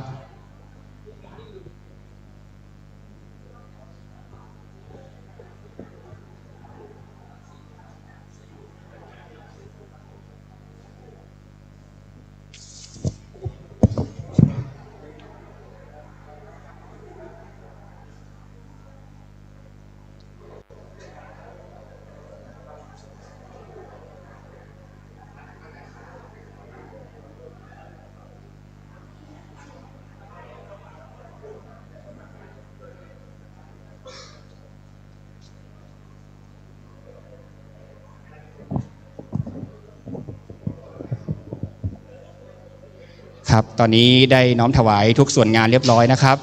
กราบอนุโมทนากับทุกๆส่วนงานครับ ในโอกาสนี้ครับก่อนที่พระสงฆ์ทั้งนั้นจะได้อนุโมทนาครับขออนุญาตตรงนี้ในการมอบโล่รางวัลนะครับชนะเลิศรองชนะเลิศอันดับ1และอันดับ2ในการประกวดขบวนกฐินมหาวิทยาลัยเชียงใหม่ประจำปี 2566 นะครับโดยจะขออนุญาตประกาศรางวัลรองชนะเลิศอันดับ2หรือรางวัลที่3ก่อนนะครับรางวัลนี้ขออนุญาตเรียนเชิญท่านรองศาสตราจารย์ดร.วรากรสามโกเศษครับกรรมการสภามหาวิทยาลัยเชียงใหม่ผู้ทรงคุณวุฒิเป็นผู้มอบขออนุญาตเรียนเชิญท่านครับ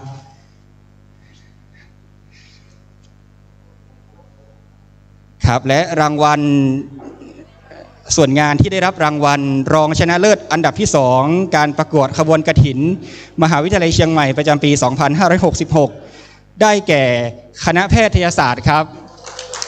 ขอเรียนเชิญท่านคณบดีหรือผู้แทนนะครับเรียนเชิญครับผมยังเหลืออีก2รางวัลนะครับ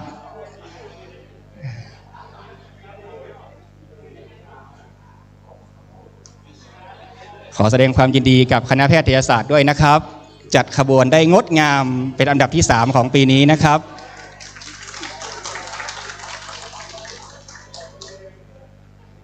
ครับและขอกราบขอบพระคุณท่านรองศาสตราจารย์ดร.วรากรสามโกเศษเป็นอย่างสูงครับกราบขออภัยครับรางวัลรองชนะเลิศอันดับที่1ครับขอเรียนเชิญท่านศาสตราจารย์ดร.นายแพทย์พงษ์รักศรีบัณฑิตมงคลอธิการบดีมหาวิทยาลัยเชียงใหม่เป็นผู้มอบขอเรียนเชิญท่านครับครับและคณะที่ได้รับรางวัลรองชนะเลิศอันดับที่1การประกวดขบวนกฐินมหาวิทยาลัยเชียงใหม่ประจำปี 2566 ได้แก่คณะศึกษาศาสตร์ครับขอเรียนเชิญรับจากท่านอธิการบดีนะครับซึ่งโล่รางวัลนะครับได้ควบคุมการออกแบบโดยท่านศาสตราจารย์ปฏิบัติดร.เอกชัยมหาเอกประธานกรรมการส่งเสริมมหาวิทยาลัยเชียงประธานกรรมการส่งเสริมศิลปวัฒนธรรมมหาวิทยาลัยเชียงใหม่ครับขอแสดงความยินดีกับคณะศึกษาศาสตร์และกราบขอบพระคุณท่านอธิการบดีครับรางวัลชนะเลิศครับขออนุญาตเรียนเชิญท่านศาสตราจารย์พิเศษดร.สุรเกียรติเสถียรไทยกรรมการสภามหาวิทยาลัยเชียงใหม่ผู้ทรงคุณวุฒิประธานในพิธีเป็นผู้มอบขอเรียนเชิญท่านครับครับและส่วนงานที่ได้รับรางวัลชนะเลิศขบวนกฐินประจำปี 2566 ของมหาวิทยาลัยเชียงใหม่ได้แก่คณะกรรมการหอพักนักศึกษาและสำนักงานหอพักนักศึกษาครับขอเรียนเชิญครับผู้แทนผู้บริหารและน้องๆกรรมการหอพักนะครับรับจากท่านประธานในพิธีครับซึ่งอย่างที่ได้นำเรียนนะครับโล่รางวัลนี้ออกแบบโดยการใช้หางวันซึ่งเป็นสถาปัตยกรรมที่งดงามของล้านนาไทยควบคุมการออกแบบโดยท่านศาสตราจารย์ปฏิบัติดร.เอกชัยมหาเอกร่วมกับท่านอาจารย์ต่อพงษ์เสมอใจนะครับจากสำนักส่งเสริมศิลปวัฒนธรรมมหาวิทยาลัยเชียงใหม่ครับ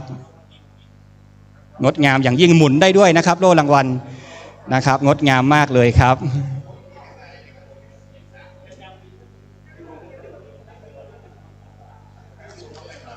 ครับขอแสดงความยินดีกับสำนักงานหอพักนักศึกษาคณะกรรมการหอพักนักศึกษาและกราบขอบพระคุณท่านศาสตราจารย์พิเศษดร.สุรเกียรติเสถียรไทยเป็นอย่างสูงครับกราบขอบพระคุณท่านครับ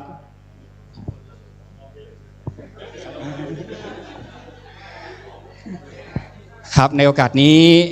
นะครับขอกราบรัตนาท่านประธานสงฆ์คือพระเดชพระคุณท่านพระครูสมุวิสุวัตรวรกิจโจเจ้าวาดวัดฝ่ายหินได้เมตตากล่าวสัมโมทนีคาถาและนำคณะสงฆ์อนุโมทนาเป็นลำดับต่อไปขอกราบรัตนาครับ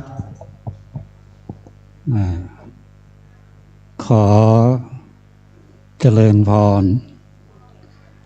ท่านศาสตราจารย์พิเศษดร.สุรเกียรติเสถียรไทยผู้ทรงคุณวุฒิประธานสภามหาวิทยาลัยเชียงใหม่ท่านนายแพทย์พงษ์รักศรีบัณฑิตมงคลท่านอธิการมหาวิทยาลัยเชียงใหม่พร้อมกับท่านรองอธิการเจ้าหน้าที่หน่วยงานต่าง ของมหาลัยเชียงใหม่พร้อมกับข้าราชการนักศึกษาศรัทธาสาธุชนทั่วไปเอามือลงนะไม่ต้องพนมมือ ก็เป็นนิมิตหมายที่ดีของวัดฝายหินที่ได้มีผู้หลักผู้ใหญ่อย่างอดีตรองนายกมาเยี่ยมเยียนวัดฝายหินพร้อมกับเป็นประธานทอดกฐินในวันนี้นับว่าเป็นครั้งแรกก่อนที่มหาวิทยาลัยจะครบ60 ปีเนาะอาตมาคิดว่ามหาวิทยาลัยครบ60 ปีนี่เกษียณเนาะอาจารย์เนาะคำว่าเกษียณนี่ก็หยุดการทำงาน มหาวิทยาลัยหยุดการทำงานหมดเลยนะพวกเจ้าหน้าที่ข้าราชการตกงานหมดเลยนะมหาวิทยาลัยเกษียณแล้วนะก็เริ่มต้นนับใหม่นะปีที่1ใหม่นะ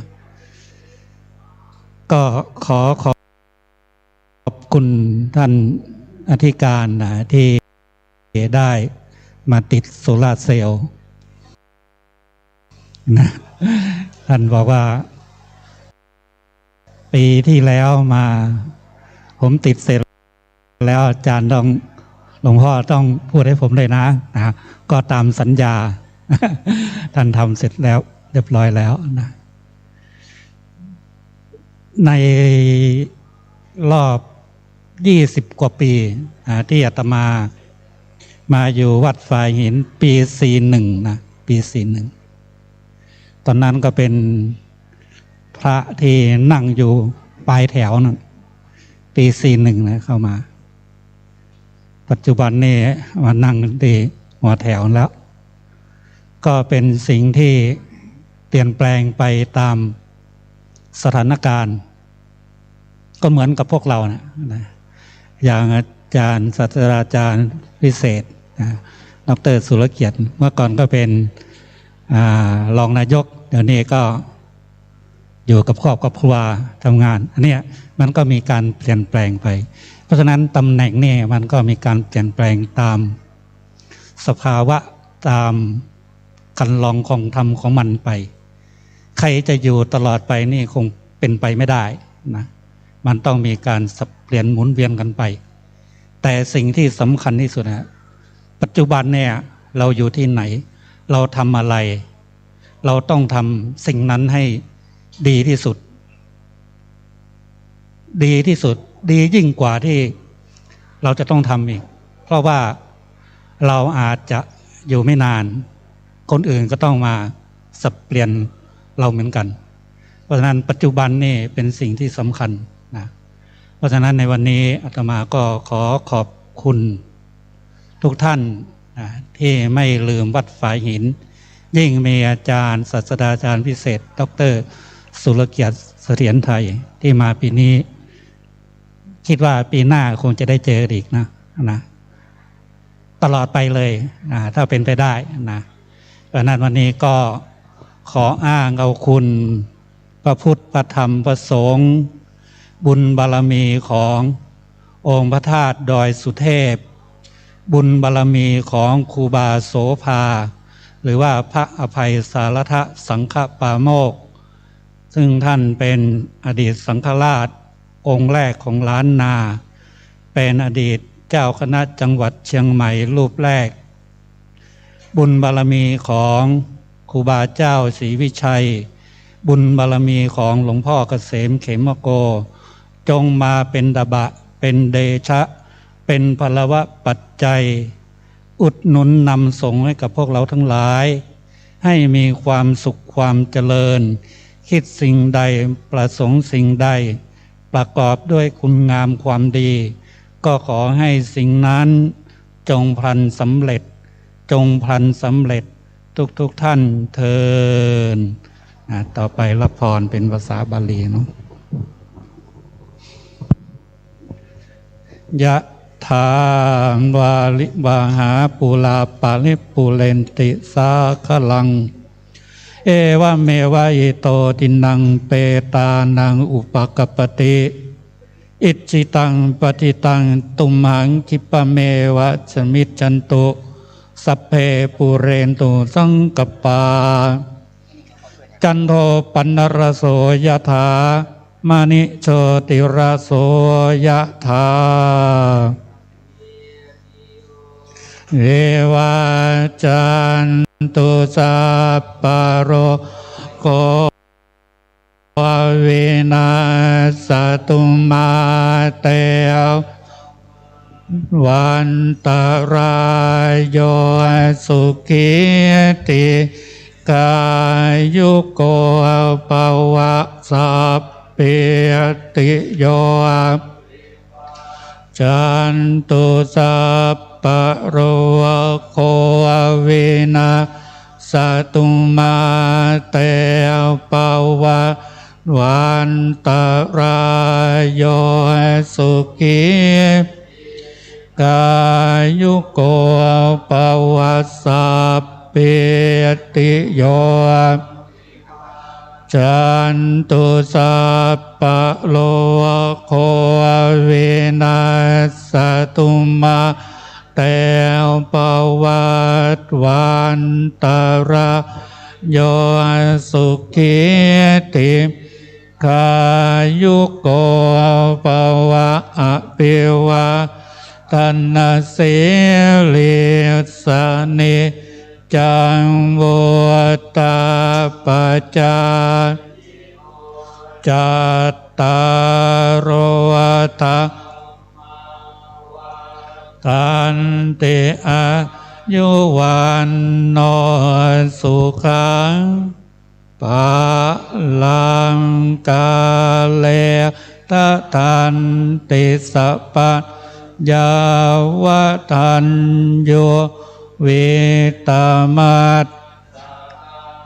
กาเลนะทินนังอริเยสุอุจุปุเตสุตาติสุเวปัสสันนะมานาตัสสะวิปุลาโหติทักขินาตัตตะอนุโมทันเตวายยาวัจจังการนติวานาเตนะทักขินาโอนาเตเปียปุญญาสัพพังกิโน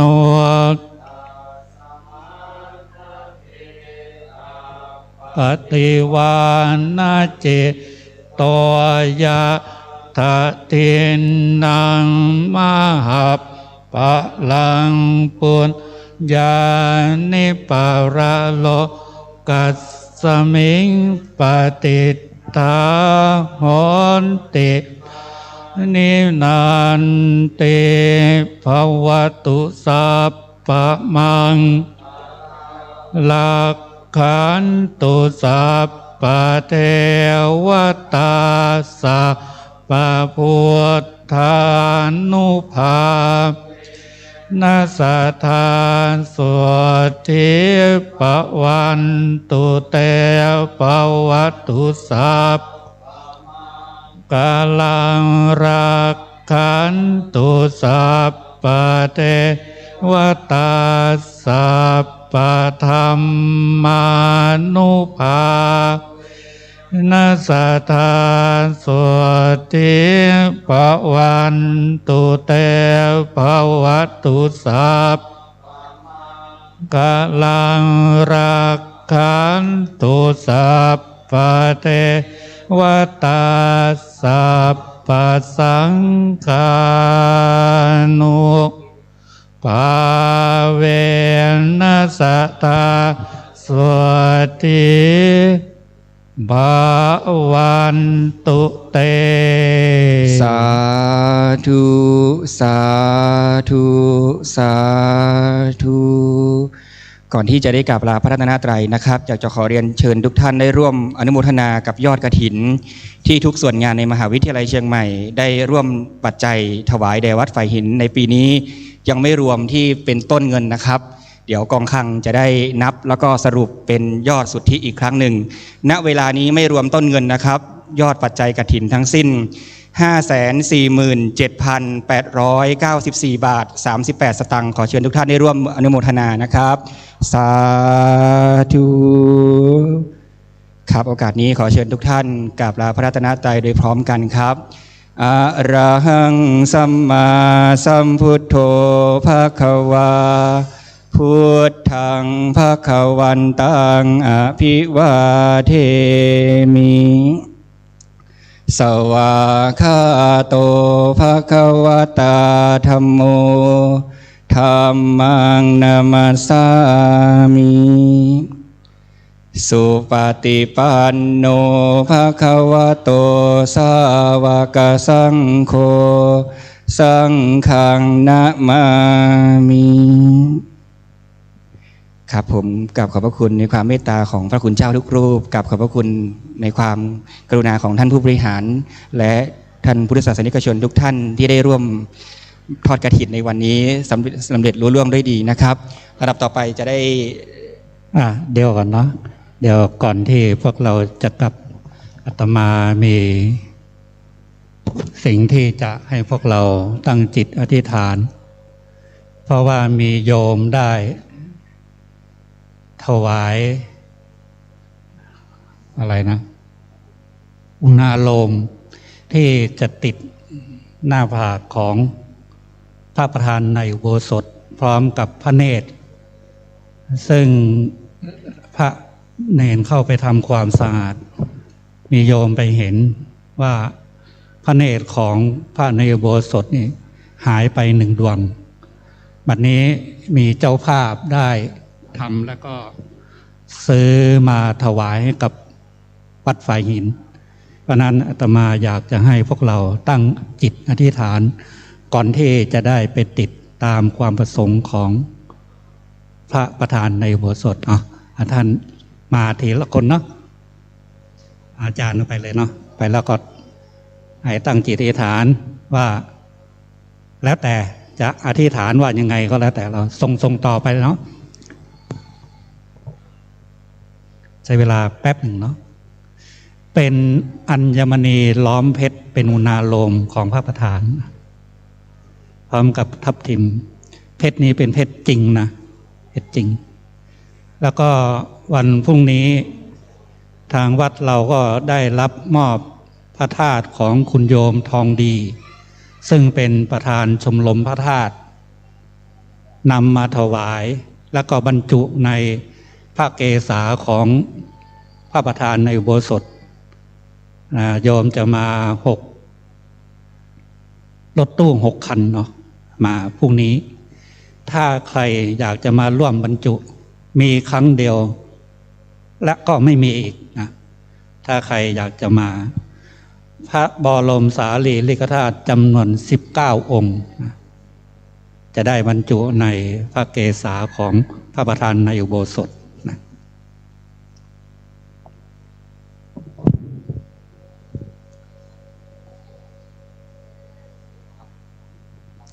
พระอุณาโลมนี่ก็ครั้งแรกแล้วก็จะไม่มี เพราะโอกาสที่จะได้อธิษฐานจิตนี่ไม่มีอีกแล้วนะถ้ามีครั้งนี้ก็ไม่รู้ว่าจะมีอีกครั้งต่อไปอีกนะ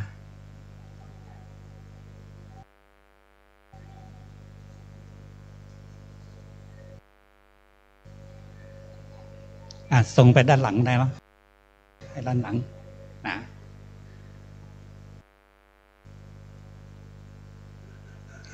อย่างพระพุทธรูปที่ตั้งอยู่โต๊ะหมู่บูชาเนี่ยถ้าใครไม่รู้ไม่อะไรเดินผ่านไปเป็นพระพุทธรูปทรงเครื่องทองเหลืองนะซึ่งอาตมาก็ไม่เคยเจอเพิ่งมาเจอเมื่อปีที่แล้วที่พูดกับพวกเราที่นี่ครั้งหนึ่งนะตอนนี้มาตั้งอยู่ที่ ไม่รู้ว่ามันนานเท่าไหร่นะที่อยู่วัดฝ่ายหินเนี่ยไม่รู้วันกี่ปีไม่รู้เป็นพระพุทธรูปทองเหลืองพบที่วัดฝ่ายหินนี่แหละอยู่ที่ในเขาเรียกว่าในกุฏิกลางที่วัดนี่แหละนะแล้วก็ที่ในอุโบสถมีพระพุทธรูปเทโวโลหณะเมื่อก่อนนี่สำนักส่งเสริมเอาไปร่วมขบวนเป็นไม้สักทั้งองค์เลยอยู่ที่หน้าอุโบสถนะไม่ต่ำกว่า1,000 ปีนะไม่ต่ำกว่า1,000 ปีเมื่อก่อนทางสำนักส่งเสริมมหาวิทยาลัยเอาไปร่วมขบวนตักบาตรเทโวแต่ท่านบอกว่าถ้ามายกนี่ต้องใช้คนเป็น6-7 คนนะยกไปท่านก็เลยทางสำนักส่งเสริมก็ทำจำลองมาองค์นั้นก็ตั้งอยู่ที่อุโบสถเหมือนเดิม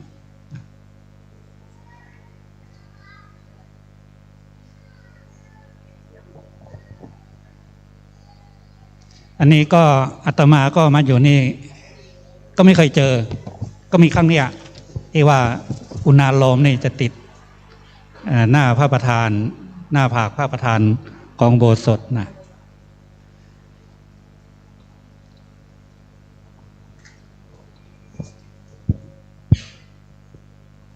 โจดำเนินการเลยครับผมกับขอบพระคุณท่านพระอาจารย์พระครูสมุวิสุวัตรเป็นอย่างสูงครับในโอกาสนี้ ครับขอกราบรัตนาท่านหลวงพ่อเจ้าวาดครับท่านพระครูสมุวิสุวัตรวรกิจโจครับเป็นผู้แทนคณะสงฆ์ร่วมบันทึกภาพกับคณะผู้บริหารนะครับขอกราบรัตนาครับผมพร้อมนี้ขอเรียนเชิญท่านผู้บริหารทุกท่านในพิธีครับร่วมบันทึกภาพครับผมครับเอาครับ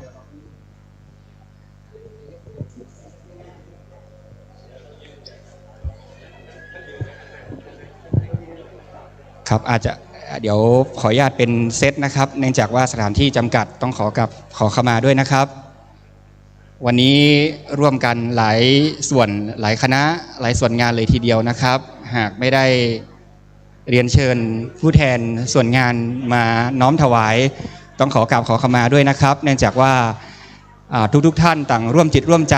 ร่วมแรงศรัทธามานะครับแต่ว่าวัตถุทายทานต่างๆนั้นก็จะพอดีกับคณะสงฆ์ในพิธียังไงก็ถือว่าพวกเราได้บุญร่วมกันนะครับเป็นบุญใหญ่เป็นสามัคคีทานก็คือทานที่ประกอบไปด้วยความสามัคคีนะครับก็ได้อานิสงส์ที่ยิ่งใหญ่ไปด้วยกันต้องขออนุโมทนากับทุกท่านด้วยนะครับหลังจากท่านผู้บริหารของมหาวิทยาลัยรวมทั้งกรรมการสภามหาวิทยาลัยบันทึกภาพแล้วนะครับท่านหัวหน้าส่วนงานที่อยู่ด้านนอกนะครับสามารถร่วมบันทึกภาพได้ในโอกาสที่2ที่3ต่อไปได้เลยนะครับ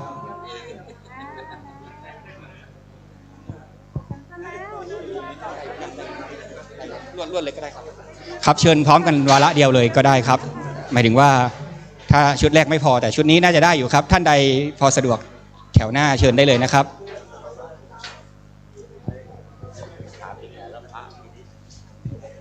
สำหรับขบวนต่างๆที่ได้มาร่วมฟ้อนร่วมแสดงนะครับร่วมอัญเชิญของบริวารกฐินก็เดี๋ยวสามารถมาถ่ายได้ในโอกาสนี้เลยนะครับหลังจากชุดแรกนะครับ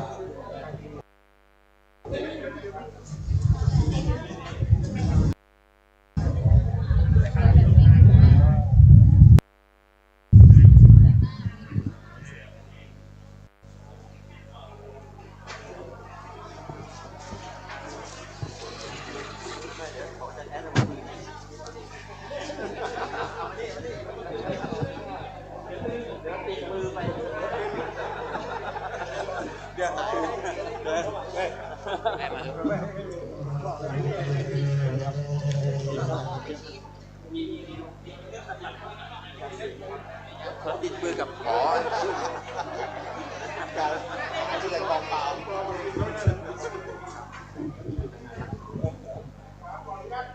เดี๋ยวเตรียมครับที่ครับไม่ได้สวัสดีกัน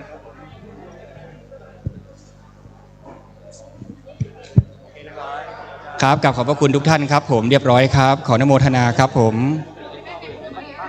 ครับส่วนงานไหนอยากจะบันทึกภาพเฉพาะบุคลากรในสังกัดก็เรียนเชิญในโอกาสนี้ได้เลยนะครับส่วนงานไหนประสงค์ที่จะบันทึกภาพเฉพาะบุคลากรในสังกัดก็ขอเรียนเชิญในโอกาสนี้ได้เลยกับขอบพระคุณท่านผู้บริหารคณาจารย์และผู้มีส่วนเกี่ยวข้องทุกท่านนะครับที่ได้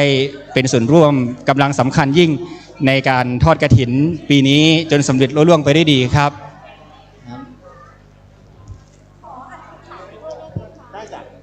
เดี๋ยวต้นเงินนะครับกองคลังนะครับและคณะนะครับจะได้นับยอดแล้วก็เอาไปรวมกับยอดที่ได้ประกาศเมื่อสักครู่นะครับจึงจะเป็นยอดสุทธิอีกครั้งหนึ่ง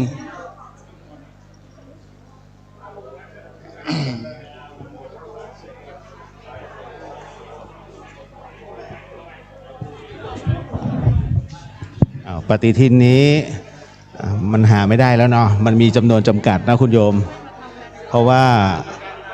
เวลาเราทำหลวงพี่ต้องอธิษฐานในช่วงที่เขาเรียกจันทร์ซ้อนจันทร์ถึง3 รอบด้วยกัน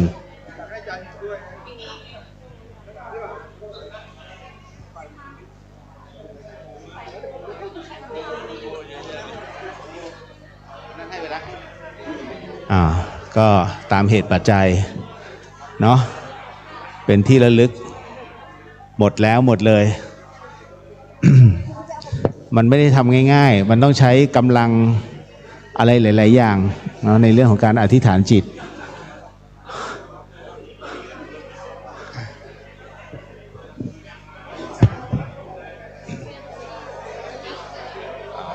ก็ขอโมทนาเนาะกับคณาจารย์ทุกท่านหลวงพี่ต้องไปดูในห้องส่งน่าจะเหลือประมาณสัก 4-5 อันเอง 4-5 ชุดหมดแล้วมันผลิตไม่ทันจริงๆเพราะว่ามันต้องใช้กำลังเยอะหลวงพี่ต้องทำนี้และทำรูปเดียวเลย ท่านใดจะมาอธิษฐานจิตในเรื่องของพระเนตรเนาะแล้วก็อุณาโลมในเรื่องของ1 ดวงตาเห็นธรรม 2 ดวงตาที่เรานั้นอาจจะฟ้าฟาง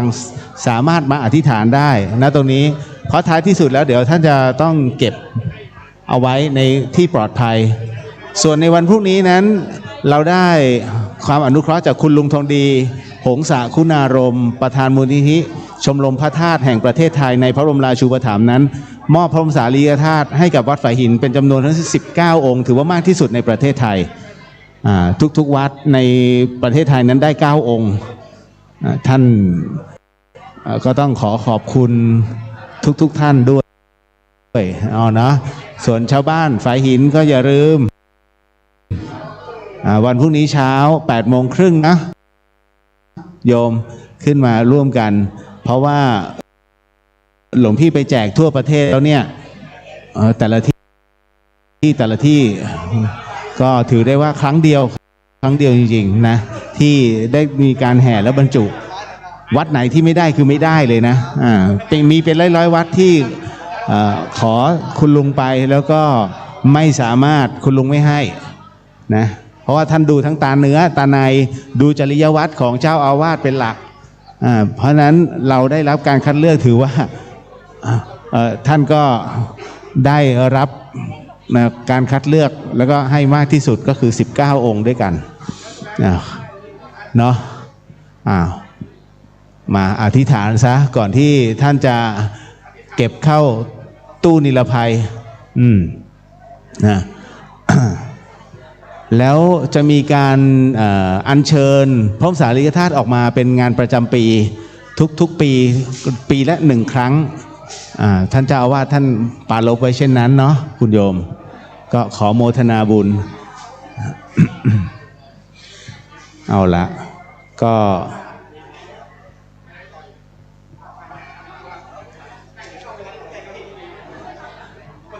เป็นอันเสร็จสมบูรณ์แล้วคราวนี้วัดฝายหินก็จะติดธงเต่าคุณโยมธงน่ะยังไม่มีใครจองรีบจองซะยกเว้นธงเต่าห้ามเอาไปส่วนที่เหลือเนี่ยถ้าจะมาเอาต้องบอกสงฆ์ก่อนเพราะมันเป็นของสงฆ์เนาะธงเต่านั้นเป็นสัญลักษณ์ที่บอกว่าวัดนี้นั้นได้ทอดกฐินเป็นที่สำเร็จเสร็จสิ้นแล้วไม่สามารถจะทำต่อได้แล้ว เนาะแต่ก็ยังเหลืออีก3 วันถือว่าวัดฝายหินเฉียดฉิวมากถ้าเกินไปกว่านี้คือว่าเกินวันลอยกระทงเนี่ยเขาเรียกว่าเป็นพระป่ามันไม่สามารถจะทำเป็นกฐินได้แล้วเพราะฉะนั้นเป็นกฐินเฉพาะการนี่แหละอีกหนึ่งนะเจริญพรสาธุสาธุโอ้ได้ด้วยเนาะอ้าวดีโชคดีโชคดี เพราะเดี๋ยวหลวงพี่ต้องทำให้จบรอคณะต้องแจกคณะพวกนี้ไม่ฮะยังไม่มีเนี่ยยังไม่มีใครเอาทุกคนเขาคงไม่รู้ความหมายก็ตอนนี้ก็ได้เลยแล้วก็บอกท่านบอกขอในส่วนของทรงวัชชานั่นน่ะว่าไปถ้าท่านมอบให้ก็จบเป็นของสงฆ์ตอนนี้เป็นของสงฆ์อยู่เนาะส่วนใหญ่เขาจะติดร้านค้า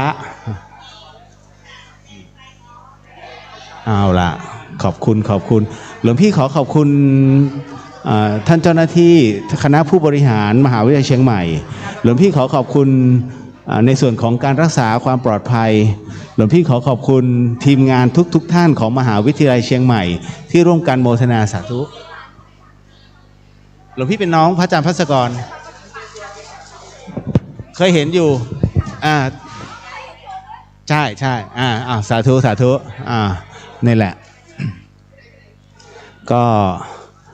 ขอบพระคุณทุกๆฝ่ายนะที่ทำให้เสร็จสิ้นไปได้ดี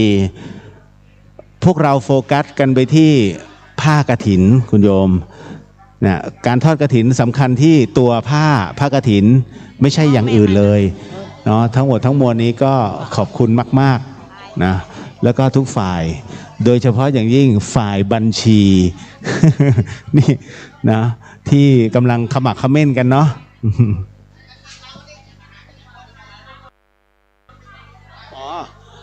พวกธงจระเข้ธงตะขาบพวกนี้ส่วนใหญ่แล้วเขาจะเอาไว้ทำมาค้าขึ้นแต่ต้องขอท่านเจ้าอาวาสก่อนพวกนี้ก็คือธงกฐินนั่นแหละโดยเฉพาะยิ่งธงจระเข้เป็นธงเศรษฐีนี่แหละ มันมีธงจระเข้ตะขาบมัจฉาและเต่าใช่ธงเต่าอย่าพึ่งธงเจ้าอาวาสธงเต่านี่เป็นสัญลักษณ์ของวัดที่ทอดกฐินแล้วเขาจะโชว์ไว้หน้าวัด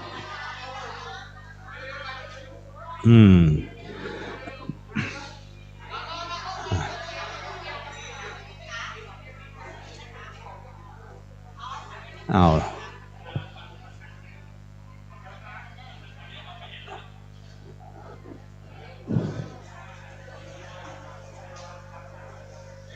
อันนี้ก็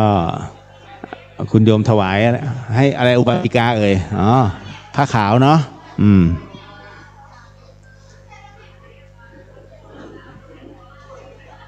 ขอบคุณมากๆวัดฝายหินกำลังจะต้องขอบคุณอุโบสถวัดฝายหินเนี่ยสวยสดงดงามได้เพราะคณะวิจิตรศิลป์มหาวิทยาลัยเชียงใหม่ท่านได้เข้ามาต้องขอบคุณคณะบดีที่อนุญาตให้เหล่าคณาจารย์และนักศึกษานั้นได้เข้ามาวาดภาพแล้วก็ลงสีลงทองเป็นที่เรียบร้อยสวยงามแล้วจากนั้นเองเนี่ยเดี๋ยวยังมีอีกนะในส่วนของการบูรณะพระประธานซึ่งหลวงพี่กำลังจะดำเนินการในช่วงของวันที่14 มกราคมเป็นการปิดทองทั้งหมดเนาะโมทนาสาธุ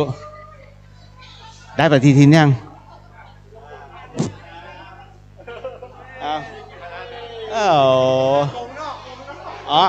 เดี๋ยวไปเอาที่กุฏิ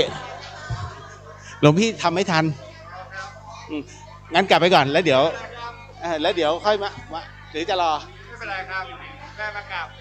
สาธุนี่แหละ